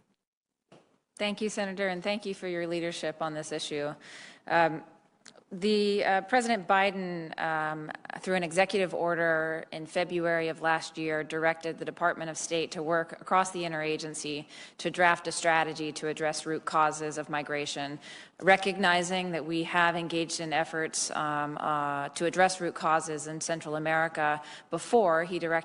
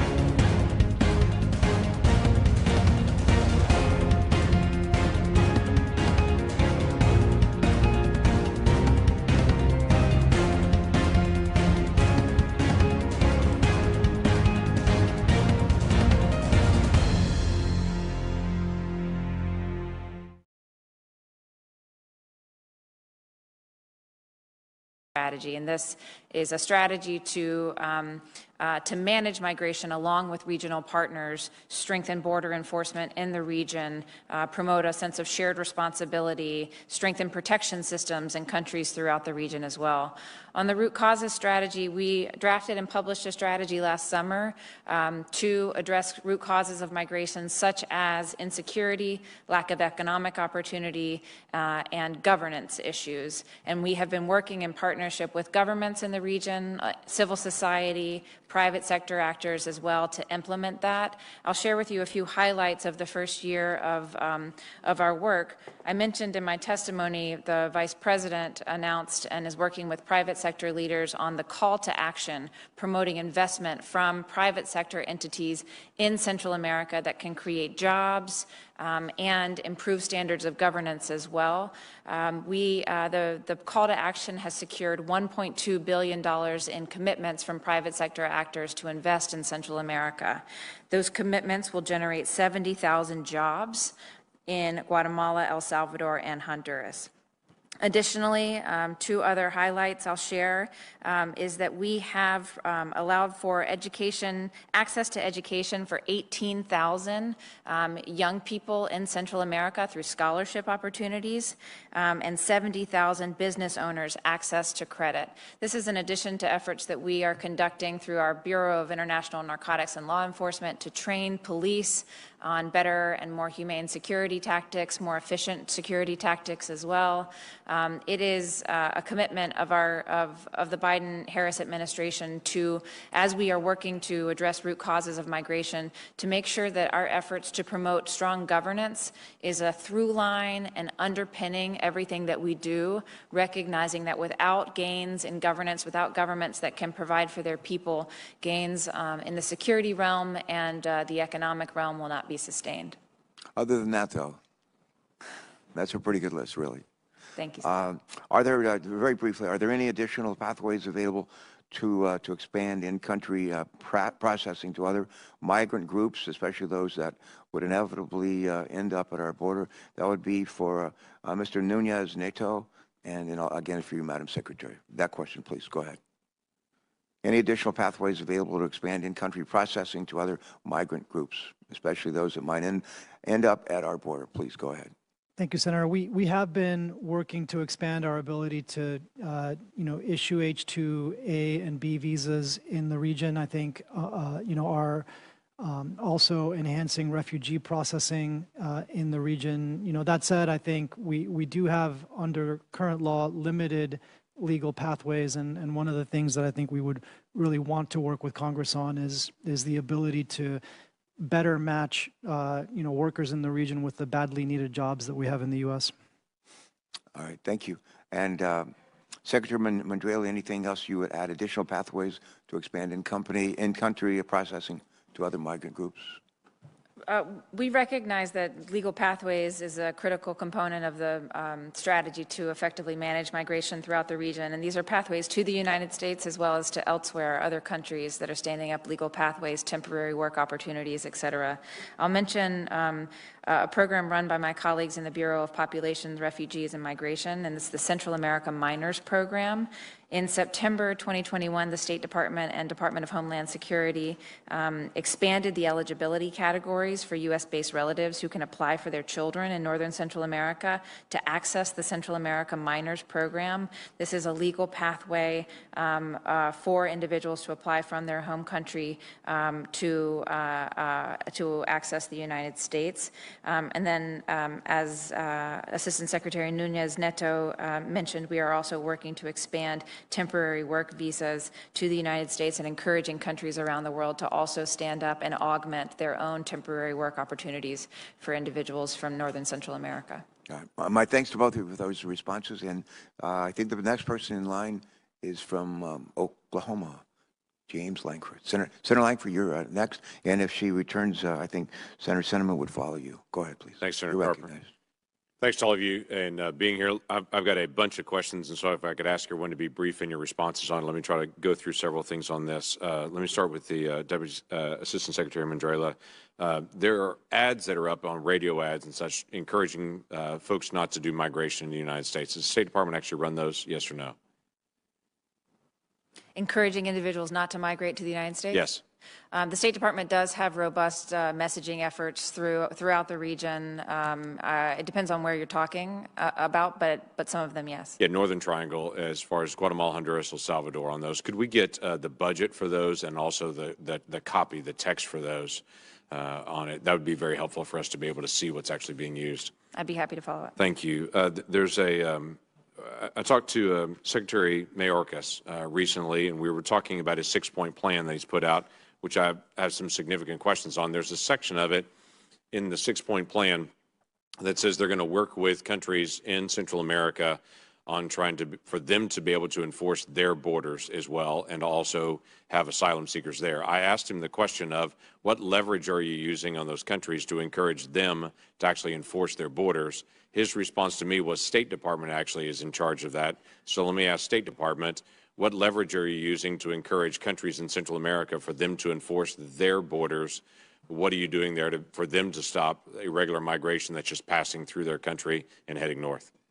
We have strong partnerships with countries in Central America, and many of them are enforcing their borders for their own reasons and through their own to protect their own national interests. During COVID-19, the height of the pandemic, many of the countries imposed public health requirements, additional document checks and additional public health requirements that prevented transit through their borders for public health reasons, for example. We are supporting, through our foreign assistance, training of border personnel, for example, to train them on more effective and more humane enforcement tactics. But I would say that most of the countries in the region are conducting those enforcement actions out of their own national self-interest. So there's no increased engagement with them to be able to put leverage on them? Because obviously we had 2 million people encountered, quote unquote, coming across our border last year, many of those from literally all over the world, many of them coming through Central America. So is there an additional effort that's coming to be able to slow down that quantity? The 6-point plan implies there's something new. Oh, absolutely. We are engaging with them on a regular basis out of Washington, trips down to the region through our embassies on a range of priorities, including border enforcement, including accepting back repatriations of their nationals who have no legal basis to remain in the United States, and also to identify emerging trends and identify needs associated with those emerging trends. But that's not additional border enforcement. That is repatriation. That's others. I'm asking specifically what's in the plan, what State Department is doing to put leverage on countries to enforce their own borders. You talked about training that you've done in the past, things that they did during COVID years ago. We still had 2 million people last year, many of those crossing through those borders. What are we doing now to encourage those countries to enforce their borders? Well, for example, when we notice a trend working with interagency partners of a certain nationality that's arriving in larger numbers at our border, we will carry that information, including the routes that those individuals are transiting, to countries throughout the region and look for areas of partnership. If they're arriving by air, countries may decide through their own sovereign decision-making process to impose visas on those nationalities that are arriving by air that can and that have been proven to be conduits to large flows of irregular migration, to impose visas on those nationalities to make sure that those that are arriving by air are not intending migrants to the United States. And we also know that if one country imposes a visa requirement, it's very easy for those routes to be diverted elsewhere. So we make sure that we are alerting and working in partnership with countries throughout the region so that that route is not diverted. Great. Could you get us that plan, that idea? Because again, I go back to that's helpful, by the way, on the visa piece and people flying in, but people that are walking across borders, and we're seeing that border to border to border to border at times. We've all talked about this for years. If they don't enforce their borders, it's much harder to enforce ours. What I'm trying to get to is what is State Department doing to provide leverage to countries to say, stop, actually enforce your border. It's different than training, it's different than visas and all that. And if we can just get that in writing, that'd be very helpful to me. And we'll follow up with that. Assistant Secretary Nunez Neto, it's good to see you again. When you and I visited in February, I believe, when you were in my office, we had talked back and forth about the guidance that you provided to Border Patrol agents, USCIS asylum officers to evaluate claimed vulnerabilities during the screenings to determine whether a migrant should be placed in MPP.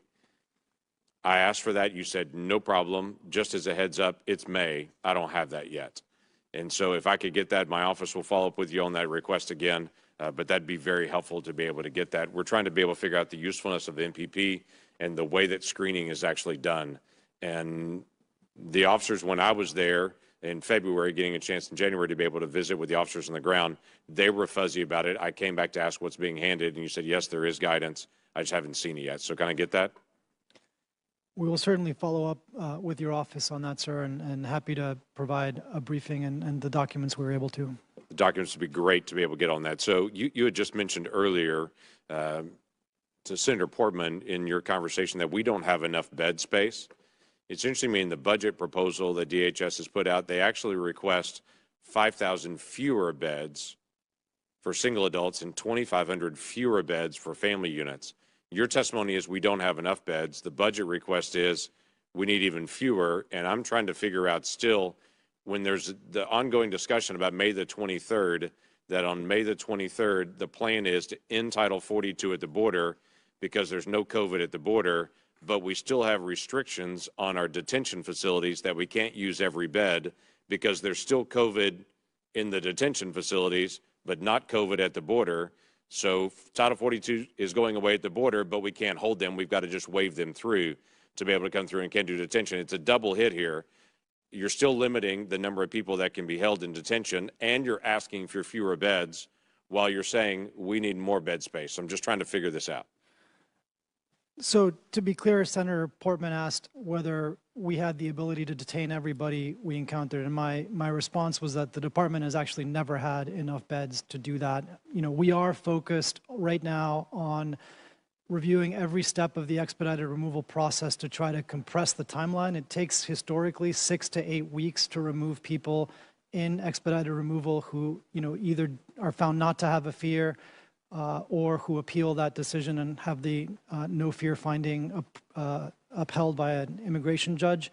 That's just too long, frankly, and it's been the historical average. So we are really working to maximize the beds we have by getting people through the process much faster. But, you know, one of the challenges we have, frankly, is that a quarter of our encounters right now are from countries we really can't remove people to, and we just do not have good options for, you know, individuals from Venezuela, from Cuba, and from Nicaragua, where we just don't have the agreements in place with those governments to remove people, even if an immigration judge does find that they are not, you know, they don't merit asylum.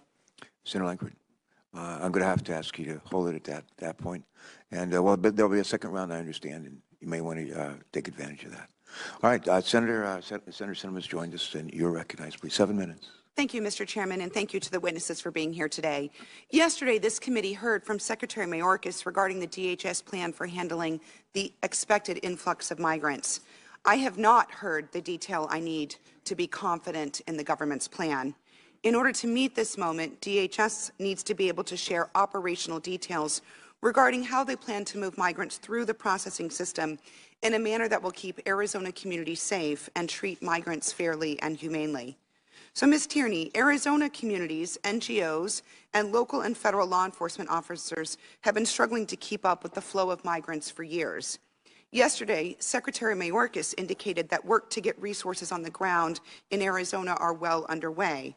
I've not yet received specific details that allow me to be confident the government will be prepared. On which date will Arizona border sectors have all the necessary resources, including sufficient infrastructure, transportation, and staffing, to implement the administration's plan and avoid further burdening Arizona's local communities? Thank you for that question, Senator. So what I want to do is talk a little bit about the 3 lines of effort that you referenced. The first thing I want to discuss is personnel. We are in the process of moving additional federal law enforcement officers across the southwest border to include Arizona, in particular the Yuma and Tucson sectors, which, as you know, have seen substantial increases in migration flows. There's also an effort to provide civilian contract processing staff, in particular to Yuma, that will allow Border Patrol agents to then go back out on the line. And then the third piece is the medical piece, to plus up the medical resources in Arizona as well. That is a mix of interagency support and contracting support that is online and coming online with the goal of having things in place prior to May 23rd. So that's for personnel. The second piece is transportation. So Customs and Border Protection has undertaken several efforts to address transportation, in particular air and ground transport. This, again, is a mix of interagency agreements and contracts. One of the biggest pieces of air transport is an interagency agreement with ICE to use their air transport to move migrants, either laterally or to decompress the stations. In particular, again, I'll focus on Yuma because that is with a consistently overcapacity sector in the Border Patrol Southwest Border System. Also, ground transport. Currently, CBP has the capacity to move about 4,900 people a day. That is being plussed up to be almost 9,000 people per day, again, through a mix of interagency agreements and contracts. The one I'll particularly note is a blanket purchase agreement that was awarded on April 29th, and task orders are already being issued against that based on sector requirements. I also want to note a part of that blanket purchase agreement includes contract security guard services. This is important because a lot of the things that Border Patrol agents do while people are in holding don't have to be done by Border Patrol agents. And so swapping out contract security services for a Border Patrol agent will allow those agents to go back out on the line. So that's another part of that blanket purchase agreement. Again, task orders are being issued against that right now. And then the last thing is facilities. There has been a plus up in holding capacity across the southwest border. Previously, it was about 13,000. Now, as of today, it's 17,161. And on May 23rd, there will be additional 500 soft side facility holding spaces available in Del Rio, Texas. I know not specifically to Yuma or Tucson, Arizona, but you have to think about this kind of a system where there's an opportunity to do lateral movements to decompress overcrowded stations. So in closing, again, things are in place now. Things are coming online with the goal of having more resources available on May 23rd, but additional capability to scale up after May 23rd based on actual flows. I appreciate what you just said, but to be clear, we've read all of this in your report. So what I'm asking for are specific details regarding Arizona. Telling me what's happening in Texas and saying that you can move people from Arizona to Texas doesn't actually solve the problem. Do you have specific Arizona details? I have top line details here. I do not have specific Arizona details, but we can certainly get you that offline. I do want to note again, it's a system. And so Yuma, Tucson are a part of a network of sectors on the southwest border. And I do encourage you to look at the whole system, not just specifically what's in Arizona, in particular with holding capacity, because that's where the air and ground transport contracts and plussing up those contracts will help with the lateral decompression. I appreciate that. As you are aware, we've had significant problems with transport in Arizona already, with continuing concerns around migrants showing up at the Sky Harbor Airport, for instance, without appropriate travel plans. And airport personnel have been taken away from their duties of helping passengers get safely from one destination to another to provide assistance to migrants. As you mentioned before the hearing, some of that has been alleviated. It has not been solved. It doesn't sound like there is a very specific plan with actionable items to address this prior to May 23rd. Well, Senator, I do want to, thank you for that comment and question. I do want to highlight some of the things that have happened, and specifically around the Sky Harbor Airport, which I know is a particular pain point for the airport, the county, and something that you've raised multiple times. Our lead field coordinator, which is the senior CBP official on the ground in Arizona, has convened detailed operational discussions with both the jurisdiction in which Sky Harbor Airport is, as well as the airport, to discuss how they can better coordinate their actions. And from that, a few things have happened. The first one is the identification of a site for drop-offs that's not specific to the airport, working with the primary NGO that provides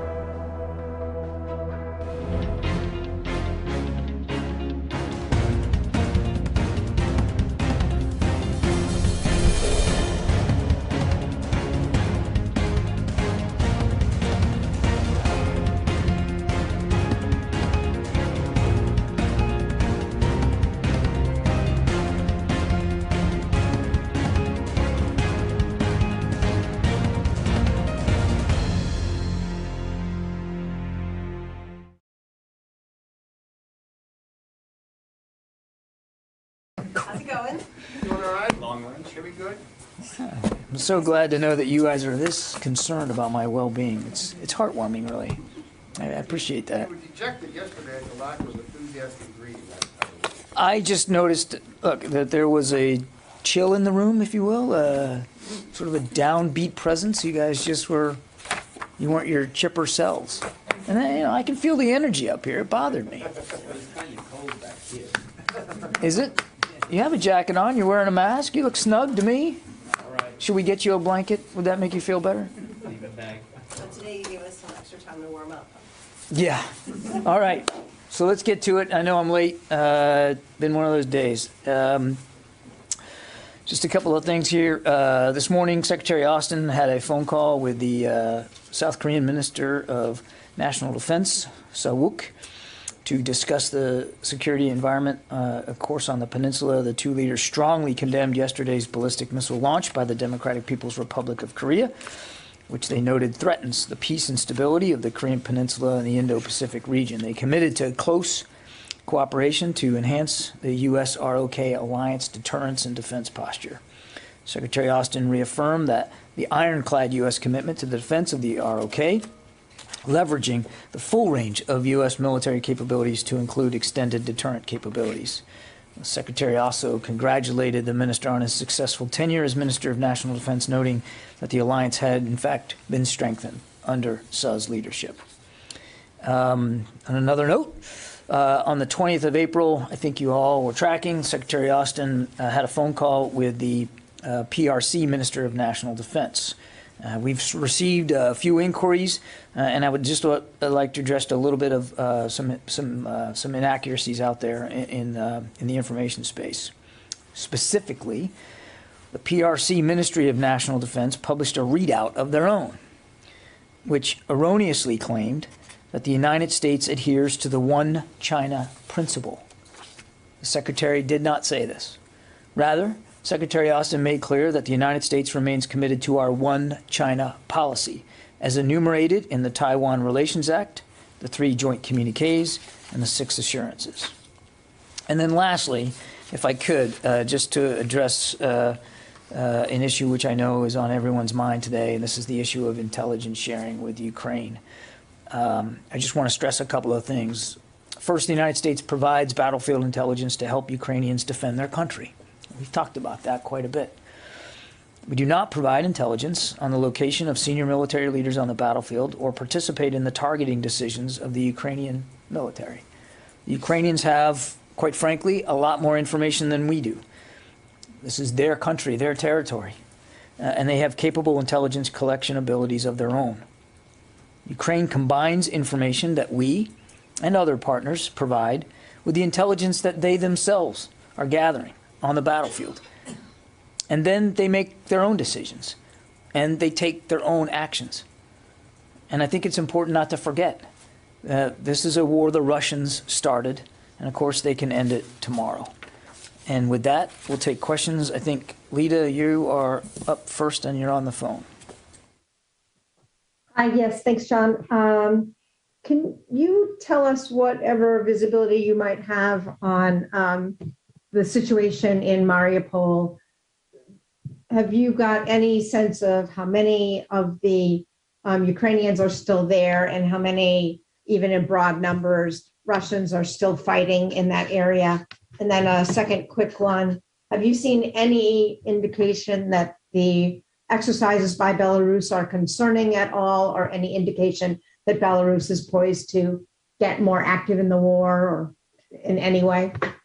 No indications that Belarus has intentions to become active in the war in Ukraine, and I'll let them speak to their exercises.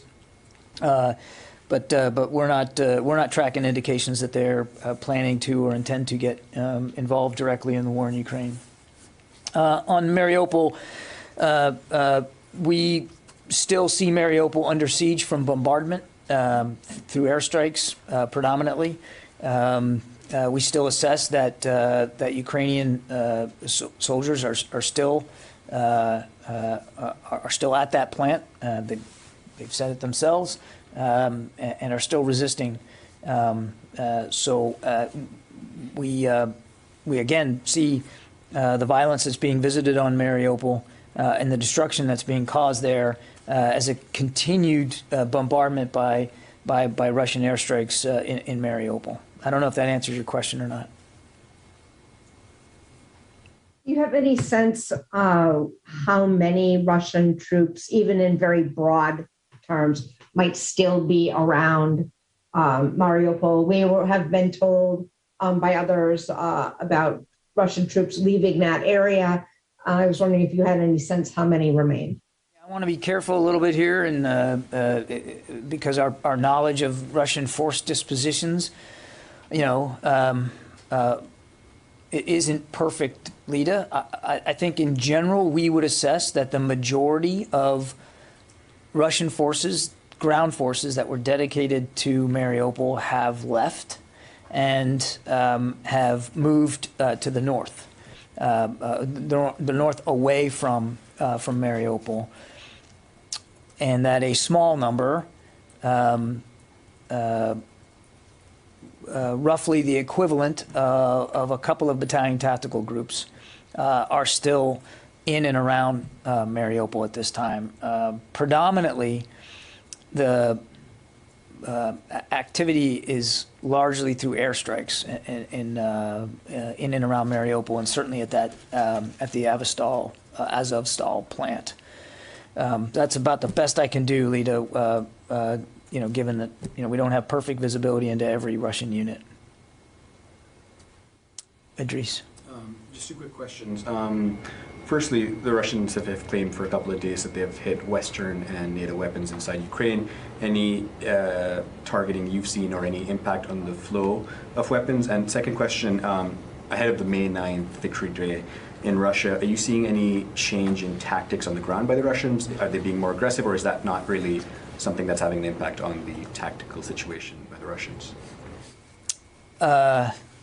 So on the second question, we've seen no, let me back it up, Idris. In the Donbass region, we would still assess that the Ukrainians are putting up a very stiff resistance, and that the Russians have not made the progress that we believe they expected to make by this point. That's not to say they haven't made any progress. I think we would continue to assess it as incremental and uneven, but not non-existent. And again, we think that that's partly, a big part of it is the Ukrainian resistance, but also partly through their own uneven efforts to fix the challenges that they had north around Kyiv. I can't say that looking at what we can see, that we can say definitively that there's a change in behavior or aggressiveness or momentum based on the coming day of May 9th. And what they plan to do or say on Victory Day, that's really up to them. I don't think we have a perfect sense, but I can't sit here honestly and tell you that we're seeing a correlation between the looming deadline of the 9th and the way they're behaving in the Donbass. It's still uneven, plodding, incremental, but they have made some small progress, particularly in the north part of the Donbass. So I think I'd leave it at that. And as for the shipments of supplies and weapons and material going in, that continues every day, including today. And we've seen no indication that that flow has been impeded. Does that answer? Yeah. Tara. Hey, John. So I recognize your statement earlier saying that the U.S. is not providing intelligence that's directly targeting senior military officials. But can you provide examples of intelligence the U.S. has shared, past intelligence, that has been helpful to the Ukrainians in this fight that hasn't targeted a senior official? Yeah, as I've said consistently from the podium, I'm not going to detail the intelligence that we're providing to Ukraine. I won't go any further than what I've said before, certainly no further than I went today. We do provide them useful intelligence, timely intelligence, that allows them to make decisions to better defend themselves against this invasion. And I think the less said about that, honestly, the better. So I'm just going to... Like broadly describe, it's about like their logistics or weather or anything like that? It's not that I can't, I won't. Okay. I won't. And secondly, yesterday, Admiral Richard reaffirmed it's the U.S. assessment that China intends to attack Taiwan by 2027. Is there any concern within the building here that all of the resources the U.S. is putting in to help Ukraine might make it more difficult in a defensive Taiwan situation? So two thoughts, if I may. One, what Admiral Richard said, and also I think Chairman Milley said the same thing, that it's President Xi's intention to be able to have the capability by 2027, not the intent to do it by 2027. That's an important distinction. And then as for our ability in the Indo-Pacific, so first of all, I mean, our focus with respect to Taiwan is, as I put in my opening statement there when I was correcting the Chinese readout of the phone call, that we still adhere to the one China policy, and the support that we provide Ukraine is in complete keeping with the communiques and the assurances, but just as critically, the Taiwan Relations Act, and that is the provision and sales of military systems to help Taiwan in its self-defense, and that's the focus. And as you've heard the Secretary say, gosh, a bunch of times, there's no reason for cross-strait tensions to become a conflict. There's no reason for it to. It shouldn't. That we continue to not want to see the status quo militarily changed in a unilateral way, and we're committed to that Taiwan Relations Act and to providing the capabilities. Now, we've also heard the Secretary say, and he said it in budget testimony just this week, and certainly it's in our national defense strategy, that China's the pacing challenge. And if you look at our budget, which is a big one, $773 billion, a record number of dollars dedicated to research and development of new kinds of capabilities that get at what the Secretary calls integrated deterrence, which gets at our ability to defend our security interest in the Indo-Pacific specifically, not just in the Indo-Pacific, but certainly as we're talking about China right now, related to that.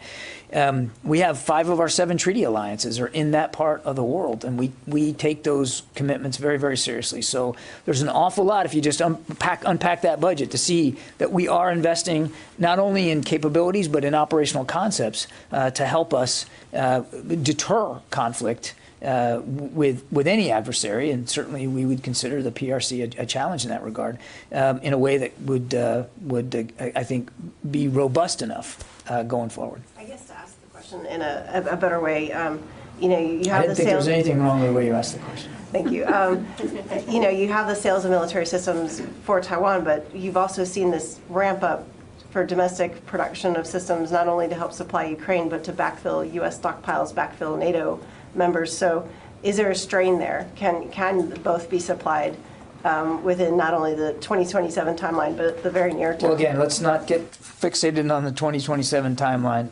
But what we're doing to support Ukraine, so first of all, the short answer to your question is we're not concerned about that a focus on Ukraine is somehow going to take our focus or eye off the Indo-Pacific, or specifically our obligations under the Taiwan Relations Act. The material that we are sending to Ukraine almost completely so far has been under drawdown authority. So it's material that we have on our shelves and in our inventory and in our warehouses on our bases that we are providing to them because they're in an active fight. Right now, the focus of that is long-range fires and the artillery and all that because of the Donbass region. And that support, which we continue to provide, does not affect in any way our obligations under the Taiwan Relations Act or the other ways in which we're supporting Taiwan. Okay? Yeah. Thank you. Russia's Ministry of Defense just announced that they had participated in nuclear-capable missile strikes or launches, practicing these nuclear-capable missile launches in Kaliningrad, which is, near the U.S. Baltic allies. Because of this, is the Pentagon considering, ramping up its defenses on NATO's eastern flank? And honestly, how concerning is this that he has done this? He's had these actions. He's done previous actions with nuclear-capable launches, and Putin is failing or has been delayed in Ukraine. Well, again, look, we've decried the escalation in rhetoric by the Russians now numerous times when it comes to nuclear weapons, and it's not the behavior of a responsible nuclear power to engage in that kind of rhetoric. And I would just tell you that, as I said many times before, we monitor this every single day. We're comfortable and confident that our strategic deterrent posture is well placed and robust enough to defend the homeland as well as our allies and partners. But it is uniformly unhelpful and irresponsible for the Russians to regard and speak to, boast about their nuclear weaponry. There's no reason to bring it to that level. I think we can all agree that the specter of a nuclear conflict between the United States and Russia is good for no one. Certainly not good for Russia, it's not good for us, and it's not good for Ukraine or the region. Has that exercise or has this rhetoric resulted in us changing the footprint on NATO's eastern flank? No. We are still at just over 100,000 U.S. troops in Europe. The additional 20,000 that we've put in place since February is rotational. And they are still there on those rotational orders. I don't have any updates or changes to that, but there's been no change to footprint, not just on the eastern flank, but anywhere in Europe as a result of these comments or these exercises. Okay, thank you. But if I may, you keep saying rhetoric. It's not just rhetoric. They are actually doing stuff. And I said, in addition to these exercises, we've made no changes. Okay, but how concerning is it? I thought I answered that before. It's obviously concerning. I mean, as I said, this is not the behavior of a responsible nuclear power, particularly given what's going on in Ukraine right now and the focus of the international community on what's going on in Ukraine right now. Yeah. So just to go back to the intel providing question for a second, the New York Times story states that the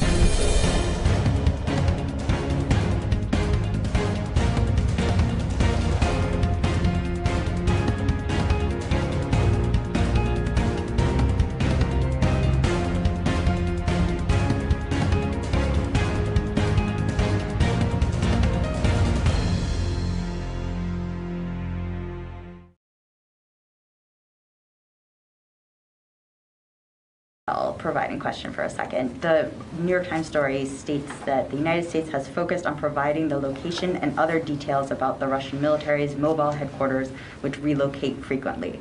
Are you saying that that is false? I am not going to talk about intelligence sharing from this podium. I think you can understand why I'm not going to do that. We share relevant and timely information and intelligence with the Ukrainians that allow them to make decisions to defend themselves. As I said in my opening statement, it's not just the United States either. Other partners share information and intelligence with them, and they have robust intelligence collection capabilities of their own. I'm not going to talk about intelligence sharing with any more detail than that. Well, you did say we do not provide intelligence on the locations of senior leaders on the battlefield. I stand by my opening statement, but I'm not going to get into the eaches of every little bit of information sharing that we do. Just one other on Taiwan.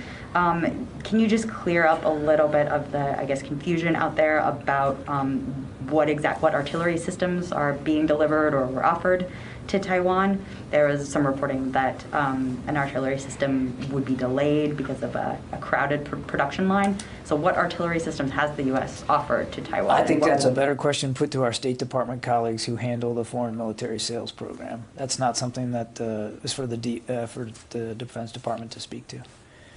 Yeah, Tom. Thanks, John. Two questions. One to follow on Taiwan. In regards to just the date of 2027, which was used twice this week, when you talk about the pacing challenge of China, does the Pentagon look at certain markers in its own way to keep up with the pacing of China? In other words, hearing China talk about 2027, whether they can achieve their goal or not, I'm not asking that. But does the Pentagon say, well, maybe we need to do X, Y, and Z by 2027, A, B, C by 2030? In other words, in the pacing challenge that the Pentagon is engaged in, are there markers, without you saying what they are there markers that the Pentagon hopes to meet to keep up the pace, so to speak? We are obviously focused on the pacing challenge of China, Tom, and again, you can see that in our budget.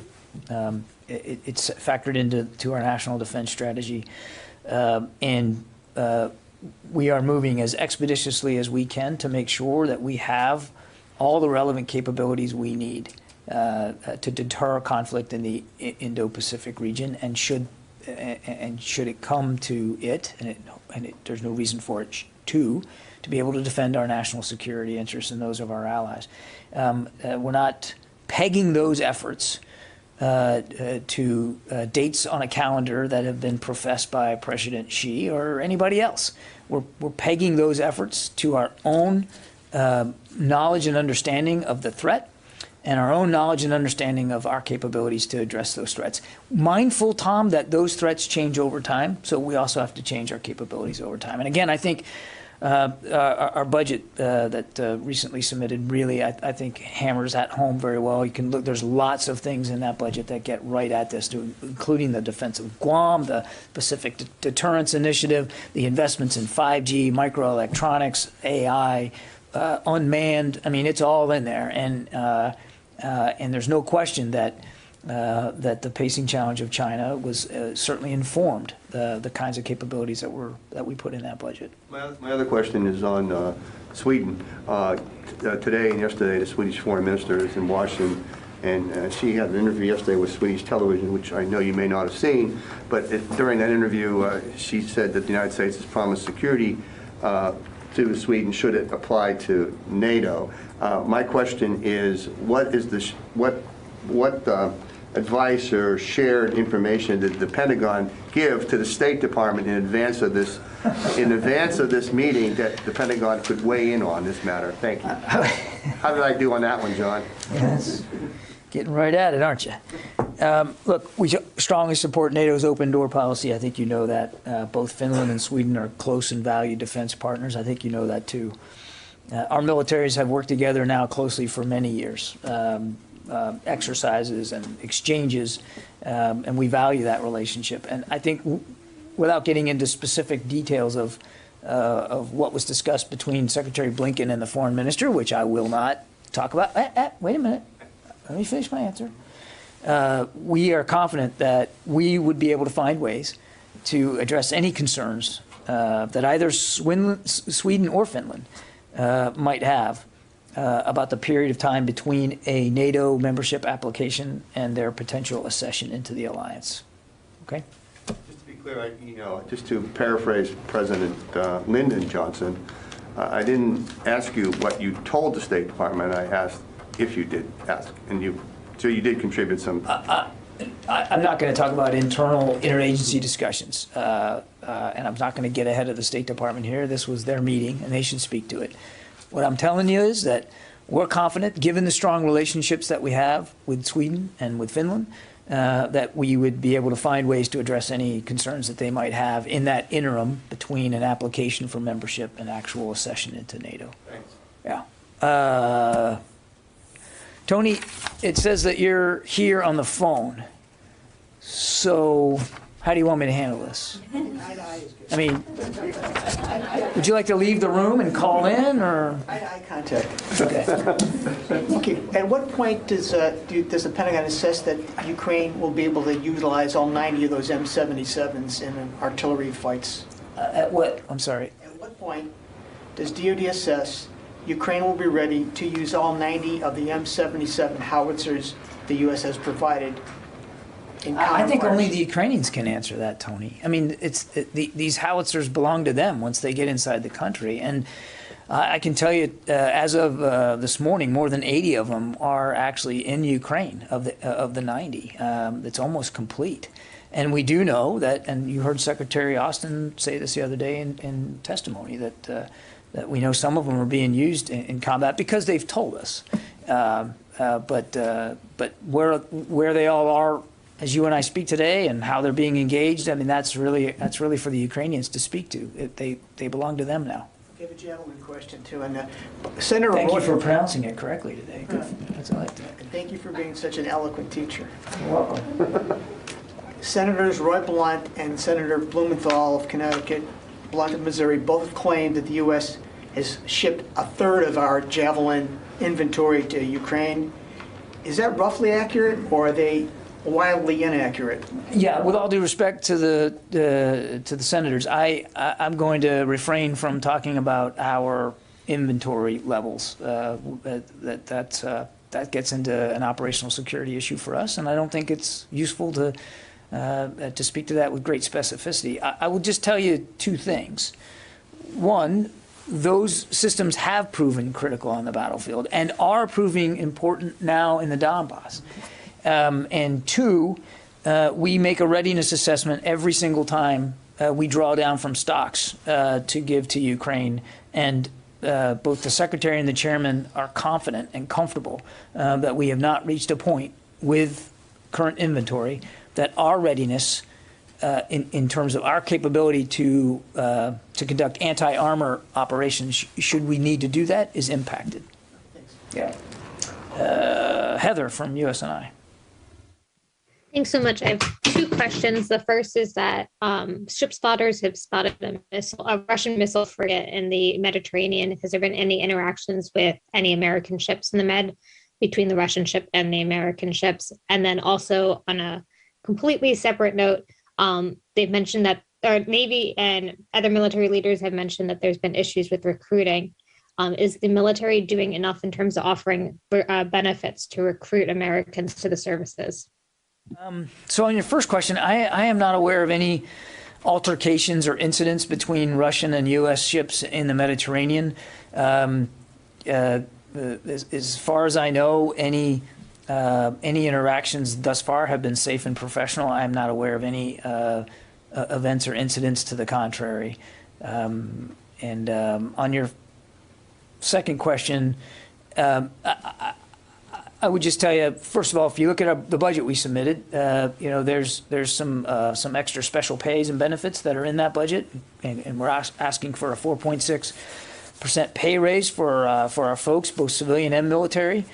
But there are other incentives in there, retention incentives. We want to make sure that not just our recruiters, but our career counselors have tools at their disposal to get in and to keep the best talent that we can out in America. But we've talked about recruiting in the last few days, and all the services, and the Secretary included, are mindful that the recruiting environment is growing tougher.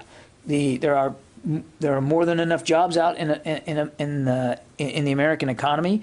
The propensity to serve is not always as strong as we'd like it to be, and quite frankly, an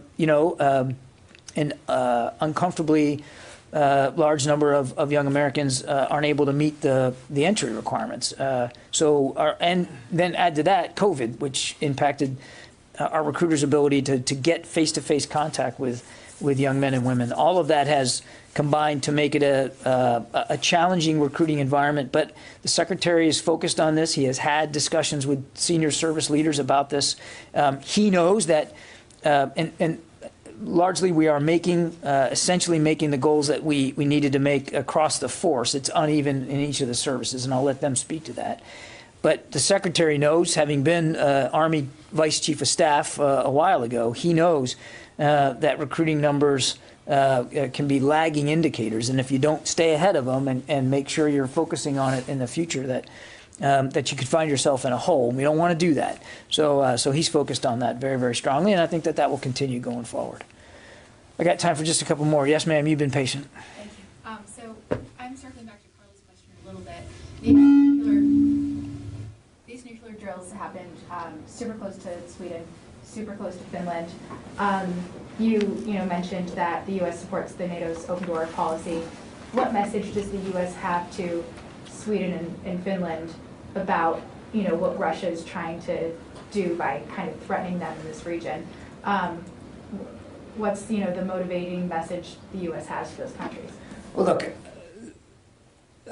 first of all, decisions to join NATO or not are sovereign decisions that these countries have to make, their leaders have to make on behalf of their people. And we certainly wouldn't get in the way of that or in the middle of that. I think I'd go back to what I said before. I mean, we have strong defense partnerships with both countries and healthy relationships that go back many years. And we're confident, and I can't say it any more plainly than I just did, that should they need assistance or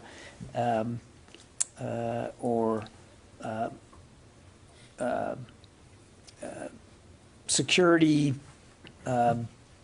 security assistance. I mean, should there be a requirement for that in the interim between applying for membership and accession into the alliance? I mean, we are confident that because of the close relationship we have with them, we'd be able to work something out. And I think that's the healthiest thing that we can say right now. Again, these are modern militaries, very capable militaries. And we look forward, regardless of what decision they make, we look forward to continuing a strong military relationship with them. Thank you. Yeah. I think you're going to have to be the last one, Paul. I'm going to get two in here. One is following up on that. Could you be more direct? Does the Pentagon want or hope to see Finland and Sweden join NATO? And if so, what does it see that would bring to the alliance? And that is a decision for Sweden and Finland, not for the... As a member of NATO, you would have a view. The U.S. has to have a view on it. We are not going to get ahead of the process here, Paul. These are sovereign decisions these countries have to make, and the discussions that they have to get into with the alliance. And it would be inappropriate for the Defense Department of one NATO ally to make a qualitative assessment here or judgment going forward. It's really for them to decide. They are modern, competent militaries, and should they join NATO, they would be able to provide those advanced capabilities and abilities into the alliance. But those are decisions they have to make. Okay, and a separate thing is Ukraine has conducted a series of cross-border strikes into Russian territory and is believed to have carried out or supported, or supporters of Ukraine carried out sabotage missions in Russia. Does the U.S. see that this is a good strategy, or is it a risky strategy that might risky actions that actually might have risky strategic implications for Ukraine and its backers? I think the Ukrainians should speak for the operations that they're conducting or not. We're not going to do that. Our focus is on helping them defend themselves against an illegal and unjust and quite brutally violent invasion in their country, and that's what we're focused on, making sure that they have the tools and the abilities to defend themselves. But I have not, since this began, nor am I going to start now, talking about Ukrainian operations in the field. Okay? All right. Hey, since Jamie's not here, can I ask a South Korean question? Sure. Does the Pentagon believe that the defense minister from Republic of Korea will remain defense minister when the new president takes office next week? And what's my answer going to be to that? I think that is a decision for. Thank you.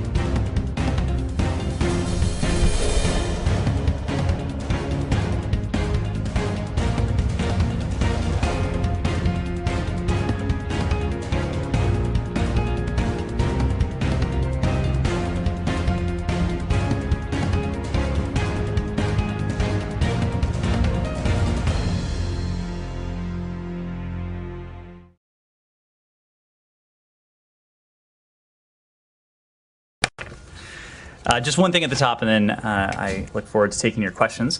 This morning, together with the president of the World Food Prize Foundation, we announced the 2022 World Food Prize laureate. Commonly known as the Nobel Prize for Agriculture, the award recognizes the achievements of individuals who have advanced human development by improving the quality, quantity, or availability of food in the world. This year's winner is American climate scientist Dr. Cynthia Rosenzweig, who works at the NASA Goddard Institute for Space Studies. Dr. Rosenzweig is being recognized for her 4 decades of pioneering work improving the world's understanding of climate change impacts on agriculture. We offer her our congratulations and gratitude for this critical work. The World Food Prize Foundation's mission is to advance human development by improving the quality, quantity, or availability of food in the world, engaging in cutting-edge global food security issues, and inspiring the next generation to end hunger. It's a mission that is critical to addressing food security challenges of today and preparing to feed future generations. Already a critical concern due to the impacts of the climate crisis, the problem of food insecurity is now even more acute as President Putin's war in Ukraine has put millions around the globe at risk. And addressing this issue is a top priority for the U.S. government. This morning, as you saw, the department announced the appointment of Dr. Carrie Fowler, a noted agriculturalist, as U.S. Special Envoy for Global Food Security. Ambassador Thomas Greenfield announced the United States will launch a week of action to address food insecurity across the globe later this month, which will include a ministerial-level meeting on May 18th at the UN in New York and an open debate in the UN Security Council about food insecurity in armed conflict the following day, on May 19th. On March 24th, President Biden announced $1 billion towards additional humanitarian assistance for Ukraine and global food security. These funds will provide food, shelter, clean water, medical supplies, and other forms of assistance to those affected by Russia's invasion. President Biden has also committed $11 billion to support long-term food security priorities. Once approved by Congress, these funds will be used at home and abroad to support long-term efforts to bolster food security, enhance supply chain resilience, and provide humanitarian aid, including to those affected by this war. This is in addition to our ongoing work with allies and partners to combat food insecurity, which has been exacerbated by Russia's destructive war on Ukraine.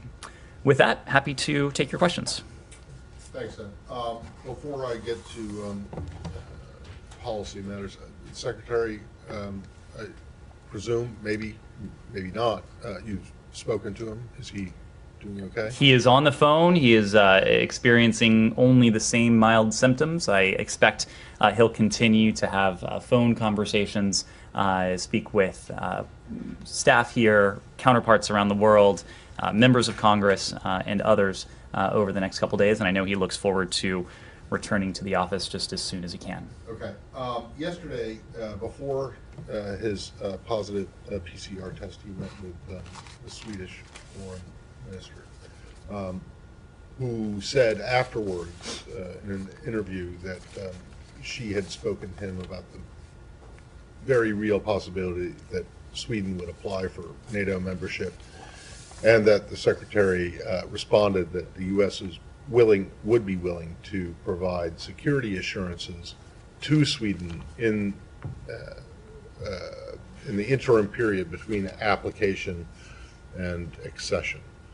I'm wondering if you can tell us anything more about that, if that is actually correct, and if there were any specifics involved as to what those assurances might be. Well, they had a wide-ranging discussion. It was a follow-on discussion to the many conversations, including the in-person meeting that the foreign minister and the secretary had when the secretary was in Stockholm for the OSCE meeting late last year. It not only broached Russia's ongoing war in Ukraine and the attendant issues there, but we cooperate closely with Sweden on a host of bilateral and global issues. That includes food security, advancing democracy, human rights around the world. Sweden has been instrumental in promoting and helping to build upon the ongoing truce in Yemen. They discussed areas of cooperation between the U.S. and the EU as Sweden prepares to assume the presidency of the Council of the European Union in 2023. Of course, they did have an extended discussion on Russia's actions in Ukraine and the implications of it. As we've said before, every country has a right to choose its own path. Every country has a right to determine for itself its foreign policy, its alliances, its partnerships. And when it comes to NATO, that is a decision for the 30 members of the alliance and the aspirant country and nobody else. We have consistently made clear our commitment to NATO's open door policy. NATO's door remains open to aspirant countries when they are ready and able to meet the commitments and obligations of membership and to contribute to security in the Euro-Atlantic area. When it comes to Finland and Sweden, as we've said before, both are valued partners of NATO. They're valued partners of the United States. We remain firmly committed to this open door policy. Of course, the NATO Secretary General has recently noted that allies would welcome Sweden and Finland. And as the Secretary General himself said, I am certain that we will find ways to address concerns they may have regarding the period between the potential application and the final ratification. The discussion yesterday noted that Sweden has not made any formal public announcement about its intentions to put forward an application for NATO. There was a hypothetical discussion about that and related issues. But as we've said, our commitment to NATO's open door, that is firm. It is an open door that should remain open, must remain open for any country that can meet those stringent application requirements. Okay, fine, but obviously they haven't yet applied for it, but it's pretty much a foregone conclusion. So the idea that it's a hypothetical question, in the realm of hypothetical questions, it's less of a hypothetical than, say, I don't know,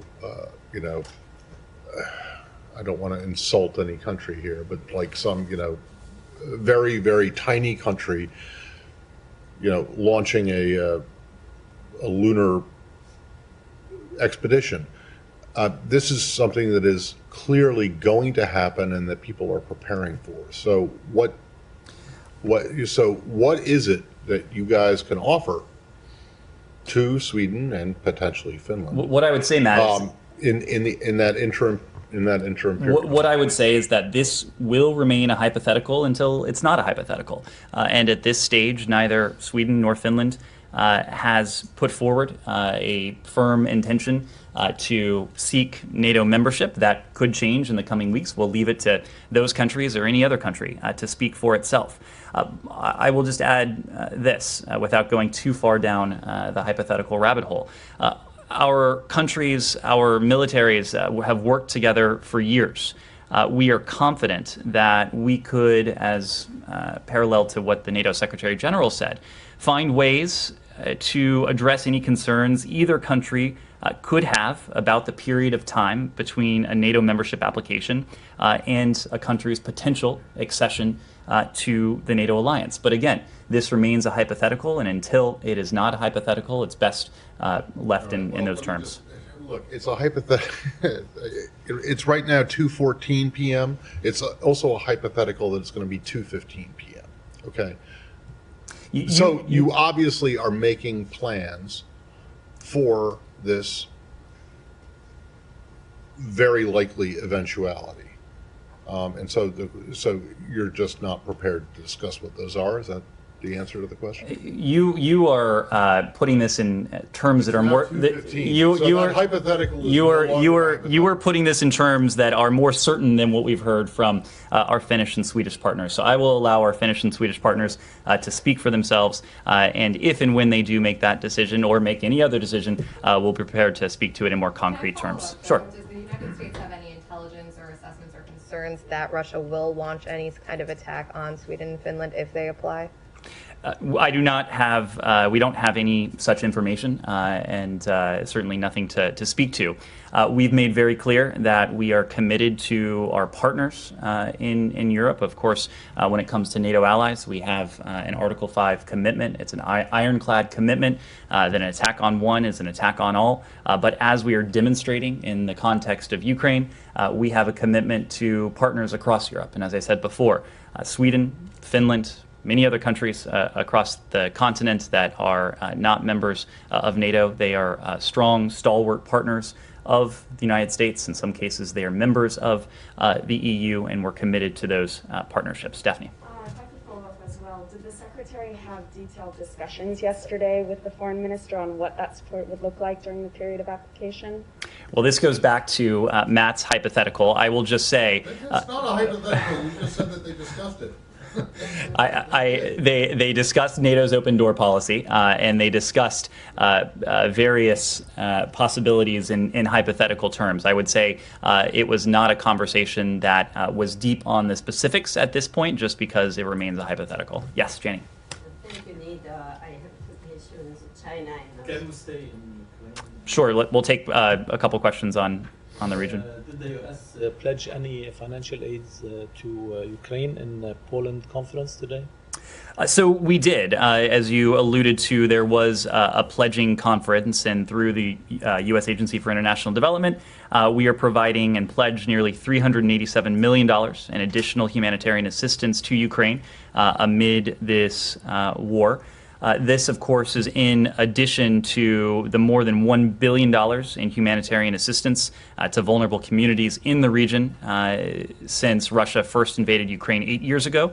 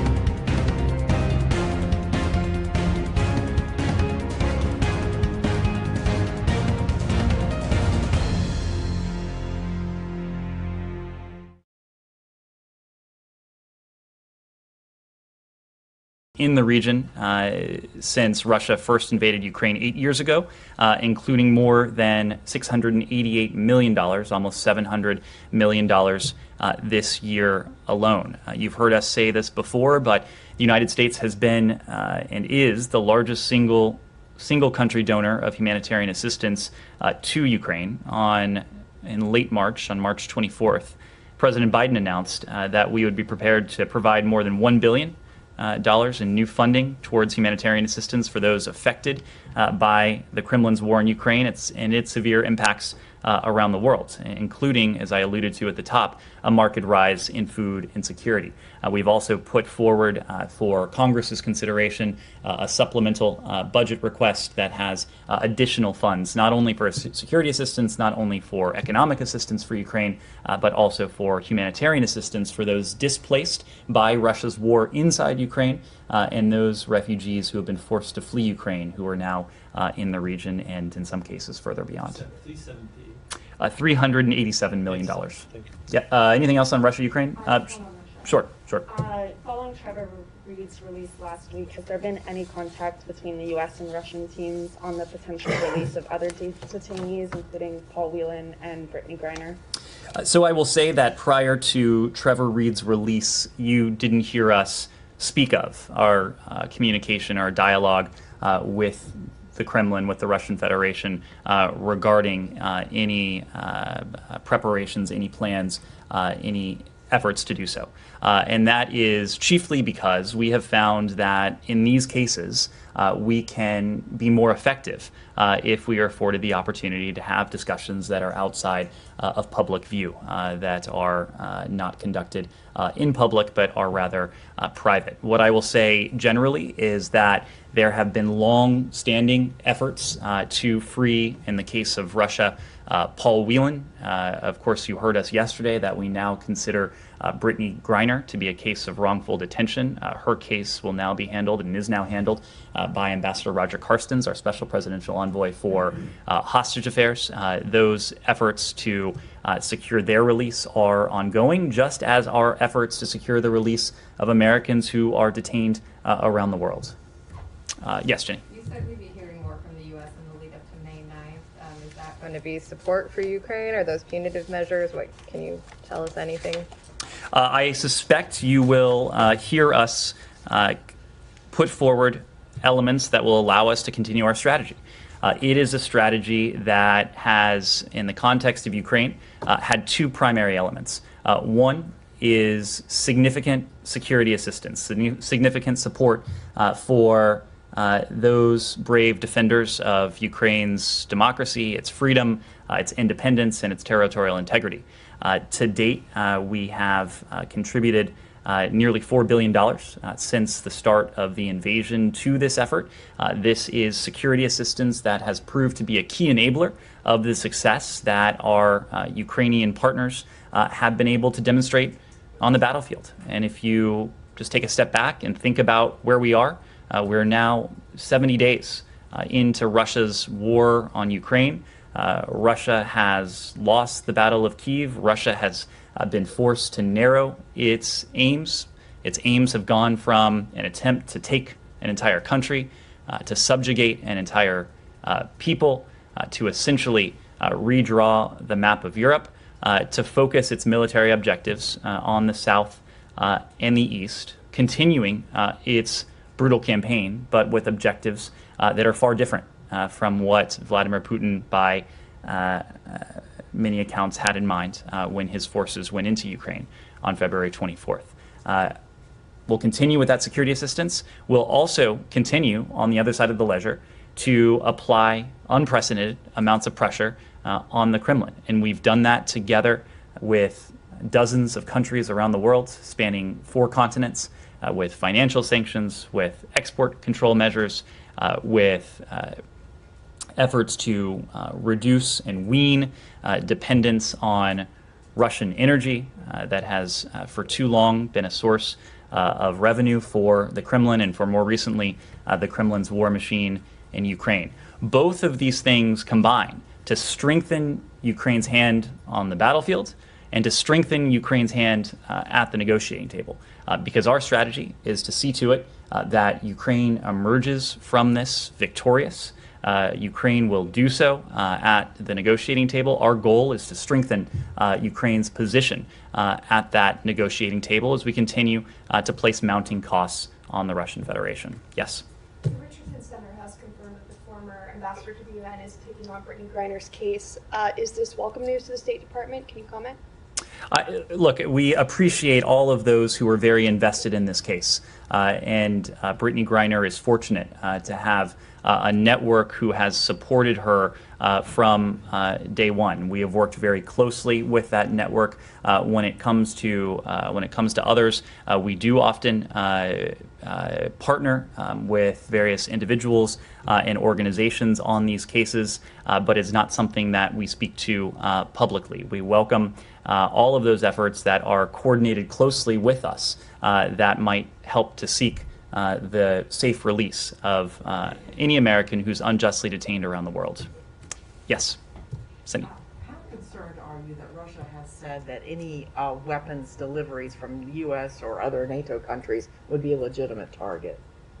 We're not going to respond to Russian bluster, to Russian propaganda. I think you've heard from my counterpart at the Department of Defense that we continue to have the unimpeded ability to flow weapons and security assistance into Ukraine. Those deliveries have, whether it's from the United States or from our allies and partners around the world, been occurring almost daily. The fact that we have been able to announce such large drawdowns, the last two of which have been $800 million, nearly $4 billion since the start of the war, and then to deliver that within oftentimes days of making the announcement, speaks to the fact that we are able to process those drawdowns, to deliver those weapons precisely to our Ukrainian partners, what they need, so they then can take it precisely to where they need it most. Yes, Jenny. Thank you, Nate. On North Korea and China, will additional U.S. sanctions on North Korea be adopted in this month's UN Security Council resolution? If China and Russia use their vetoes, then what happens? Well, this is something that we are discussing with our allies and partners around the world. And in the first instance, we're having these discussions with our treaty allies in the Indo-Pacific. We've talked about our ironclad commitment to the defense of Korea, the Republic of Korea, and to Japan as well. And so in the aftermath of these most recent provocations, including the 3 ICBM launches and the ballistic missile launches, this week we have continued those conversations with our allies.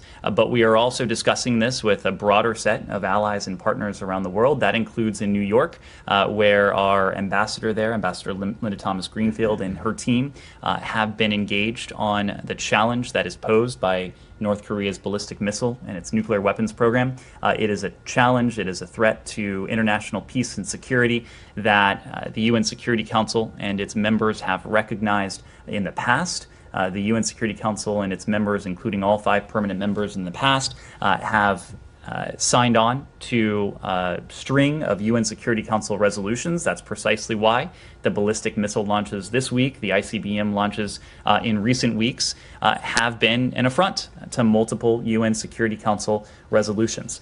So we're not going to get ahead of any steps that the UN might take or the UN Security Council might take, but we do think that accountability is important. We do think it's vital that the international community, our allies, as well as partners around the world, send a very clear signal to the DPRK that these types of provocations won't be tolerated, they won't improve its strategic positioning, and the world will respond accordingly. On China, yesterday, Chinese Foreign Ministry said the U.S. was responsible for North Korea's continuous missile violations. What is your reaction of Chinese blaming the United States? I'm not going to react to the Chinese reaction, especially to one like that. What I will say is that the PRC and the DPRK equally know where we stand on this. We have and we harbor no hostile intent towards the DPRK. It is our goal, as it is the goal of other allies and partners,